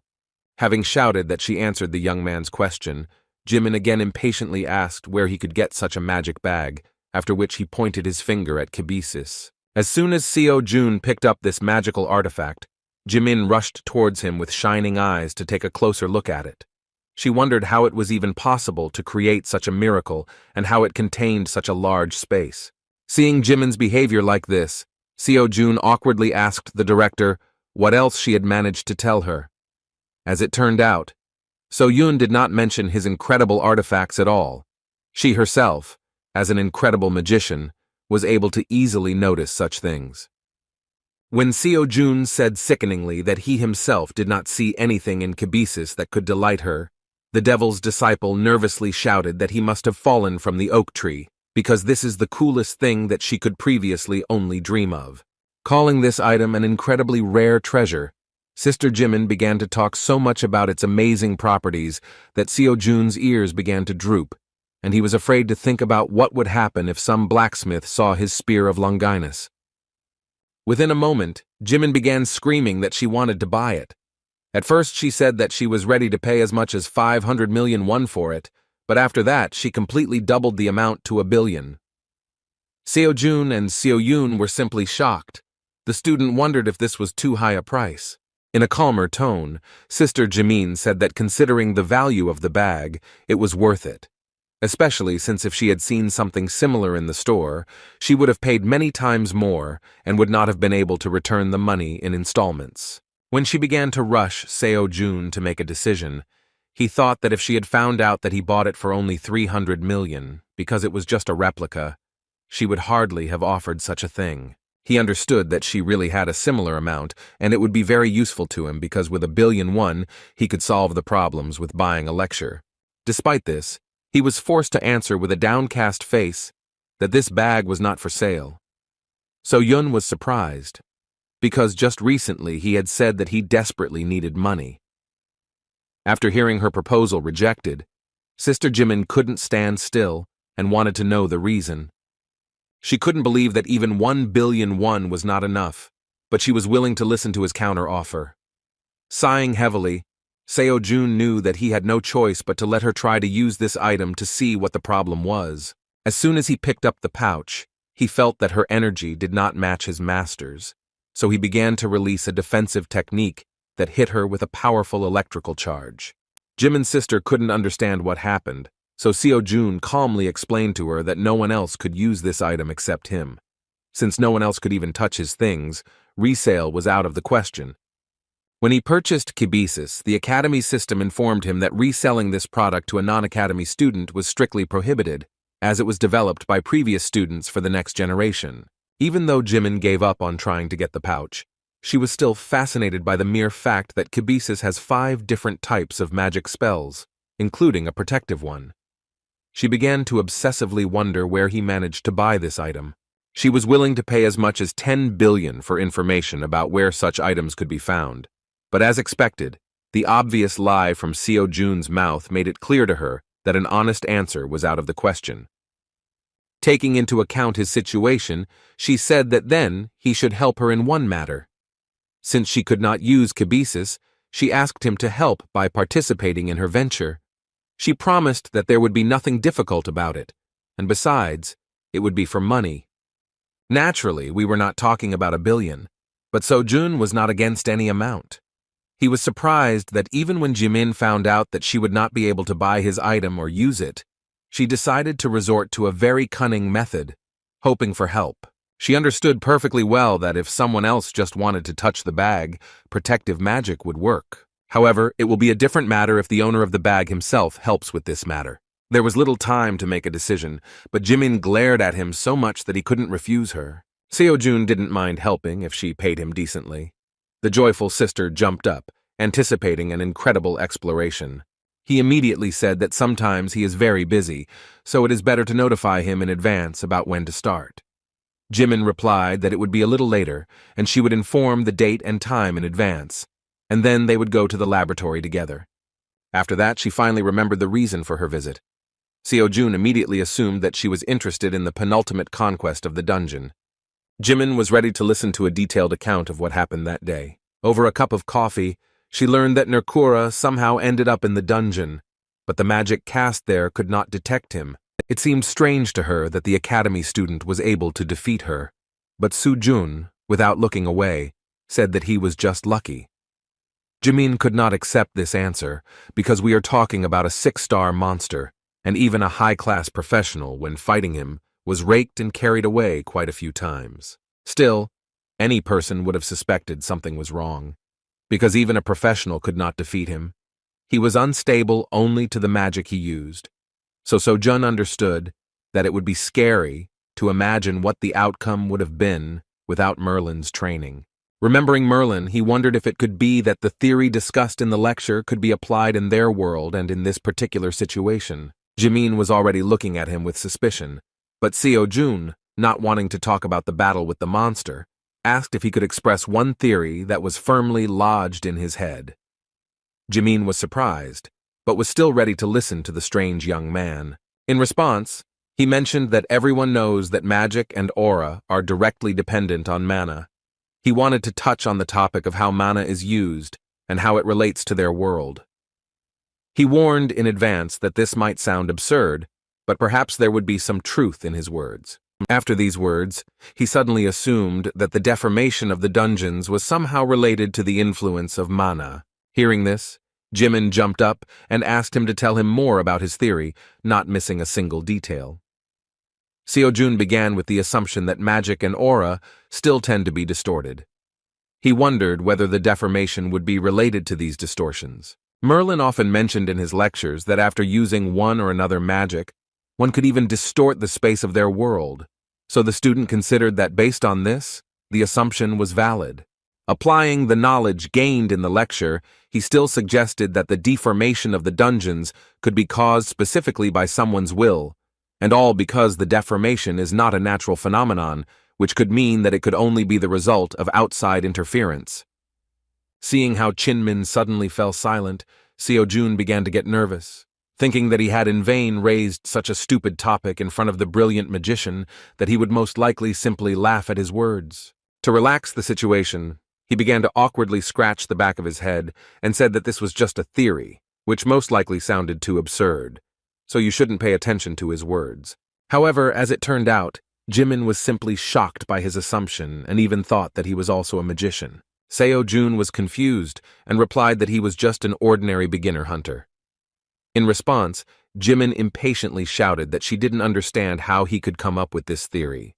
She even suspected that he did not want to reveal the truth to them, because one would not think of such a thing without being good at magic. After these words, she suddenly held her head, looking closely at the magical object on the student's belt. Pointing her finger at Seo-jun, she asked incredulously if he created this thing with his own hands. Then she began to blame him for the fact that he decided not to attract too much attention to himself as a brilliant magician, so he decided to hide behind the title of a novice monster hunter. Confused, Seo-jun didn't know how to answer. He didn't understand how their conversation suddenly went in such a direction. Jimin decided to arrange a real interrogation, and with an amazed look, asked how he came up with this. Seo-jun made a thoughtful face, because he could not say that he only took the knowledge received from Merlin as a basis and supplemented it with his own thoughts. He didn't think that this would cause such a strong reaction from his sister. With a confused face, he apologized, saying he didn't know how to explain it and just wanted to get back to his training. However, Jimin decided to move on to the next question, which concerned the origins of mana and aura. Seo-jun didn't expect anything different because the lecture said that their knowledge was beyond the ordinary.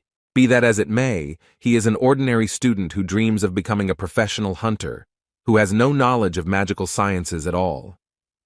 This superficial knowledge should have been enough to avert suspicion, but in such an environment, it seemed to him that he was behaving like a teacher. However, at the same moment, a brilliant idea came into his head regarding the fact that if knowledge is considered a commodity, then one can charge a fee for teaching people. Jimin's brainstorming continued, and she glared at him, expecting interesting answers, but Seo-jun remained silent as a fish. He thought that even though he promised to lend Kibisis, knowledge could be traded. He considered some of the knowledge to be wisdom, which he acquired through his own efforts, as opposed to equipment from the store. Based on this, it was logical that he himself decides how to apply it. True, to teach others, he lacked the talent for his own interpretation of understandings. Besides, he wasn't sure what he would find who would be willing to learn from someone as suspicious as him. Sighing heavily, Jimin nevertheless relaxed the situation by saying that she saw that Seo-jun was not at all familiar with the concepts of magical teachings. The guy felt relieved because he felt insecure due to the fact that his progress in the magic course was only 18%. Taking off from her seat, Jimin nevertheless stated that she never expected to hear such incredible opinions from him, which he talked about at the beginning. She couldn't wait to study his theory in detail. So Yun, returning with a snack, didn't understand where Jimin was going. She began to say goodbye, saying that she had done everything she had planned. As a result, only the two of them lost the Pokemon buns. When they were alone, Seo-jun said admiringly that Sister Jimin is an unusual person, which is different from the image dictated in the media. So Yun agreed. She noticed that she was even beginning to doubt that Jimin was really the next devil of the magical world. Seo-jun was sincerely glad to have the opportunity to meet such people, because if he had not gotten into this academy, he would hardly have had the opportunity to see Lady Kalia, the Star Sword and heiress of the Star Spirit. While enjoying the fresh pastries, he even assumed that, at this rate, one day he would have to meet the Great Voice. After a snack, he returned to training, but after only an hour of watching lectures, he noticed that his progress was too slow. Thanks to increased efficiency with the help of Kibisis, he began to quickly deal with individual course assignments. And yet, there was too little time to complete them within the allotted time. He hoped that he could take at least one course before his free admission expired. All that remained was either to earn money for a free pass or to greatly increase the progress of the course over these days. He decided to enter So-yun's office to clarify a question, but saw that she was completely concentrated on her thoughts. The atmosphere here was overwhelming, and the principal was thinking out loud that she alone could not cope with teaching new students, so she needed to hire a professor. She couldn't invite just anyone and couldn't even imagine how much money she would have to spend to hire someone. When Seo-jun came closer and spoke to her, she was so scared that she almost tore the piece of paper in her hand. The student, who did not understand what was happening, immediately asked what she was thinking about, that she even heard him calling her. So Yoon admitted that she was going to recruit new students, but some difficulties arose.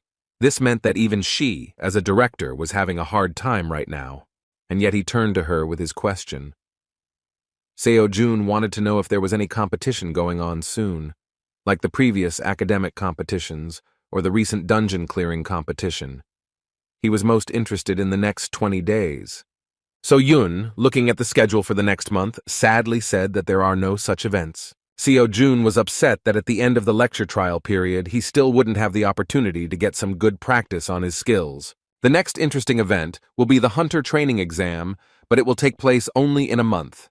As the name says, this is not a real exam, but a preliminary exam. Since the exam for a professional hunter is held only once a year, if you fail, you will have to wait until next year, which is why the pressure on the exam is enormous. Therefore, every educational institution has introduced mock exams to prepare students in advance. Among these institutions, 3 academies stand out: Hunter Mill, Ile, and Kaon, which are included in the top 3 rankings. Since the practice exams of these academies are wide-ranging and allow everyone to participate, the marks earned are considered to be close to the exam marks. Seo-jun was confident that all students superior to Lee Ju-hwan would participate and would give a huge amount of money as a grant. He could not miss this chance, because in this way his money issue and the problem of course progress would be solved at once. It was a shame that the practice exam would take place next month, because that's when the free period ended. But first of all, it was worth trying anyway. Returning home, Seo-jun continued to study Chiron's lecture, where he talked about how witchcraft is not perfect, and it can be distorted and misfire at any moment, because under the influence of sudden changes in the situation, witchcraft also changes. Chiron said that at such moments fighters will need intuition. He asked them to remember that intuition itself can exist as a pattern. Seo-jun, listening to his words, said out loud that transcendents are simply amazing. Unexpectedly for the student, the lecturer said that he knew that the date of the transcendental practice exam was approaching. The only thing he wanted to advise was not to focus on the grades, because anyway, this is just a preliminary exam. Seo-jun didn't even expect that the transcendent exam also had a preliminary test in which you could try your hand. This was a unique innovation of their academy, which was accompanied by a thorough analysis of exam questions in each subject. In fact, previously, he did not even believe that such an exam existed and that one could even get a license for it. It turned out that, like the Hunter exam, they had their own standards, and someone evaluated the student's work. Then he remembered that the advertisement contained an interview with a rank 5 celestial. There was also a personal interview with a student who became a rank 9 swordmaster. Seeing this, Seo-jun thought it was just someone's joke, but as it turned out, it was all serious. Scratching the back of his head, Seo-jun wondered whether there was any point in taking the training exam for a transcendental if he was not yet at the level to even stutter about such a level. Still, he hoped that in this way he would be able to improve the progress of his courses. The curious guy decided to play the first video. Within a moment, Xiang Yu, with a cheerful expression on his face, offered to sign up for the training exam because now he can freely control enormous power. However, after such praise, he asked not to take his words seriously, calling the students just trash. Then he cheerfully said that he could repeat his words 100 times, but no one would understand him, so you should just sign up to experience firsthand what an insignificant level they are at. Seo-jun was surprised for the second time, because he thought that all the lectures were old recordings. Chiron and Xiang Yu both mentioned the exam in the video, although they could not know in advance when it would come to this point. To test his theory, he attended lecture courses by Shakyamuni and the magician Merlin. Like the previous lecturers, they also talked about the upcoming exam. Putting down the phone, Seo-jun, leaning on the bed, sighed heavily, saying that there were more than enough oddities at the Academy of Transcendence. This kind of attention in lectures made him wonder if this practice exam was really that important. To find out more, Seo-jun decided to see the reaction of the Academy community. The situation turned out to be similar, and as expected, everyone advised to raise your level first. However, among the monotonous messages, there was a guy with the nickname Ruler of the Forest who advised even beginners to try the practice exam, without focusing on grades, because this will help them significantly increase the progress of the courses. This student's opinion gave him the idea to take the risk of participating. Luckily, the first try was completely free. Although he was sorry to waste a free chance, he still decided to take such a risk, thinking that he would still be able to earn money. But the lectures were worth studying before the end of the trial period. Having chosen the skill of the 9th rank sword as his theme, he received his first task regarding combat power. The first question asked to find the correct answer to a task consisting of 15 stages. Within a moment, he received a message that the first stage had begun to form. Seo-jun was confused because he didn't even know how the exam would be conducted and that it would actually happen in the same place. It was said that he would have 15 stages in total. Considering the level of transcendence, he expected that even at the first stage it was worth waiting for a monster of at least 6 stars. In this case, starting with him, by stage 15, he will have to meet at least a monster of 20 stars. Within a moment, his phone began to emit strong energy. Something suddenly jumped out of the phone. It was the monster of the first stage. Seo-jun was determined and looked towards the landing monster, seeing that it was not yet fully formed. While the monster was getting bigger and bigger, Seo-jun couldn't begin the first stage of the training exam. He was simply shocked when he realized that the monster continued to grow, even though it had already far exceeded the size of 6th-level monsters. Within a moment, he saw him in full growth. It was a dragon with terrifyingly powerful magic, making it look like only a small and weak man. The destruction dragon Fafnir wasted no time later and began to gather incredible magical energy before striking. Seo-jun didn't even have time to move before this terrifying force headed towards him. As expected, he instantly failed the first stage and only had 29 minutes and 58 seconds to use his free pass. He was crushed with such incredible speed that he grabbed his head and began rolling on the ground, screaming that this was simply madness. This was only the first stage, but he already had to fight a dragon monster whose combat power was simply at an incredible level. Seo-jun was simply in despair. He screamed and beat his fists on the floor, thinking that at stage 15 he would have to fight God. So he had a logical question regarding whether the Transcendents would emerge victorious in the battle with the gods. At that moment he remembered that his lecturers were already demigods. Taking a deep breath and exhaling, he decided to think about how to get out of this situation. Initially, he thought that the building would collapse just from the appearance of such a monster, but it remained intact. This meant that the exam did not affect anything other than itself. At least he was glad that after the first time he still had 10 chances to complete the stages. Although he was afraid that even after these 10 attempts nothing would change, he was still going to see if he could make any progress in such a crazy fight. When he went outside, he spent 4 more attempts, but each of them ended in the same failure, and he could not last even 5 seconds in the battle with Fafnir. He once again blew it dry and again began to roll on the floor, clutching his head, not understanding how to even fight such a monster. Sitting down on a bench, he drooped into himself, thinking that he was still far from being a hunter, and he was trying to take the transcendental exam. Still, he needed to do something to improve the progress of the course. He was losing before he could even move, so he saw no point in continuing. It was already too late to refuse or change my assignment to something else. Suddenly, he heard a message from Transcendence Academy. Looking at the phone, he saw an offer to listen to an explanatory lecture on a relevant issue. If he agrees, points will be deducted from his grade. Seeing such a proposal, Seo-jun immediately grabbed the phone, thinking that they would tell him how to defeat this beast. He had 3 lectures to choose from: the Great Sage, Siegfried, and the Divine Blue Dragon.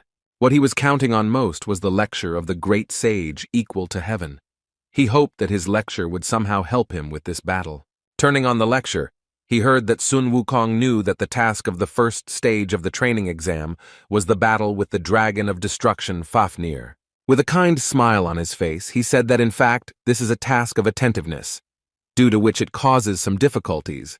But if you look deeper, everything will turn out to be much simpler than it seems at first glance. He expected that many students might be stunned by his first installation in the form of a breathing technique, but as it turned out, this is as much the beginning of Fafnir as the end, because there is simply nothing else at his disposal. Seo-jun hadn't seen him for a long time, so he listened carefully to every word to find at least some clue. In the end, the Great Master boiled it all down to the fact that you just have to avoid the breath of this monster and the matter is in your pocket. After that, he suggested looking at how this is done in practice. His first advice was to not try to cut the breath. He did not say that this was impossible, but he believed that this was simply not necessary, so he should just avoid it. Having dodged the attack, he calmly said that by expelling his breath, Fafnir would not be able to use it again for some time. With a sly, bestial smile, he suggested that at this moment Fafnir was no more dangerous than an ordinary lizard.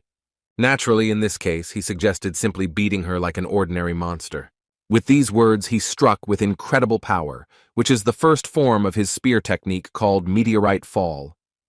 Naturally, Fafnir instantly disappeared under such pressure, and the old man said that in fact everything was quite simple. Such a demonstration was not at all what Seo-jun expected.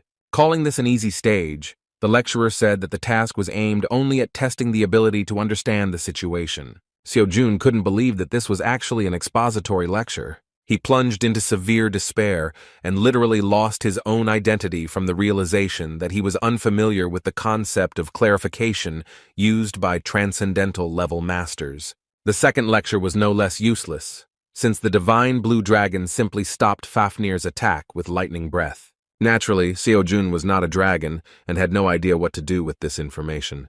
At that moment, he felt completely disappointed in the lectures and thought that this was the end. There was only one lecture left, but he no longer believed that he would find answers to his questions. Having spent his precious free coupons, he thought it would be a shame to back down right now. The last was Siegfried, a hero who possesses the famous sword Balmung and is the strongest dragon slayer. The dragon that helped him gain such a title was none other than the dragon of destruction named Fafnir. The title of the lecture mentioned the characteristics of this dragon, which was not strange, because Siegfried really is the most knowledgeable about this. Seo-jun hoped that he was the compiler of the first stage, because in this case he would have at least some chance of a decent explanation. Siegfried began his lecture by saying that the key to defeating Fafnir depends on whether you can dodge his breath or not.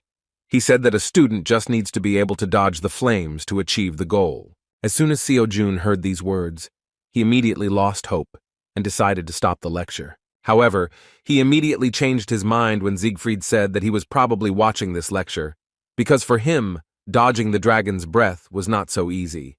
As it turned out, he was the only one who could understand the features of Fafnir and show the second way to achieve the goal. First of all, he clarified that Fafnir spews out his breath where he is summoned, so if you call him and quickly jump away, the breath will rush in that direction. It was pure trickery, but knowing this, inexperienced students might have a chance to evade the breath. Still, Siegfried took into account that there would be students who would find it difficult to cope with the speed of the dragon. Therefore, he said that for such students, he has an additional method. As it turned out, for this it was necessary to prepare a gold bar. Siegfried admitted that Fafnir became the dragon of destruction precisely because of the gold, which blurred his vision. In fact, it does not have to be a solid gold bar, because something similar could do. After calling Fafnir, he offered to throw gold right under his nose. In this case, the brat will not immediately use his breath because he will be afraid that the gold may melt and mix with dust. When asked whether this was a violation of the rules, he replied that it makes no difference whether the student uses a trick or his own skills, because the main thing is to find the right solution and way out of the situation. That was all he could say about this stage.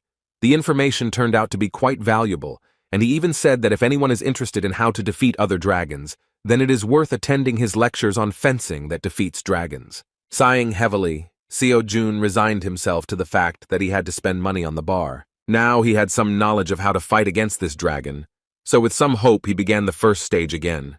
As expected, the dragon immediately began to prepare its fiery breath towards the student. At the same moment, Seo-jun threw a gold bar towards the dragon. The dragon was already a moment away from turning everything around into dust. However, as Siegfried said, as soon as he saw the shine of the gold bar, he immediately stopped, for fear of losing it due to the high temperature of the fiery breath.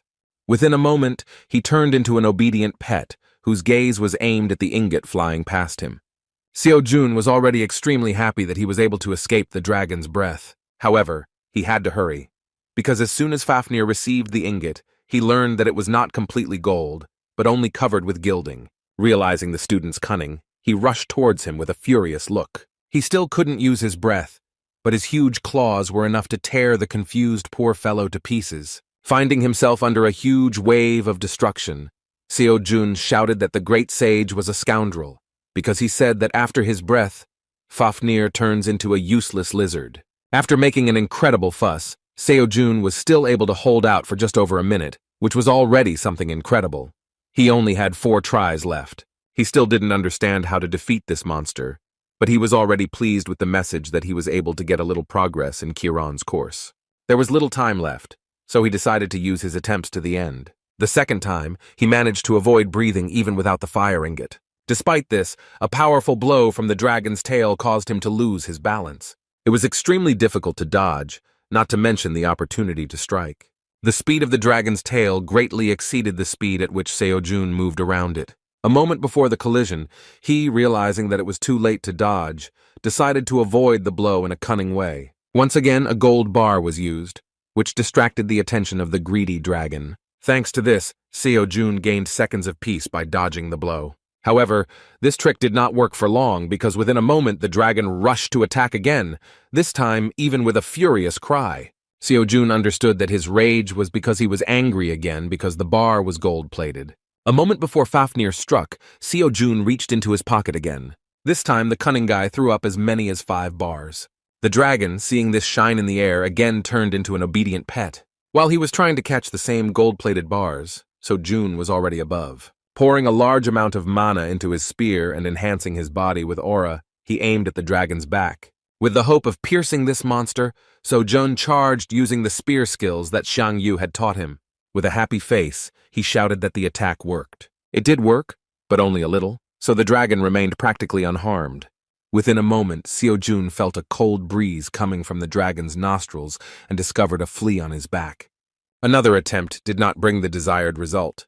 Each time, Seo-jun felt pain from the blows, but they did not have much effect on his real body. And yet, there was a positive aspect to this attempt, because the progress of Kiran and Xiang Yu's course increased significantly.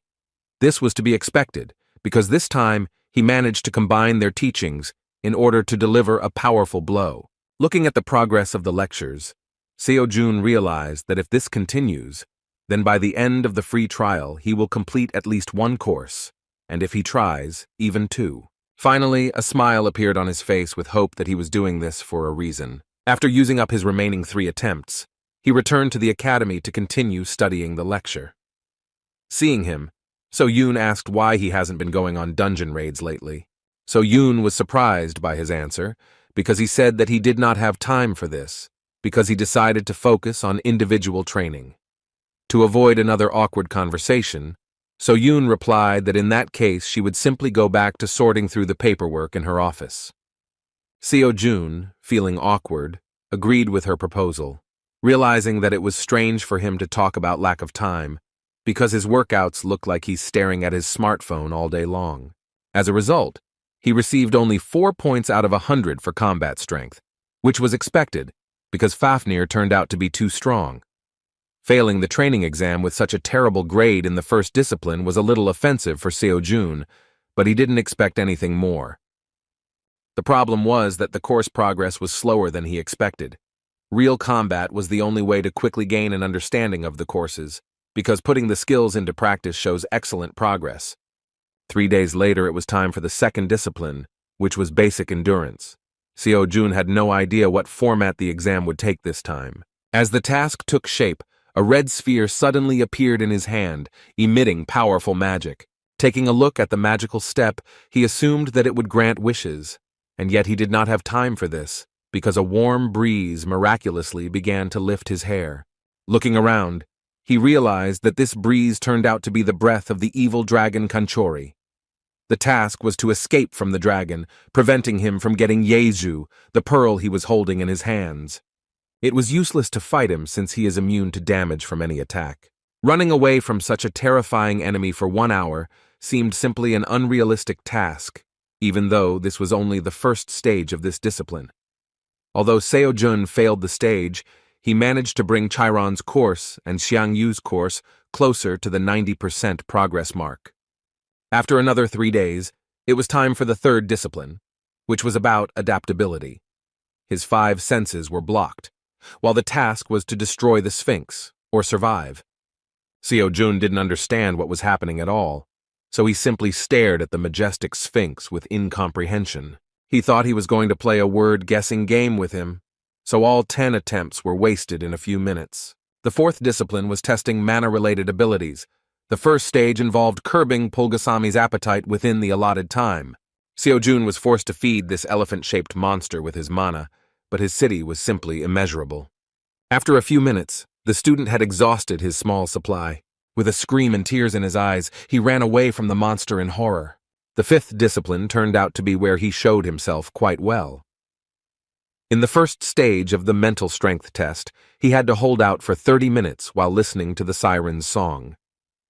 Surprisingly, this test, which should have driven him crazy, turned out to be quite pleasant for him thanks to Shakyamuni's wagging ataraxia. Having completed the first level for the first time, he hurriedly moved to the second with a joyful face, expecting that he would easily overcome all 15 stages. As expected, he failed to last the allotted time while listening to the requiem from the world of the dead. Despite this, he was able to make minor progress in the Buddha course, the percentage of understanding of which reached 15%. As a result, Chiron's course and Xiangyu's course exceeded the 95% mark, and Seo-jun was already close to their complete mastery. He was glad, knowing that if he continued like this, he would be able to complete them completely during the next 2 disciplines. There were 2 disciplines left to choose from, but he did not know what would be in them. In those first 10 answers when he chose the 9th rank, nothing was mentioned about the disciplines to choose from. Seo-jun thought about what he should simply be allowed to choose on the day of the exam. After 3 days, he still had not received the message to continue the practice exam and began to get nervous. Seo-jun couldn't help but notice the change in his behavior, but Seo-jun tried to deny it, saying that everything was fine. He was literally in a cold sweat due to the fact that he was unable to complete the courses, because there were only 5 days of free use left. When he stopped looking at his phone, he thought that the only way out of this situation might be to raid the dungeon. It was better than just sitting and waiting for something unknown. However, at that moment, his phone began to release some magic. As soon as he looked at the phone, a mentor suddenly appeared in front of him and said with a joyful look that he had been waiting for their meeting. The mentor showed up on time because he had quite a lot of questions. Trying to relax the situation with his sweet smile, he realized that he was a little late, because the last time they saw each other was at the very beginning of the free course. When Seo-jun came to his senses a little, he, not noticing Seo-jun behind him, shouted dissatisfiedly to the mentor about what he had been doing all this time, that he only showed up at the end of the course. Seo-jun was a little scared, thinking that he was talking to her. Hearing her voice, Seo-jun hid the phone behind his back and tried to awkwardly justify himself, saying that due to fatigue he was starting to talk some kind of nonsense. After these words, the strange guy simply ran out of the academy onto the street to continue the conversation with his mentor. Once away from the people, Seo-jun began the interrogation by asking what had made the mentor so late since their last meeting. When the mentor said that he thought the student could cope just fine without him, Seo-jun nervously replied that these were just excuses. Seeing the student's dissatisfied face, the mentor, feeling that he was still to blame, said that he would continue to be honest. He admitted that he was going to check his profile and come back right away, but after looking at it, he was very upset. Seo-jun did not understand what he was talking about and asked him not to hesitate and explain what he meant. As it turned out, the reason for this was his level. At that moment, the mentor wanted to give at least some advice, but realized that this would not help his level much, so he decided that it was best to let the student focus on the 2 recommended courses. The fact is that the period of free use is short, and consultations become useful only when the student acquires a specific level of knowledge. Seo-jun didn't know how to answer, because the mentor really sounded convincing, and there was no point in being angry with him. Still, he apologized for disappearing without warning. Next, the mentor decided to check whether he had missed lectures and whether there was at least some progress in his studies. Expecting nothing from the student, the mentor could not believe his eyes and thought that some kind of mistake had occurred. His intense gaze made Seo-jun a little worried. When asked if there were any questions, the excited mentor answered hesitantly that it was nothing special, but he didn't understand why the system showed as many as 4 courses being studied and what generally happened to their progress. Seo-jun only confirmed that this is current information and that he actually teaches all 4 courses. The mentor could not believe his ears and hastily began to verify the information, thinking that perhaps there had been an error in karma. Hearing that the information on the screen was correct, he put on a shocked expression, showing the unexpectedness of this situation. The fact is that Seo-jun's level was previously terribly low, and the mentor could not believe that in just 3 months it was possible to achieve such progress, because even if these are just introductory courses, they usually take 4 times as long. He was no less surprised the moment he heard that Seo-jun had already started studying for the Transcendence Training exam, which greatly helped him in his progress. With a kind smile, the mentor admitted that his presence was indeed not required, although not for the reason he expected. Taking the opportunity, Seo-jun said that since they were talking about increasing the level, he would like to ask a question about the exam. He was interested in the elective disciplines and how they should be chosen.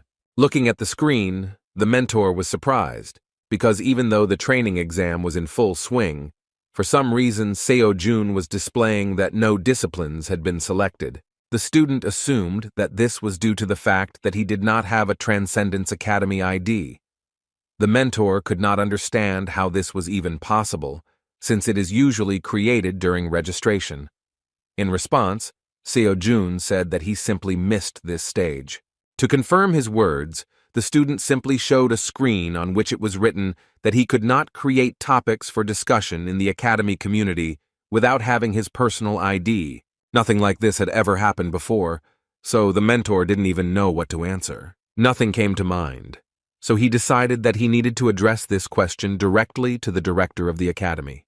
When he said that he needed to go away for a while, Seo-jun fearfully said that he would probably disappear again for several months. In response, the mentor promised that he would just leave a request and return immediately. Returning the phone, he said that he had already solved the problem with the elective disciplines, and now Seo-jun could calmly choose to continue the practice exam. As he disappeared, he again promised that he would return before the free pass ran out. The mentor disappeared again before Seo-jun asked all the questions that interested him. Still, he hoped that he was not lying and that they would meet again soon. After several attempts at completing additional disciplines, Seo-jun finally completed Xiang Yu's course, achieving 100% of his lecture progress. Now the system reported that he had completely mastered the spear, the power of which would move even mountains. Seo-jun couldn't believe that this was really the case, so he decided to test his skill in practice. Filling the spear with magic, he made a small swing and felt the destructive power emanating from it. At that very moment, he received an offer to listen to the epilogue lecture from lecturer Xiang Yu. With a cheerful laugh, Supreme Ruler Xiang Yu said that he never thought that the day would come when the student would graduate from the course. He really thought he would never see it. Xiang Yu was sincerely confident that the students who completed the course had undergone strong changes and could now freely use limitless power that would move even mountains. However, he asked that it was stupid to become proud over such a trifle, because this is only the basis for learning, which gives the right to move on. To encourage the students a little, he said that they had now moved from the status of ordinary garbage to the status of recyclables, which still does not change the truth that they are worthless masters, far from transcendence.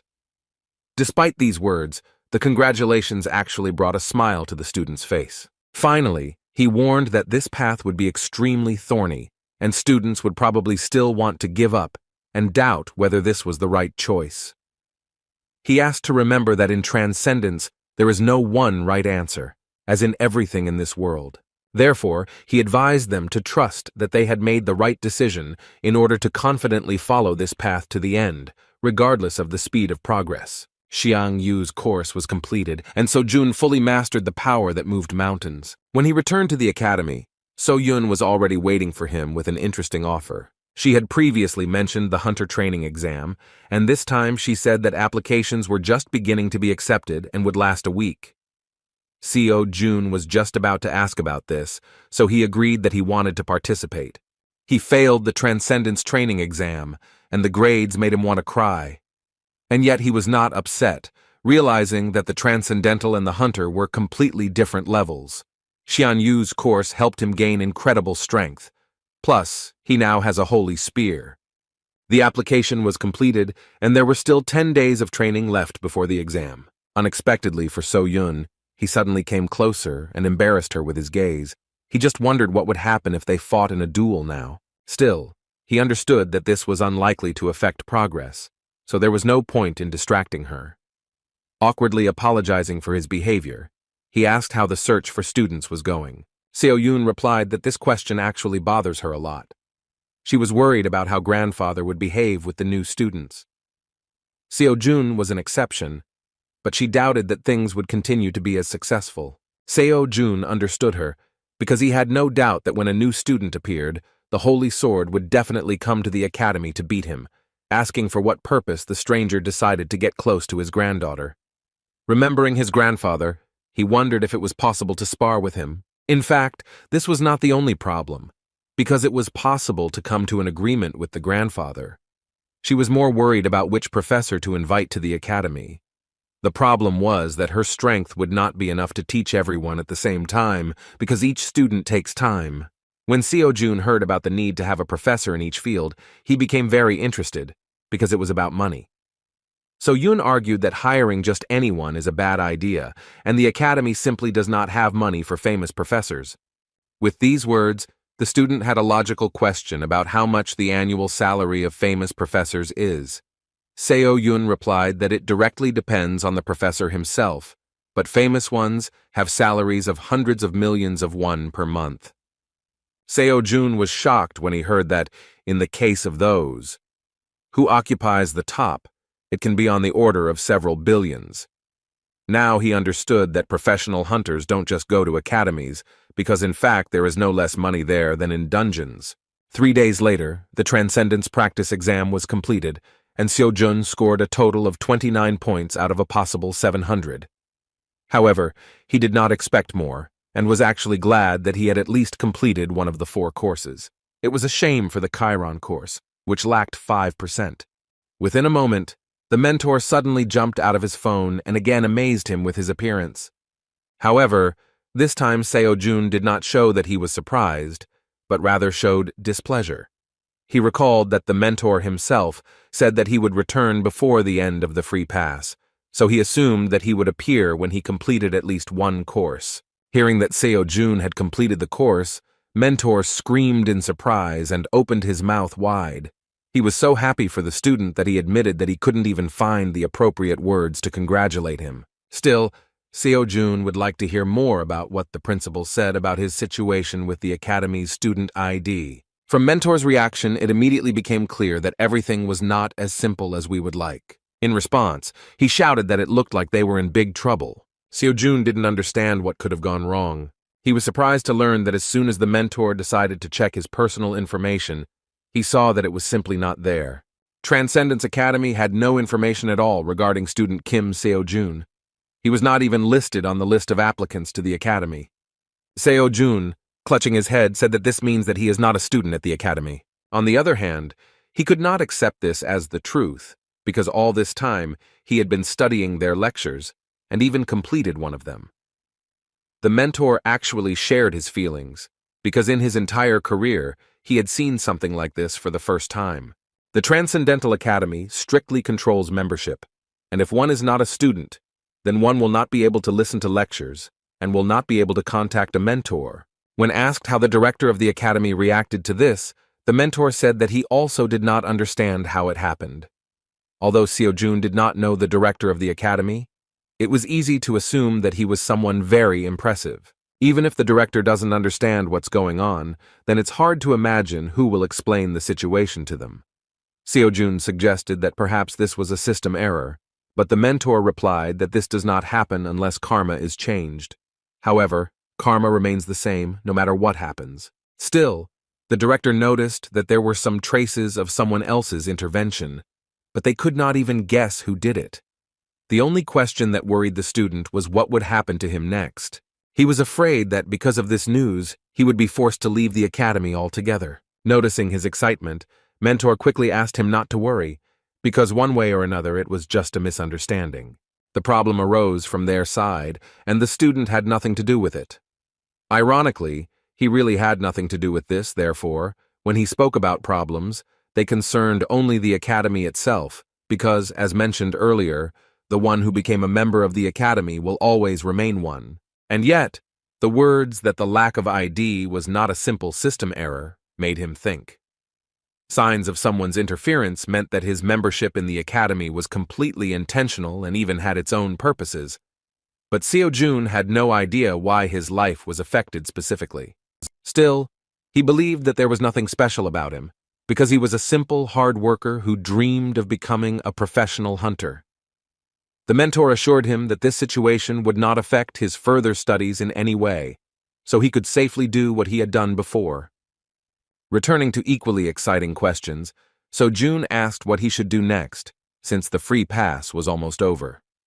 The mentor decided to explain a certain feature of their curriculum, namely that it can be divided into 4 stages. Seo-jun had just completed the entrance exam. As it turned out, even having overcome the last stage, he will not become transcendental. Having completed the advanced stage, he will simply stop needing their advice and will continue to train independently, in accordance with his characteristics. The true beginning will be the advanced stage. Thanks to the free pass, Seo-jun still moved on to the second initial level of training. He didn't mind continuing to use the spear as his main weapon, but first he needed to purchase a new free pass. The mentor advised him to immediately take individual courses. Most of all, he advised him to pay attention to the lectures of Hercules and Zhang Sanfeng, which would teach him incredible physical strength and walking in the air. As it turned out, the techniques of concentrating mana and wielding a spear were not taught here, because they are included in the intermediate level program, but Seo-jun could still study them. The mentor recommended that you first master the basics, so that later you would not have any difficulties with more advanced lectures. Seo-jun agreed with his proposal, as he was sure that he had a reason to insist on it. As it turned out, the cost of the free pass was very impressive, and Seo-jun couldn't even count the number of zeros of this amount the first time. The mentor just laughed and clarified that this is why he must diligently accumulate karma. Hearing about karma, Seo-jun was a little confused and still asked what it was. The mentor explained that for the academy, this is a reason, but for the students, it is a consequence that can be influenced. In short, it was their commitment to each other. Seo-jun did not understand what the academy was gaining as a result of this commitment. The mentor replied that their only role was to help students become transcendental. When Seo-jun asked why the academy was pursuing this goal, the mentor remained silent at first. After a short pause, he said that at this moment this was the maximum he could allow him to interfere with. Accordingly, this was the maximum that he could tell him. And yet, he asked Seo-jun not to give up, because when he reaches great heights, then he himself will understand what his words meant. Diluting the tense situation, he cheerfully said that until then he would actively support him and help him in any way he could. Seo-jun wanted to ask another question that was troubling him, something that had been bothering him all this time. He asked if they had other students besides him. The mentor noted that this is not difficult to understand just by looking at their academy community. After these words, he assumed that Seo-jun was actually asking if they were in the same dimension as him. After thinking a little, Mentor said that the answer to this question would be ambiguous, and yet he clarified that among all the dimensions using their academy, the place with the largest number of transcendent students is 4 people. Returning to the hunter academies, it is worth mentioning that in Korea there are 3 largest organizations. These are Isle, Gaon, and Huntermill. Each academy differs in specialization, and based on this, people usually say the following. If you want to learn magic, go to Ale Academy, and if you want to learn how to use weapons, then go to Gaon. As for Huntermill, they welcomed everyone, even those who didn't know anything. The absence of any features also means the absence of disadvantages. Since Huntermill is one of the top 3 academies in Korea, we can fully assume what they are like. So, the day has finally arrived for the professional hunter training exam from Huntermill Academy. Seo-jun and Seo-yoon arrived early to avoid the long line, but even so, it was very crowded. the student immediately noticed the differences between this event and the previous ones in which he took part. Compared to competitions, the scope of a practice exam and the money invested in it is on a completely different level. Moreover, the participant with the best grades will receive a scholarship of 1 billion won. The new pass costs 500 million won, so the prize was very important. It is possible to raise 500 million won and is not a huge problem, but do not forget that there are also individual courses that the mentor recommended. Seo Jun literally burst into flames, realizing that in order to collect such a tidy sum, there was only one thing left to do, to take first place in the training exam. Meanwhile, a large number of people wishing to take part made themselves felt, and there was a lot of noise in the hall. Such turmoil surprised the guys, because indeed no competition could be compared with the activity of the participants in this event. Seo Yun completed her assignment and decided to leave, wishing her student good luck in the exam. As Seo Jun walked further towards the waiting rooms, he suddenly stopped when he heard the sounds of a verbal altercation. Things were heading towards a fight, and all because of the blonde guy who passed by the line. As it turned out, that impudent guy was Kim Gangchol, a student from Hunter Mill Academy. The exam inspectors asked the disgruntled guy to be calm, because in any case, everyone would have time to take part. Suddenly, the students began to whisper among themselves, recognizing the young man who had jumped the queue. In fact, no one knew who the academy sent from itself. As it turned out, this guy was a worthy opponent for those sent by the other two top academies. Lee Duan participated from Isle, and Jin Dongmin from Gaon. They said it would be the best practice exam in history. The crowd also discussed the fact that even in Hunter Mill, Gang Chol is among the top 3 best specialists among students. The promising swordsman stopped, taking a closer look at the stranger who had passed before him. He didn't see anything interesting in the student of an unknown academy, so he simply walked by. In turn, Seo Jun understood that the rising star of Hunter Mill Academy would certainly cause him problems. As the crowd began to discuss the favorites, Seo Jun decided to slow down to hear who else he would face. Some very noisy guy was talking about how Kim Gang-chul is undoubtedly superior to everyone else in terms of skills, although Lee Do-yoon and Jin Dong-min are far from weaklings. He even mentioned rumors that he was supported by the Order of Truth. Naturally, the exam was conducted by his own academy. The eccentric suspected that there was a place for a conspiracy here, because the academy probably shared with him valuable information regarding the training exam. And yet there were those who tried to reassure him, saying that even if he was a student of Hunter Mill, one of the best academies would keep its face and would not go against the rules. Meanwhile, the discussion was interrupted by the appearance of a strange, noisy guy who was also trying to get past the line.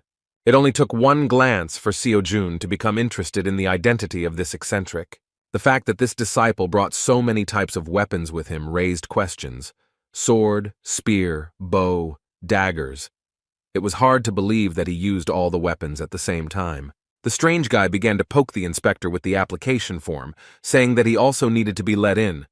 But the man patiently continued to ask him to get in line. The young man was very persistent, and asked why he was worse than the guy who was skipped in line. Meanwhile, the crowd had already begun to get angry with him, and the impatient guys began to shout that the eccentric should return to the end of the line. In order not to detain anyone, 2 disgruntled inspectors grabbed this guy by the arms and dragged him to the end of the line. This was the first time Seo Jun had seen such strange behavior from the members. Students from all over the country actually flocked to this place, and each of them wanted to start the exam as quickly as possible. Meanwhile, the first stage began, at which the physical strength of the participants was tested. Park Do-seok, an unremarkable guy, was preparing to become a hunter at the 2nd Division Academy. He believed that he could be placed on a par with the talents of such giants as Hunter Mill, Isle, and Gaon. However, the reason he was forced to choose the 2nd Division was money. The annual payment for one of the top 3 academies in Korea more than exceeds 100 million. Therefore, he could only go to a 2nd Division Academy, where he could receive a scholarship. People consoled him that it was better to become the head of a snake than the tail of a dragon, but he did not agree with them. After all, becoming the tail of a dragon, he would have the opportunity to compete with dragons, but becoming the head of a snake, he would have to compete with other snakes that would be no match for him. With such problems, this guy took part in the practice exam, plunging into the world of real professionals, being completely satisfied with his own choice. The Hunter Meal training exam, excluding the test portion, includes the 5 disciplines of a professional hunter, including basic stamina, mana usage, fighting monsters, and dungeon raids. Basic endurance was measured by a simple and straightforward task in which you need to run 3 kilometers in 5 minutes, repeating this several times. After successfully running 3 kilometers in 5 minutes, you must run 3 kilometers again, and if suddenly you fail, then the assessment will be completed. To put it simply, the main criterion for assessing endurance is how many times you have run the standard. At first, Park Do-seok did not see any competitors, and So-jun seemed to him like a stupid weakling, but in the end, they were already running the 15th lap, and there was no one left except them. From the very beginning, the guy with red hair put himself on par with the best students of the 3 academies. So when he saw a stranger running alongside him, he decided that it was worth recognizing his efforts. However, no matter how hard he tried, his stamina was not enough to stand on par with So-jun. At one point, a guy from an unknown academy took the lead. Park Do-seok could no longer keep up with him because his breathing was already knocked out. And yet he did not despair, because even this result suited him. Yet, as promised, he overcame himself, entering into battle with dragons, not snakes. When he saw So-jun approaching, he extended his hand forward to give him a high five, saying that he recognized him as his true comrade. However, to his disappointment, So-jun did not feel that he was finished at all and ran past him altogether. He didn't even have time to notice Park Do-seok's sincerity, because the stage of testing his endurance was surprisingly easy for him. As expected, the rest of the tasks aimed at testing physical indicators were given to him just as easily. All the students present were shocked that an inconspicuous guy could perform exercises with a huge amount of weight with such ease. It was hard to believe that he was a person like them, because from the enormous amount of weight his barbell began to bend right on his back. While everyone was surprised, So-jun continued to practice, thinking that the tasks of the practice exam were very easy. Although the daily tasks had strengthened his stamina, he was more confident that Xiang Yu's course had given him the ability to instinctively use enormous strength. When he came to this conclusion, he began to dream about what would happen when he completed the Hercules course, which promised an S-rank skill of divine power. So-jun was literally fired up with the idea of earning even more money to afford the Hercules course, while the academy worker behind him asked him in a confused voice to take a break and move on to the next task. Meanwhile, Kim Gang-chul also finished his strength testing exercises and was asked to rest before starting the next task. He was in another room, but none of those present could compare with him. He believed that, in fact, for above-average specialists, the training exam does not play a big role. Kim Gang-chul, Lee Do-yoon, and Jin Dong-min, as the strongest participants in the training exam, were supposed to put on nothing more than a demonstration performance to confirm the prestige and greatness of the top 3 academies in Korea. Kim Gang-chul himself understood perfectly well that this entire exam could be called a battle to defend the honor of the 3 academies. However, his case was a little special because he received some assignment from the Order of Truth. They asked him to take a closer look at the actions of a member named Kim So-jun. They didn't demand anything more from him, just watch what that guy was doing. That representative of the Order of Truth always supported him in all past competitions, without putting forward any special conditions, spoke only when necessary, and the rest of the time silently patronized him. It was strange that such a condition would appear so suddenly. A month ago, Student Huntermill had already heard the name of the student the Order was interested in during the dungeon distortion incident, but when they collided in the passage, he did not notice anything outstanding about Kim So-jun. When Gang-chul walked inside the waiting room, he saw that all the students couldn't believe the results. The scores were posted, and he himself wanted to look at the scoreboard, although he didn't think that there would be anything unexpected there. As it turned out, he not only did not take first place, but even ended up third. He couldn't believe how it happened that there were 2 whole people in front of him. Kim So-jun and Lee Min-yul were ahead by as much as 11 points. Gang-chul could not understand how this happened, because he did not know by name a single specialist who could defeat him. Sighing heavily, he calmed himself with the thought that there are simply students who succeed in only one thing. He was sure that this would not happen again in the next competition. However, when the battle strength testing stage against the monsters ended, he was shocked to find himself in third place again. Seeing this, he remembered the words of the observer from the Order of Truth, who said that he only had to watch what Kim Seo-jun was doing. The third discipline was testing the use of mana. Students had to hit the shield to count and evaluate the impulse of their power. Academy representatives assured that students should not hold back, using mana to the limit of their capabilities to break the shield. Mana was actually something Seo-jun wasn't sure about. Although, thanks to Merlin's course, he generally understood the principle of its operation, he could not say that he knew how to operate it, so he doubted that he would be able to get first place again. Meanwhile, the turn came to the student, from whom the best result of this stage was expected. Lee Dun, a student at Isle Academy, has long gained an incredible number of fans due to her unique magic skills. No one even doubted that she would take first place in the mana test. The level of her magical abilities was so great that at such a young age she could use energy transformation without any problems. Among her range of attacks, fire magic had the most destructive power. Using a fire arrow attack, she easily destroyed the magic shield, which no one had ever been able to do before.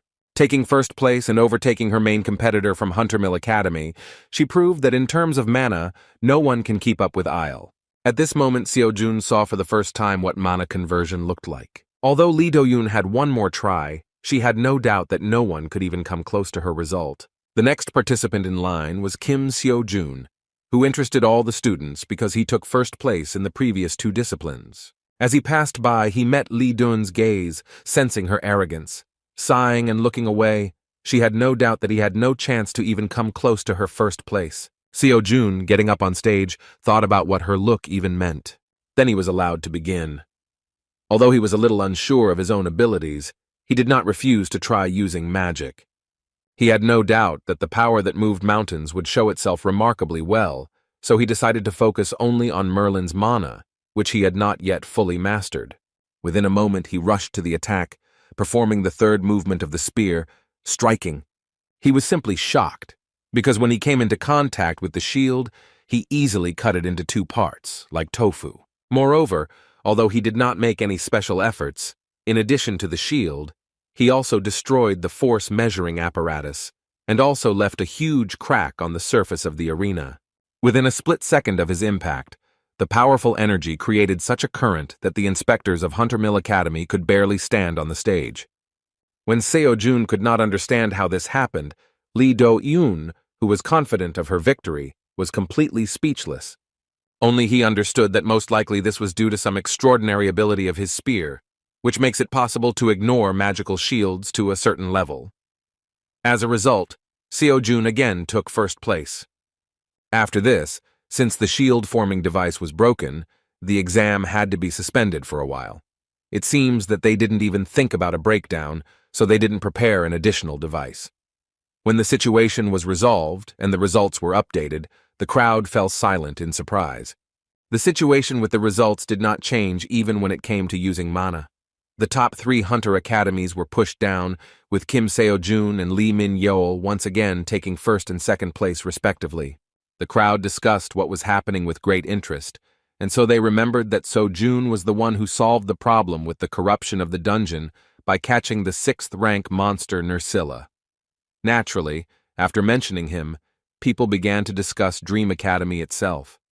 Seo-jun, who was among the spectators, actually had no doubt that her student would demonstrate excellent results, but she did not at all mean that Kim Seo-jun would get ahead so much.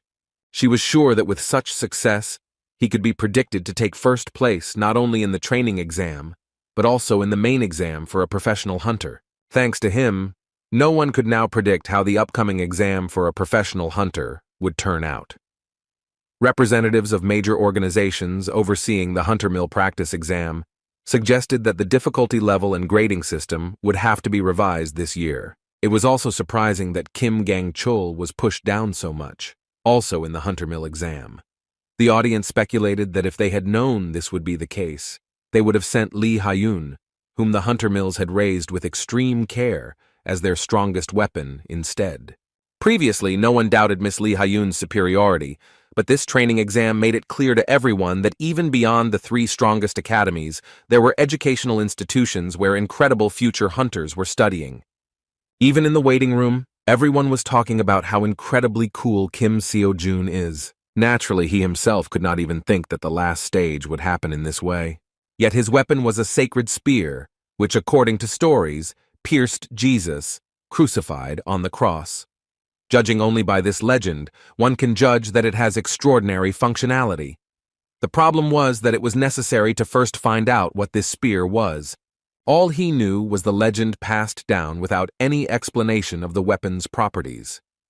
After this stage, it could be assumed that the Holy Spear has the power to ignore a mana shield, or it is able to overcome a specific defense value without being enhanced by mana. Even after the tests, it was impossible to find peace, because some idiot began loudly singing ridiculous songs, not giving anyone peace. As it turned out, the noise was made by a guy with an entire arsenal behind his back, who had previously caused a conflict with the administration of the exam at the entrance. As soon as Seo-joon and this guy made eye contact, he stopped the song and froze. After that, he joyfully rushed towards Seo-joon, and he regretted that he was looking at him.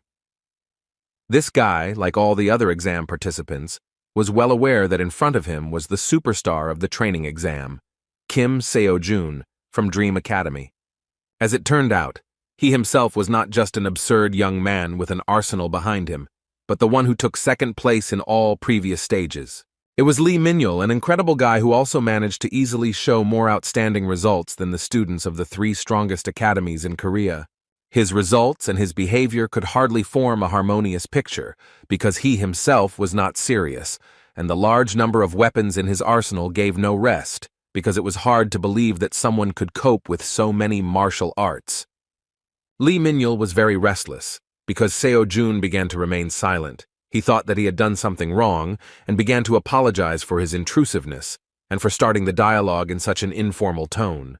In response, a kind smile appeared on Seo-joon's face, because in fact he was not against his company, because he did not come to swear or make any claims against him. A few minutes after they met, the raid on the dungeon began.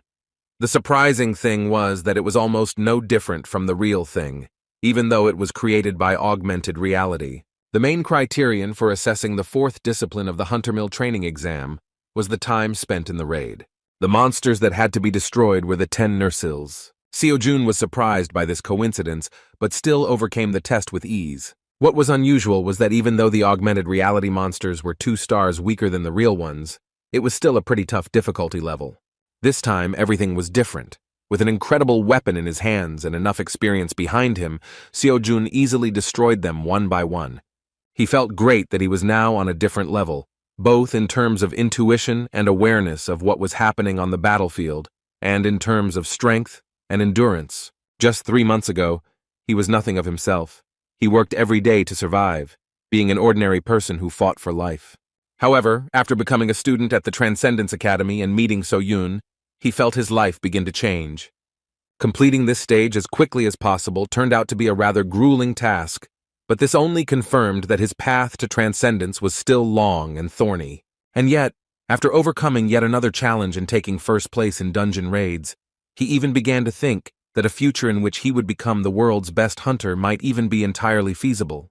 Having once again taken first place, Seo-joon, while in the waiting room, again became the victim of many envious glances. Representatives of the 3 strongest academies in Korea looked at him with incredible anger because he became the one who took all their glory for himself. Jin Dongmin and Lee Do-yoon took 5th and 4th place respectively, although they should have been in the top 3 if not for the appearance of Seo-joon and Lee Min-yul. Academy student Dream couldn't help but notice the hostility on their part. This was not strange for him, because now he was guaranteed first place unless he was disqualified or personally refused to vote. Naturally, all the contenders for victory lost their desire to participate in the competition because Seo-joon was significantly ahead. The only unexpected reaction was the behavior of Lee Min-yul, the strange guy who came in second place. He spoke with cheerful emotions about how he could win this time. Unlike the others, Kim Gang-chul was strangely quiet, although at first he seemed quite confident. Like most of the previous stages, he finished the dungeon raid in 3rd place. It was not possible to look around at the other participants because Lee Min-yul, with his obsessive manner of speaking, began to get right into Seo-jun's soul. He proposed to become friends and was sincerely glad that the Dream Academy student did not object.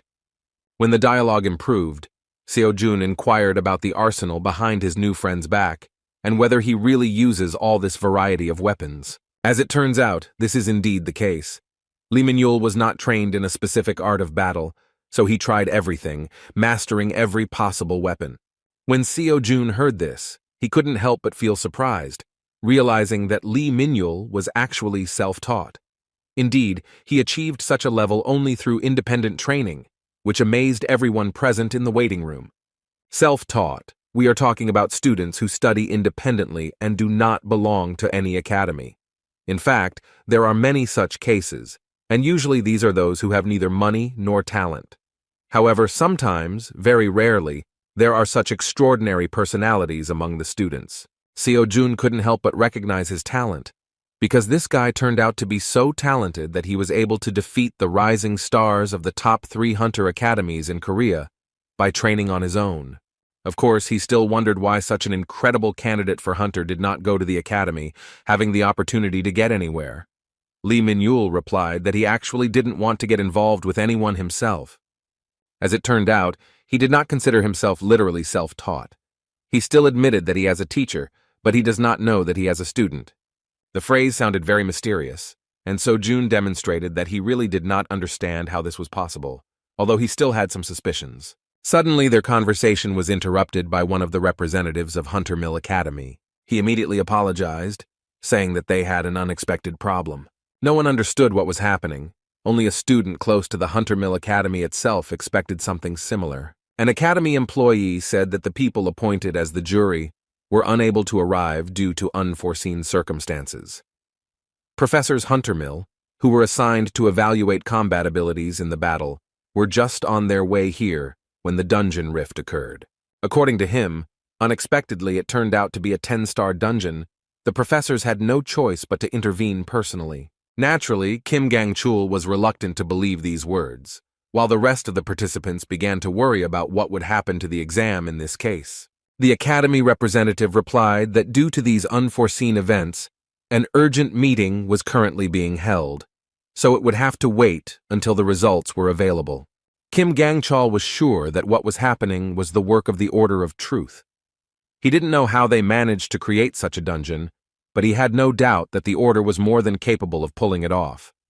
The problem was that this jeopardized the continuation of the practice exam. Although he was only asked to observe, he was haunted by the knowledge that Kim Seo-jun would emerge victorious if the exam was simply abandoned.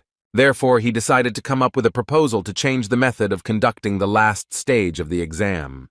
The remaining discipline was testing combat strength in battle, so he proposed keeping the goal and holding this stage in the format of a tournament between students. After these words, the students began to whisper, and it was clear that they were not against improving their results in this way. The academy representative admitted that his words made sense, but he warned that it would be difficult to implement, since there are many people participating in the training exam, and it would take a long time to hold such a tournament. He was even more worried that they would definitely have a problem with the assessment method, since they had not practiced this format before.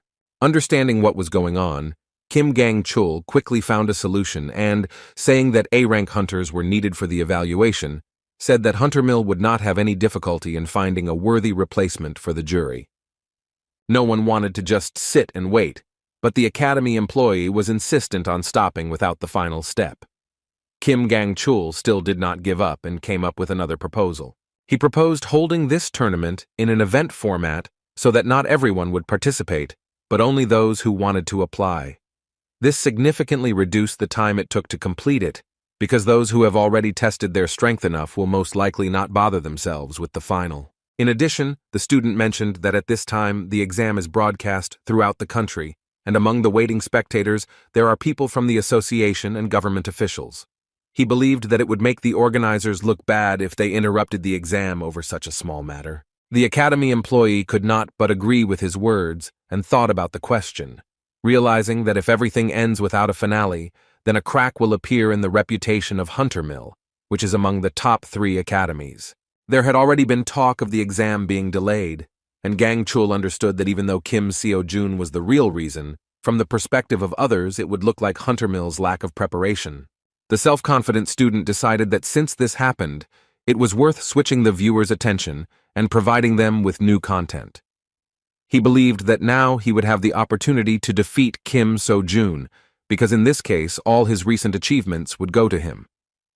Even if Seo-jun had won the exam, what would have been more important was how the representatives of the top 3 academies confirmed their status as the strongest in practice. That is why Lee Do-yoon and Jin Dong-min immediately supported this idea, understanding the intentions of the Hunter Mill Academy representative. As it turned out, even those who were already guaranteed second place were not against this format of the final stage.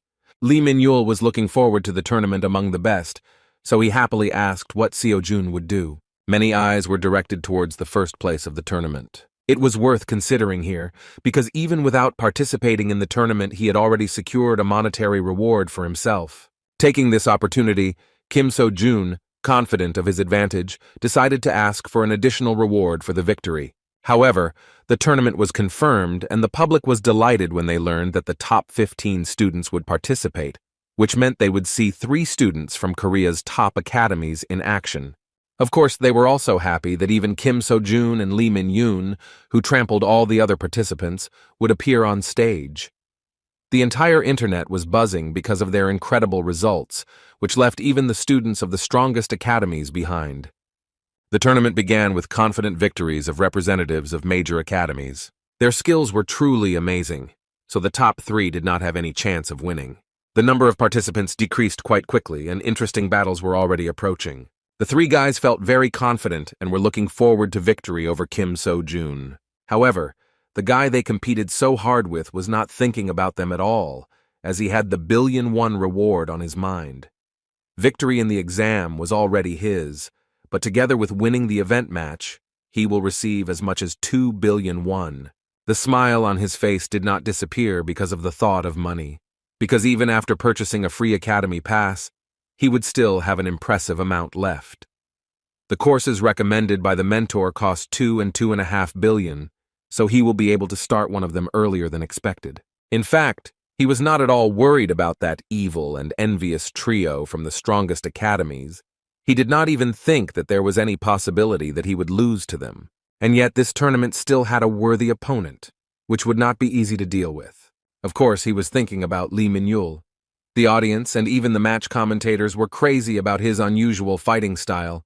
He changed his weapons during the battle, using his entire arsenal, putting enormous pressure on his opponent.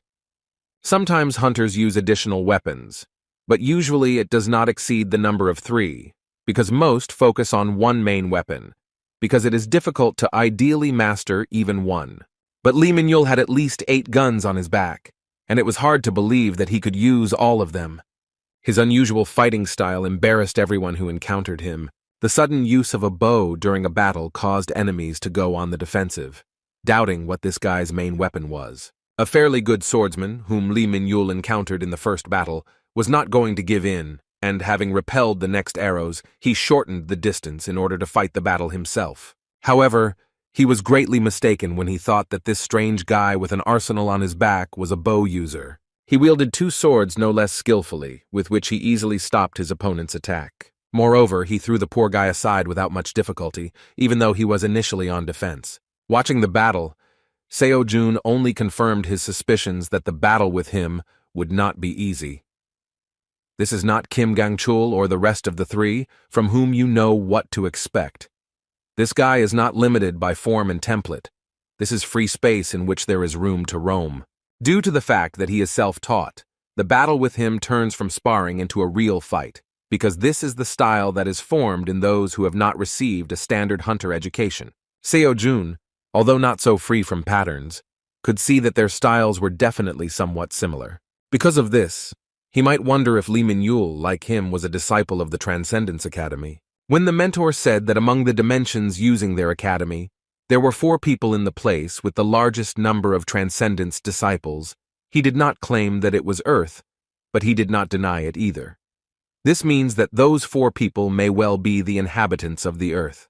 Lee Min-yul's words that he has a teacher who doesn't know that he is his student could well be regarded as learning from video lectures, because professors don't know who is watching their videos. Meanwhile, this incredible guy with an arsenal behind him and a smile on his face took his first victory of the tournament. He treated the battle as if it were some kind of game, demonstrating superiority over the intense efforts of the enemy. Seo-jun had enough reasons to doubt, but since there was a possibility that this guy was also a Transcendence disciple, it was worth checking. Meanwhile, the host of the additional event summed up the recent battle as an invigorating and crushing fight, after which he moved on to announce the next fight. Looking at the list, he paused for a moment, saying that everyone had been waiting for this moment for a long time. The next participant was a talent recognized by the Devil's disciple herself. The world of magic was anticipating that she would be the one to usher in a new era. Of course, all these words described Lee Dun from Isle Academy. Her opponent was described as a student who shone like a supernova, the first competitor in the history of the training exam to score 100 points in each discipline. Of course, we were talking about Dream Academy student Kim Seo-jun. It is no exaggeration to say that Lee Do-yoon is a true genius. She has abilities that even go beyond the definition of genius. She is one of the 5 strongest students at Isle Academy, which is the top 3 best hunter academies. Her talent was recognized by the Devil's successor, Young Jamin, a genius magician and professor of witchcraft.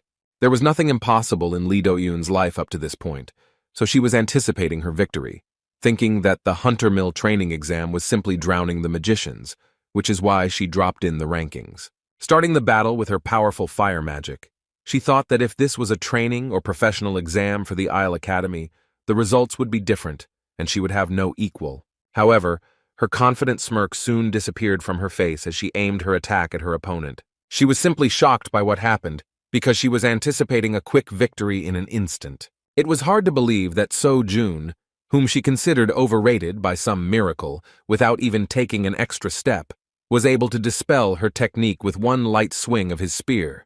Of course, he didn't even feel any danger from her magic after fighting the Dragon of Destruction Fanfur 10 times. Seeing her reaction, he was a little confused, realizing that he shouldn't have dealt with her attack so easily.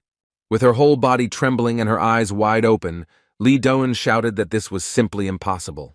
As it turned out, in her understanding, it was impossible to simply cut the magic. Studying with the best magicians, she learned that magic can be destroyed in 2 ways. This is done with the help of overwhelming mana, but if he has stepped over the law itself, embodied by the magician. Another option was to study the ideal law of the corresponding magician and destroy his attack with a reverse spell.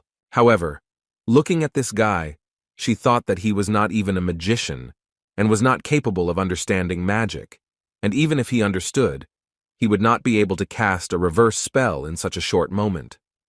Naturally, Seo-jun dealt with her attack with the help of a spear, because he was interested in its properties. He acted like he didn't understand what was going on, while a stunned Lee Do-yoon tried to figure out how he did it. Realizing that the spear still had some special effect that he could not accurately determine, Seo-jun decided that it was worth buying an additional weapon with 1.5 billion in order to conduct a comparative experiment.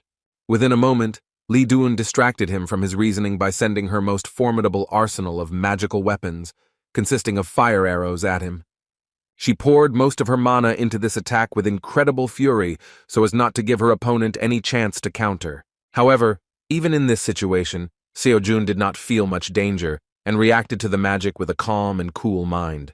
Again, without even moving, he spun his spear and began to parry each of the attacks with ease. Lee Do-yoon, filled with anger, directed subsequent attacks at him even more furiously, hoping that at least some of them would hit the target.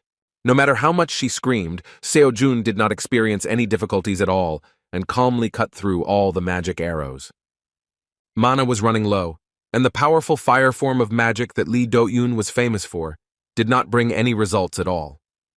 Shocked by what was happening, she let go of her magic cane and fell to her knees. She was completely overcome with fear and despair because of how terrible Seo-jun was in her eyes. She understood that there was no way she could defeat such an opponent. As he approached, he pointed his staff at her. With a kind smile on his face, he asked if this was his first victory in the tournament. Confused that she could not break through his defense, Lee Do-yoon shouted that he was a real monster. Next up was an equally interesting duel between Lee Min-yul and Jin Dong-min. Unexpectedly for everyone, at first the battle was on equal terms. The fight was fierce, and Lee Min-yul even agreed to play by his opponent's rules, using a heavy weapon in the form of a huge axe. The self-confident Dongmin believed that the advantage was on his side, and he would soon be able to break the enemy. However, from Lee Min-yul's smile, it was easy to understand that in fact he was just playing around, trying to assess the level of his opponent. Within a moment he reached for his leg, making his opponent nervous. As it turned out, he wanted to change the distance of their battle, and by throwing his dagger, he was able to throw the enemy further away. Dong Min was seriously angry, because he barely had time to react to this unexpected attack. However, at the moment when he thought about when his opponent managed to take out the dagger, Lee Min-yul had already managed to close the distance, and was right above him. With a cheerful laugh, he struck with his sharp claws. His opponent barely had time to cope with such incredible speed, and in defense shouted that Lee Min-yul was using dirty tricks. He could not predict his actions and felt uncomfortable, because all this time he had to be on defense. Dong Min hoped that soon his opponent would exhaust his supply of variety of attacks, and he would have the opportunity to find a gap in his defense without fear of missing a blow, because if the match continued in the same spirit, the advantage would be on the opponent's side. However, he did not have time to cope with how quickly his opponent changed his fighting style, distance, and weapons. Under constant pressure, he relaxed his guard for a moment because he thought he had gotten enough distance, but Lee Min-yul quickly closed the distance and dealt him a heavy blow to the stomach. The representative of the Gaon Academy dropped his weapon a moment later and, grimacing in pain, knelt down. The judge thought that this was the end, so he declared Lee Min-yul the winner. Dong Min's self-confidence was shattered, and he began to scream in dismay that his opponent was fighting against the rules. He did not understand who would even fight in this way, so he said that he was not going to admit it, calling the fight invalid. Hearing his cry, the opinions of the spectators were divided, but no one could deny that in a real battle there is only a winner and a loser. Young Doman was ready to explode and continued to shout that it was all because of his opponent's cowardly tricks. Seo Jun, being in the waiting room, watched the broadcast with some pity, realizing that no matter how hard that guy tried, he would still have blown it. Based on what he had seen, he was sure that even if Lee Min-yul had not changed weapons during the battle, the outcome would not have changed. After seeing the defeat of two representatives of the strongest academies, Kim Gang-chul finally understood why the Order of Truth pushed the organization to change the final event. They were not only watching Kim So-jun, the Order also had its eye on Lee Min-yul. That's why they asked Gang-chul to stay back and just watch.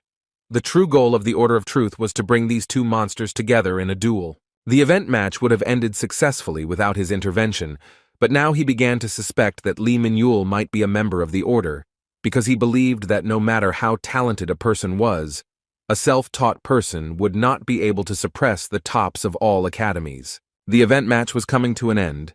The host said that the next match would become legendary. The first to enter the arena was the owner of strength as strong as steel. Kim Gang-chul could not stand aside, even though he was asked to do so.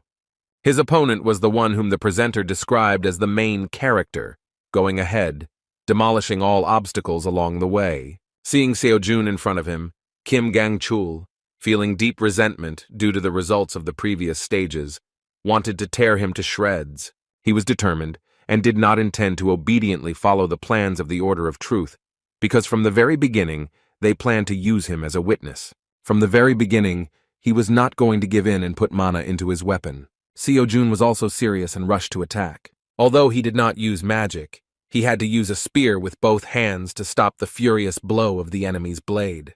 A powerful burst of energy created a shock wave that destroyed the surface of the arena under their feet. Crossing their weapons for the first time, they jumped back before the next attack. For the first time since the beginning of this final tournament, the arena suffered under the pressure of destructive techniques, although these were only the first minutes of their battle. Taking a closer look at the enemy, Gan-chul began to analyze his features. He immediately noticed that his weapon did not contain the power of the aura sword, but somehow blocked his aura sword with ease. Taking a closer look, he felt that his opponent's spear was not just blocking, but not allowing this force to pass through at all, as if ignoring it. Even from the outside, all of Kim Se-jun's battles looked unusual to him. Now Gang-chul was sure that the reason for such a high score in the training exam was due to the fact that this guy possessed a special and very powerful weapon. Furiously rushing to the attack, he decided that if he avoided this spear, then the difference in abilities would practically be erased and he would easily defeat a newcomer from an unknown academy. With great effort, he tried to put pressure on Seo-jun, but he could not see that he was still getting acquainted with his strength. Kim Gang-chul continued to press, not giving his opponent a moment's rest. It was hard to believe that a two-handed sword, inferior in efficiency in high-speed battles, could deliver such a swift attack with great destructive power. Even though Seo-jun was able to block this attack without using any mana, he still recognized his talent, and that this guy was superior to all the participants he had fought with. Kim Gang-chul didn't give him time to think.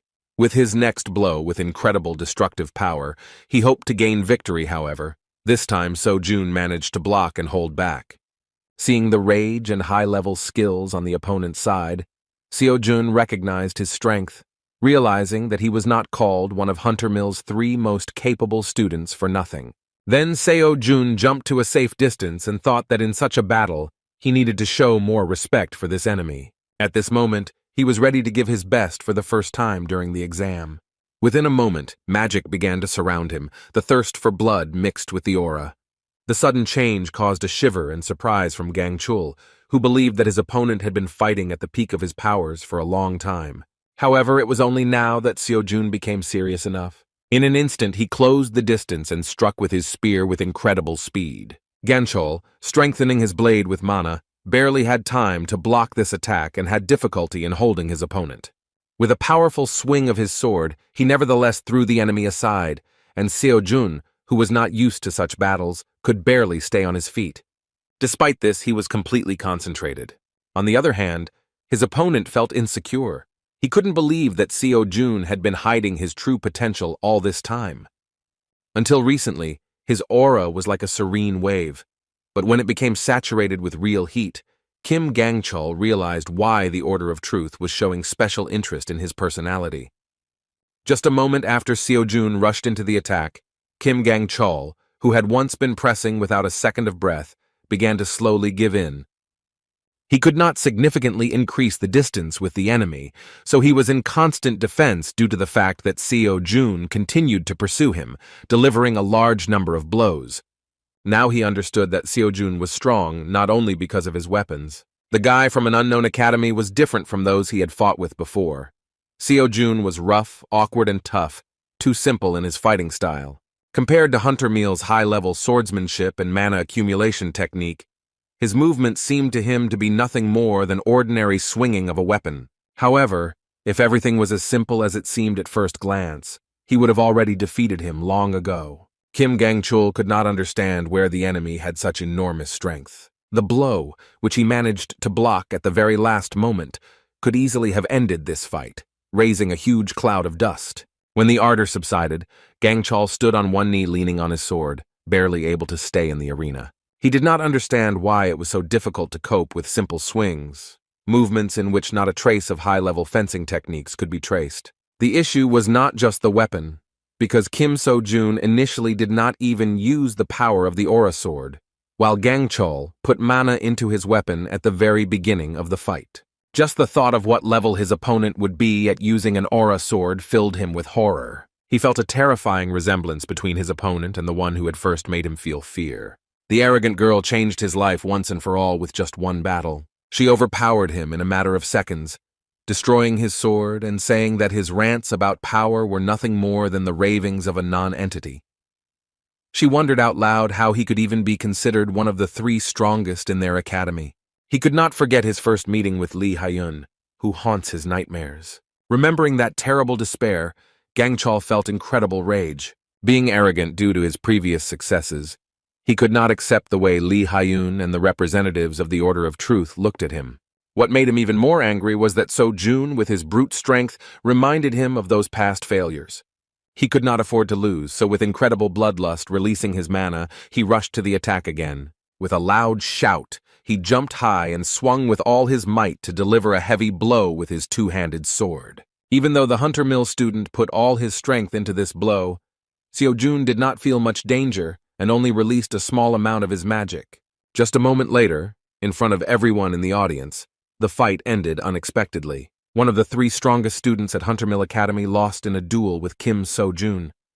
He fell to his knees and his sword was destroyed, just like in the battle with the terrifying Lee Hyun. As a result, Kim So-jun made it to the finals. Lee Min-yul was simply delighted because this was what he wanted. The spectators were impatient for the final battle. They could not even guess who would be able to take first place. As expected, Seo-jun and Min-yul ended up in the highly anticipated finale. These two took the lead, leaving Hunter Mill, Gaon, and Isle behind. Having met in the arena, Lee Min-yul said with a sincere smile that he wanted to fight with him at all costs. Seeing his opponent's gaze, he assumed that Seo-jun had a lot of questions for him. Indeed, they met for the first time since the beginning of the tournament, so after seeing his fights, Seo-jun wanted to make sure that no one really trained him on purpose. Min-yul again repeated his words that he has a teacher, but he does not know that he has a student.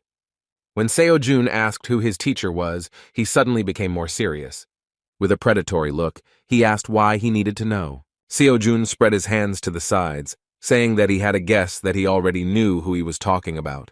When Min-yul nervously shouted that he was lying, Seo-jun only winked in response. He wondered if it would be better to directly mention the Transcendent Academy right away. Nevertheless, he immediately rejected this option, because if Lee Min-yul is not a student of the academy, then everything will end in a simple misunderstanding, and if he is a student, then the conversation will immediately become different. Moreover, Seo-jun understood that this would not make them comrades, but most likely on the contrary, it would be more correct to call them rivals. In such a situation, he could not predict how Lee Min-yul would react, so it was more logical not to put his cards on the table first. In that case, he decided to ask around for some clues, and immediately made Min-yul excited with the idea that if his teacher was who he thought he was, then he must be a transcendental strongman. Lee Min-yul was shocked by such an accurate guess and confusedly asked who Seo-jun really was. The provocation worked perfectly, so he replied that he had the same question. He admitted that, apparently, neither of the two would just tell their secrets, so he proposed a bet in which the one who loses the duel must answer the winner's question. Lee Min-yul was interested in this outcome, but wanted to know if there was a guarantee that the answer would be true. Seo-jun, continuing to bluff, replied that it would be up to the winner to decide. Within a moment, the presenter announced the start of the battle. However, even after a few seconds, the guys continued to stand silently as before the start of the battle. There was dead silence in the arena, and the audience began to whisper about what was happening and why the fighters did not move, but only stood and glared at each other. Seo-jun understood that at this moment his opponent was in great confusion. They both tried to feel each other out but didn't notice any obvious weaknesses. Lee Min-yul, having a huge number of attack options, decided to go on the attack first.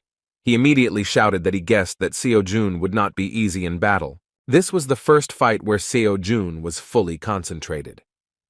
At the very beginning, Lee Min-yul had a sword in his hands, but Seo-jun understood that given his method of fighting, one should not think that everything would be limited to the sword.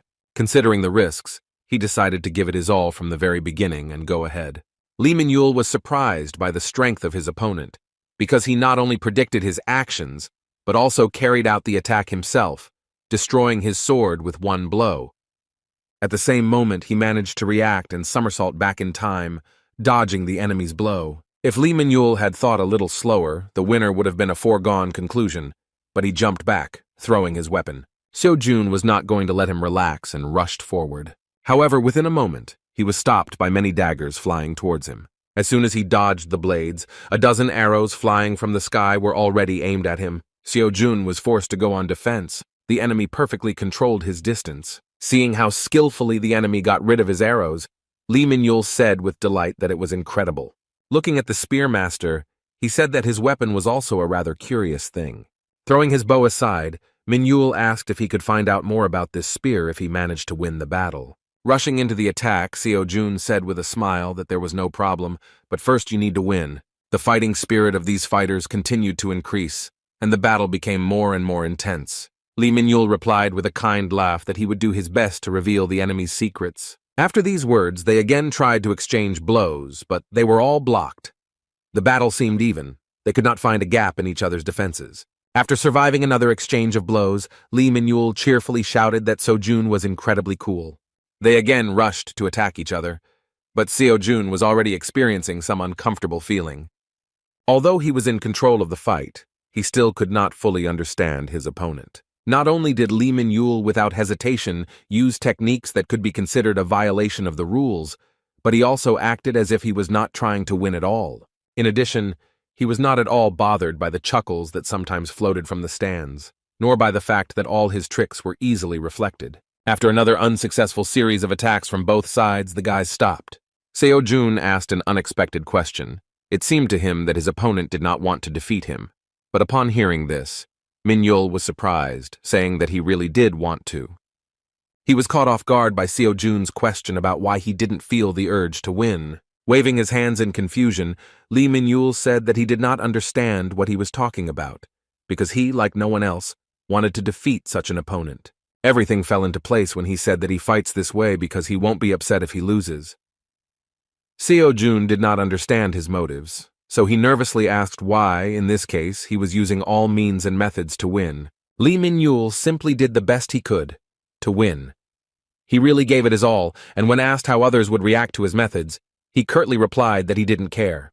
Pointing his finger at himself, he said with a sincere smile that his importance would not decrease because others scold him. These words clarified the situation, and Seo-jun rethought everything that happened earlier. The amazing attitude towards the situation on the part of the enemy amazed him so much that it made him smile. After that, he suddenly pulled his hand towards his pocket, and Min-yul wondered what kind of cunning trick his opponent was going to use. However, Seo-jun decided to take out his old spear, hiding the sacred weapon, and then said that he hoped that Min-yul would not view his actions as if he was looking down on him. This fight gave him the opportunity to rethink some of the Buddha's teachings. Then he mentioned the struggle for existence, how the strong devour the weak. Even the laws of nature force you to drop out if you do not have the necessary strength. Because of such a life, we are all forced to constantly adjust ourselves to a competing level in order to keep up with others. Lee Min-yul's words made him remember this lecture by Shakyamuni. Now the words about freeing the mind from these thoughts sounded different. The Buddha wondered if the student had ever left his thoughts behind, looking at the world from a different angle. Then he told a story that happened during his difficult service in a dimension called Earth. The story happened at a time when Shakyamuni still bore the human name Siddhartha Gautama, when he had not yet received the title of Buddha and served as a simple monk. One day Shakyamuni saw children having a running race. Like all children, they looked extremely carefree and were enjoying what they were doing. For some unknown reason, they started the competition over and over again. And all the time the same child took last place. But for some reason the smile never left the child's face. Shakyamuni was interested in this. He approached the boy with a question. He asked why he was running, to which the child sincerely and joyfully replied that he liked it. It was still difficult for him to run, but he was not upset, because it would not take long for me to go to a walk. However, what was surprising was the way he answered the question of what would happen if others overtook him during his rest. Hearing this, the child said displeasedly that his finish was different from the finish of others, so no one could overtake him. At first, Buddha thought that he had misunderstood him, so he decided to ask what about the finish line, which was visible ahead, where all the children were running. In response, the child said that he was not sure, but for others this was really the end. For him, it was just a passing point. After these words, the guy ran away again with the same kind smile on his face. According to Shakyamuni, this boy continued to run last. But many years later, the news reached the monk that he had achieved the best result in the largest running competition in the country. At that time, this monk thought that life was a tower built with difficulty. I thought that by accumulating efforts, grain by grain, you build your own life for yourself. Therefore, this monk went through hard service again and again, trying with all his might to build an ideal life. However, after silently listening to this child, the monk suddenly thought that in fact it was not necessary for this tower life to be ideal. It was hard for him to understand why he himself had never thought about this in his life. Long ago, a little boy gave Buddhism the insight that our society is filled with competition. If you don't get better day by day, you will be eliminated, and if you fall behind, you will disappear altogether. This is natural selection. The strong devour the weak. Seo-jun understood this like others who started their journey from the very bottom. That's why he worked hard every day. Thanks to this, he was confident that in his rapid progress he was not inferior to others. However, the further he went, the more anxious he became, and he began to realize that he was fixated on the Academy of Transcendence. He was only overwhelmed by the pressure that he had to try even harder to keep up with others. Everything he did was to survive the competition. Lee Min-yul became a real example for him. He reminded him of that boy from the story of the monk. Thanks to him, Seo-jun, although vaguely, was still able to understand the meaning of that lecture by Shakyamuni.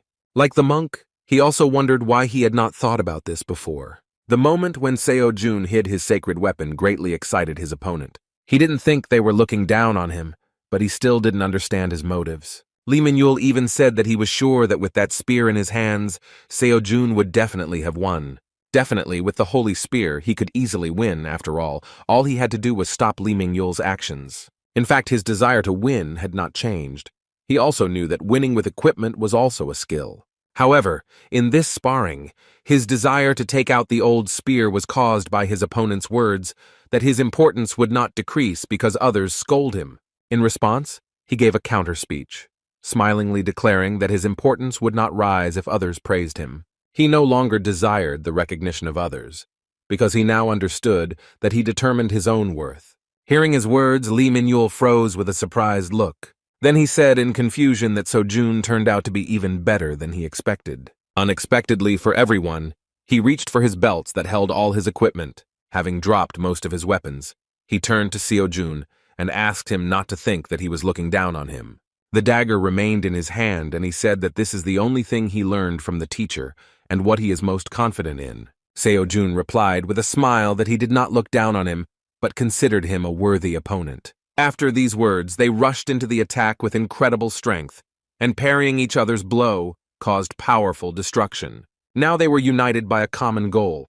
They fought freely, wanting to emerge victorious. Lee Min-yul wasn't lying when he said that he was giving his all for his goal.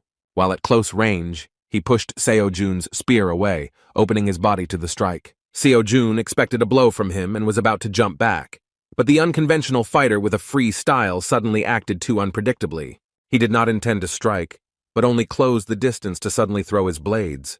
With an ordinary spear in his hands, it was not easy to cope with this attack.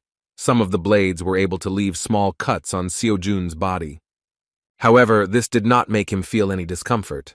He enjoyed the difficult battle more and more. If he had a holy spear, he could easily parry this blow, but now such things pose a threat to him. A moment later, Min-yul closed the distance and suddenly grabbed the end of Seo-jun's spear. A feature of his attacks was his extraordinary mobility, which was difficult to adapt to. Seo-jun barely managed to stop his point-blank blow with a dagger. Losing control of his spear, he was forced to grab the blade with his bare hand. Snatching the spear from the enemy's grip, Seo-jun powerfully swung it, throwing the enemy into the distance. What was strange to him was that as soon as he accepted the possibility of losing, his body immediately became much lighter. Now he understood that he did not have to win, and there was nothing wrong with him if he lost. But for the sake of victory, he sincerely gave his best. Fighting had never brought him so much pleasure before. Lee Min-yul was incredibly fast. Jumping high into the air, he dodged a wide blow from the spear, proving that he was not lying, that his daggers were the only weapons his teacher taught him to use. The skill of this guy's daggers was truly at its best, but once behind Seo-jun's back, she said threateningly that it was too early for him to be surprised. After that, Lee Min-yul tried to strike him while in the air, but the experienced guy with a spear managed to dodge. As it turned out, this is exactly what his opponent was waiting for, and the blow was a distraction. Within a moment, it became clear that Min-yul simply hid his intentions to lift the dust curtain with the help of earth and dust until the very end. After that, Lee Min-yul's silhouette began to disappear from view. Seo-jun was extremely wary, realizing that the enemy had created the opportunity for himself to carry out a series of unexpected attacks. This was surely a concealment technique. Seo-jun couldn't believe that this young guy was even capable of such a high-level technique. Still, he did not perfect it, and sometimes one could notice his rapid movements around the perimeter of the arena. And yet, even Seo-jun, without proper concentration, could not follow his movements for long. Although Lee Min-yul had such an ace up his sleeve, One could safely assume that this was his last winning move. With this in mind, Seo-jun decided to use his accumulated mana to respond with a brutal but powerful blow. However, after a moment he stopped, wondering if he was doing the right thing. All past battles that Lee Min-yul won ended after others underestimated him. It wasn't that Seo-jun lacked confidence in himself. It was just that watching this guy's frivolous fighting style made him realize a very important thing. Now he clearly saw how limited his own fighting style had been all this time. These reflections prompted him to progress Merlin's lecture. Now he was able to think about the words of the lecturer regarding the fact that if learning becomes a habit, it can become an obstacle to self-expression, since, be that as it may, learning remains knowledge received from another person. It became clear that it would not be possible to fight well using only the knowledge acquired by other people forever. Concentrating on his energy flow, Seo-jun realized that the moment had come when learning alone was not enough. Now, using Merlin's knowledge and Kiran's sense of touch, Xiang Yu's enormous strength and Shakyamuni's ataraxia, he finally managed to bring his own method into reality. Having created his own, his body began to release an incredibly powerful magical aura. This bright yellow mana is quickly absorbed by his spear. The audience was shocked because the power he used was nothing other than an aura blade. It was hard to believe this, because even hunters who had devoted decades of training were barely capable of using this power. Focusing on his surroundings, Seo-jun suddenly began to clearly sense the presence and movements of his opponent. As soon as Lee Min-yul tried to launch a sudden strike, he was immediately met with Seo-jun's spear. The powerful energy dispelled all the ardor, and Lee Min-yul stopped. His dagger was destroyed, and the blade of the spear was right at his neck. With a cold sweat on his face and an admiring smile, he admitted that he had lost this battle. The Order of Truth, observing this event, soon reported Kim So-jun's victory to the heir of the apostle. Mrs. Kalia tried not to show surprise. In response, she asked the follower whether they were able to detect the distortion. The man replied that he saw the distortion, but did not believe that it could be called such. It was about something they couldn't even imagine. Kalia was seriously wary when she heard that Kim Seo-jun suddenly changed his weapon and used an aura blade during the battle, enhancing an ordinary spear.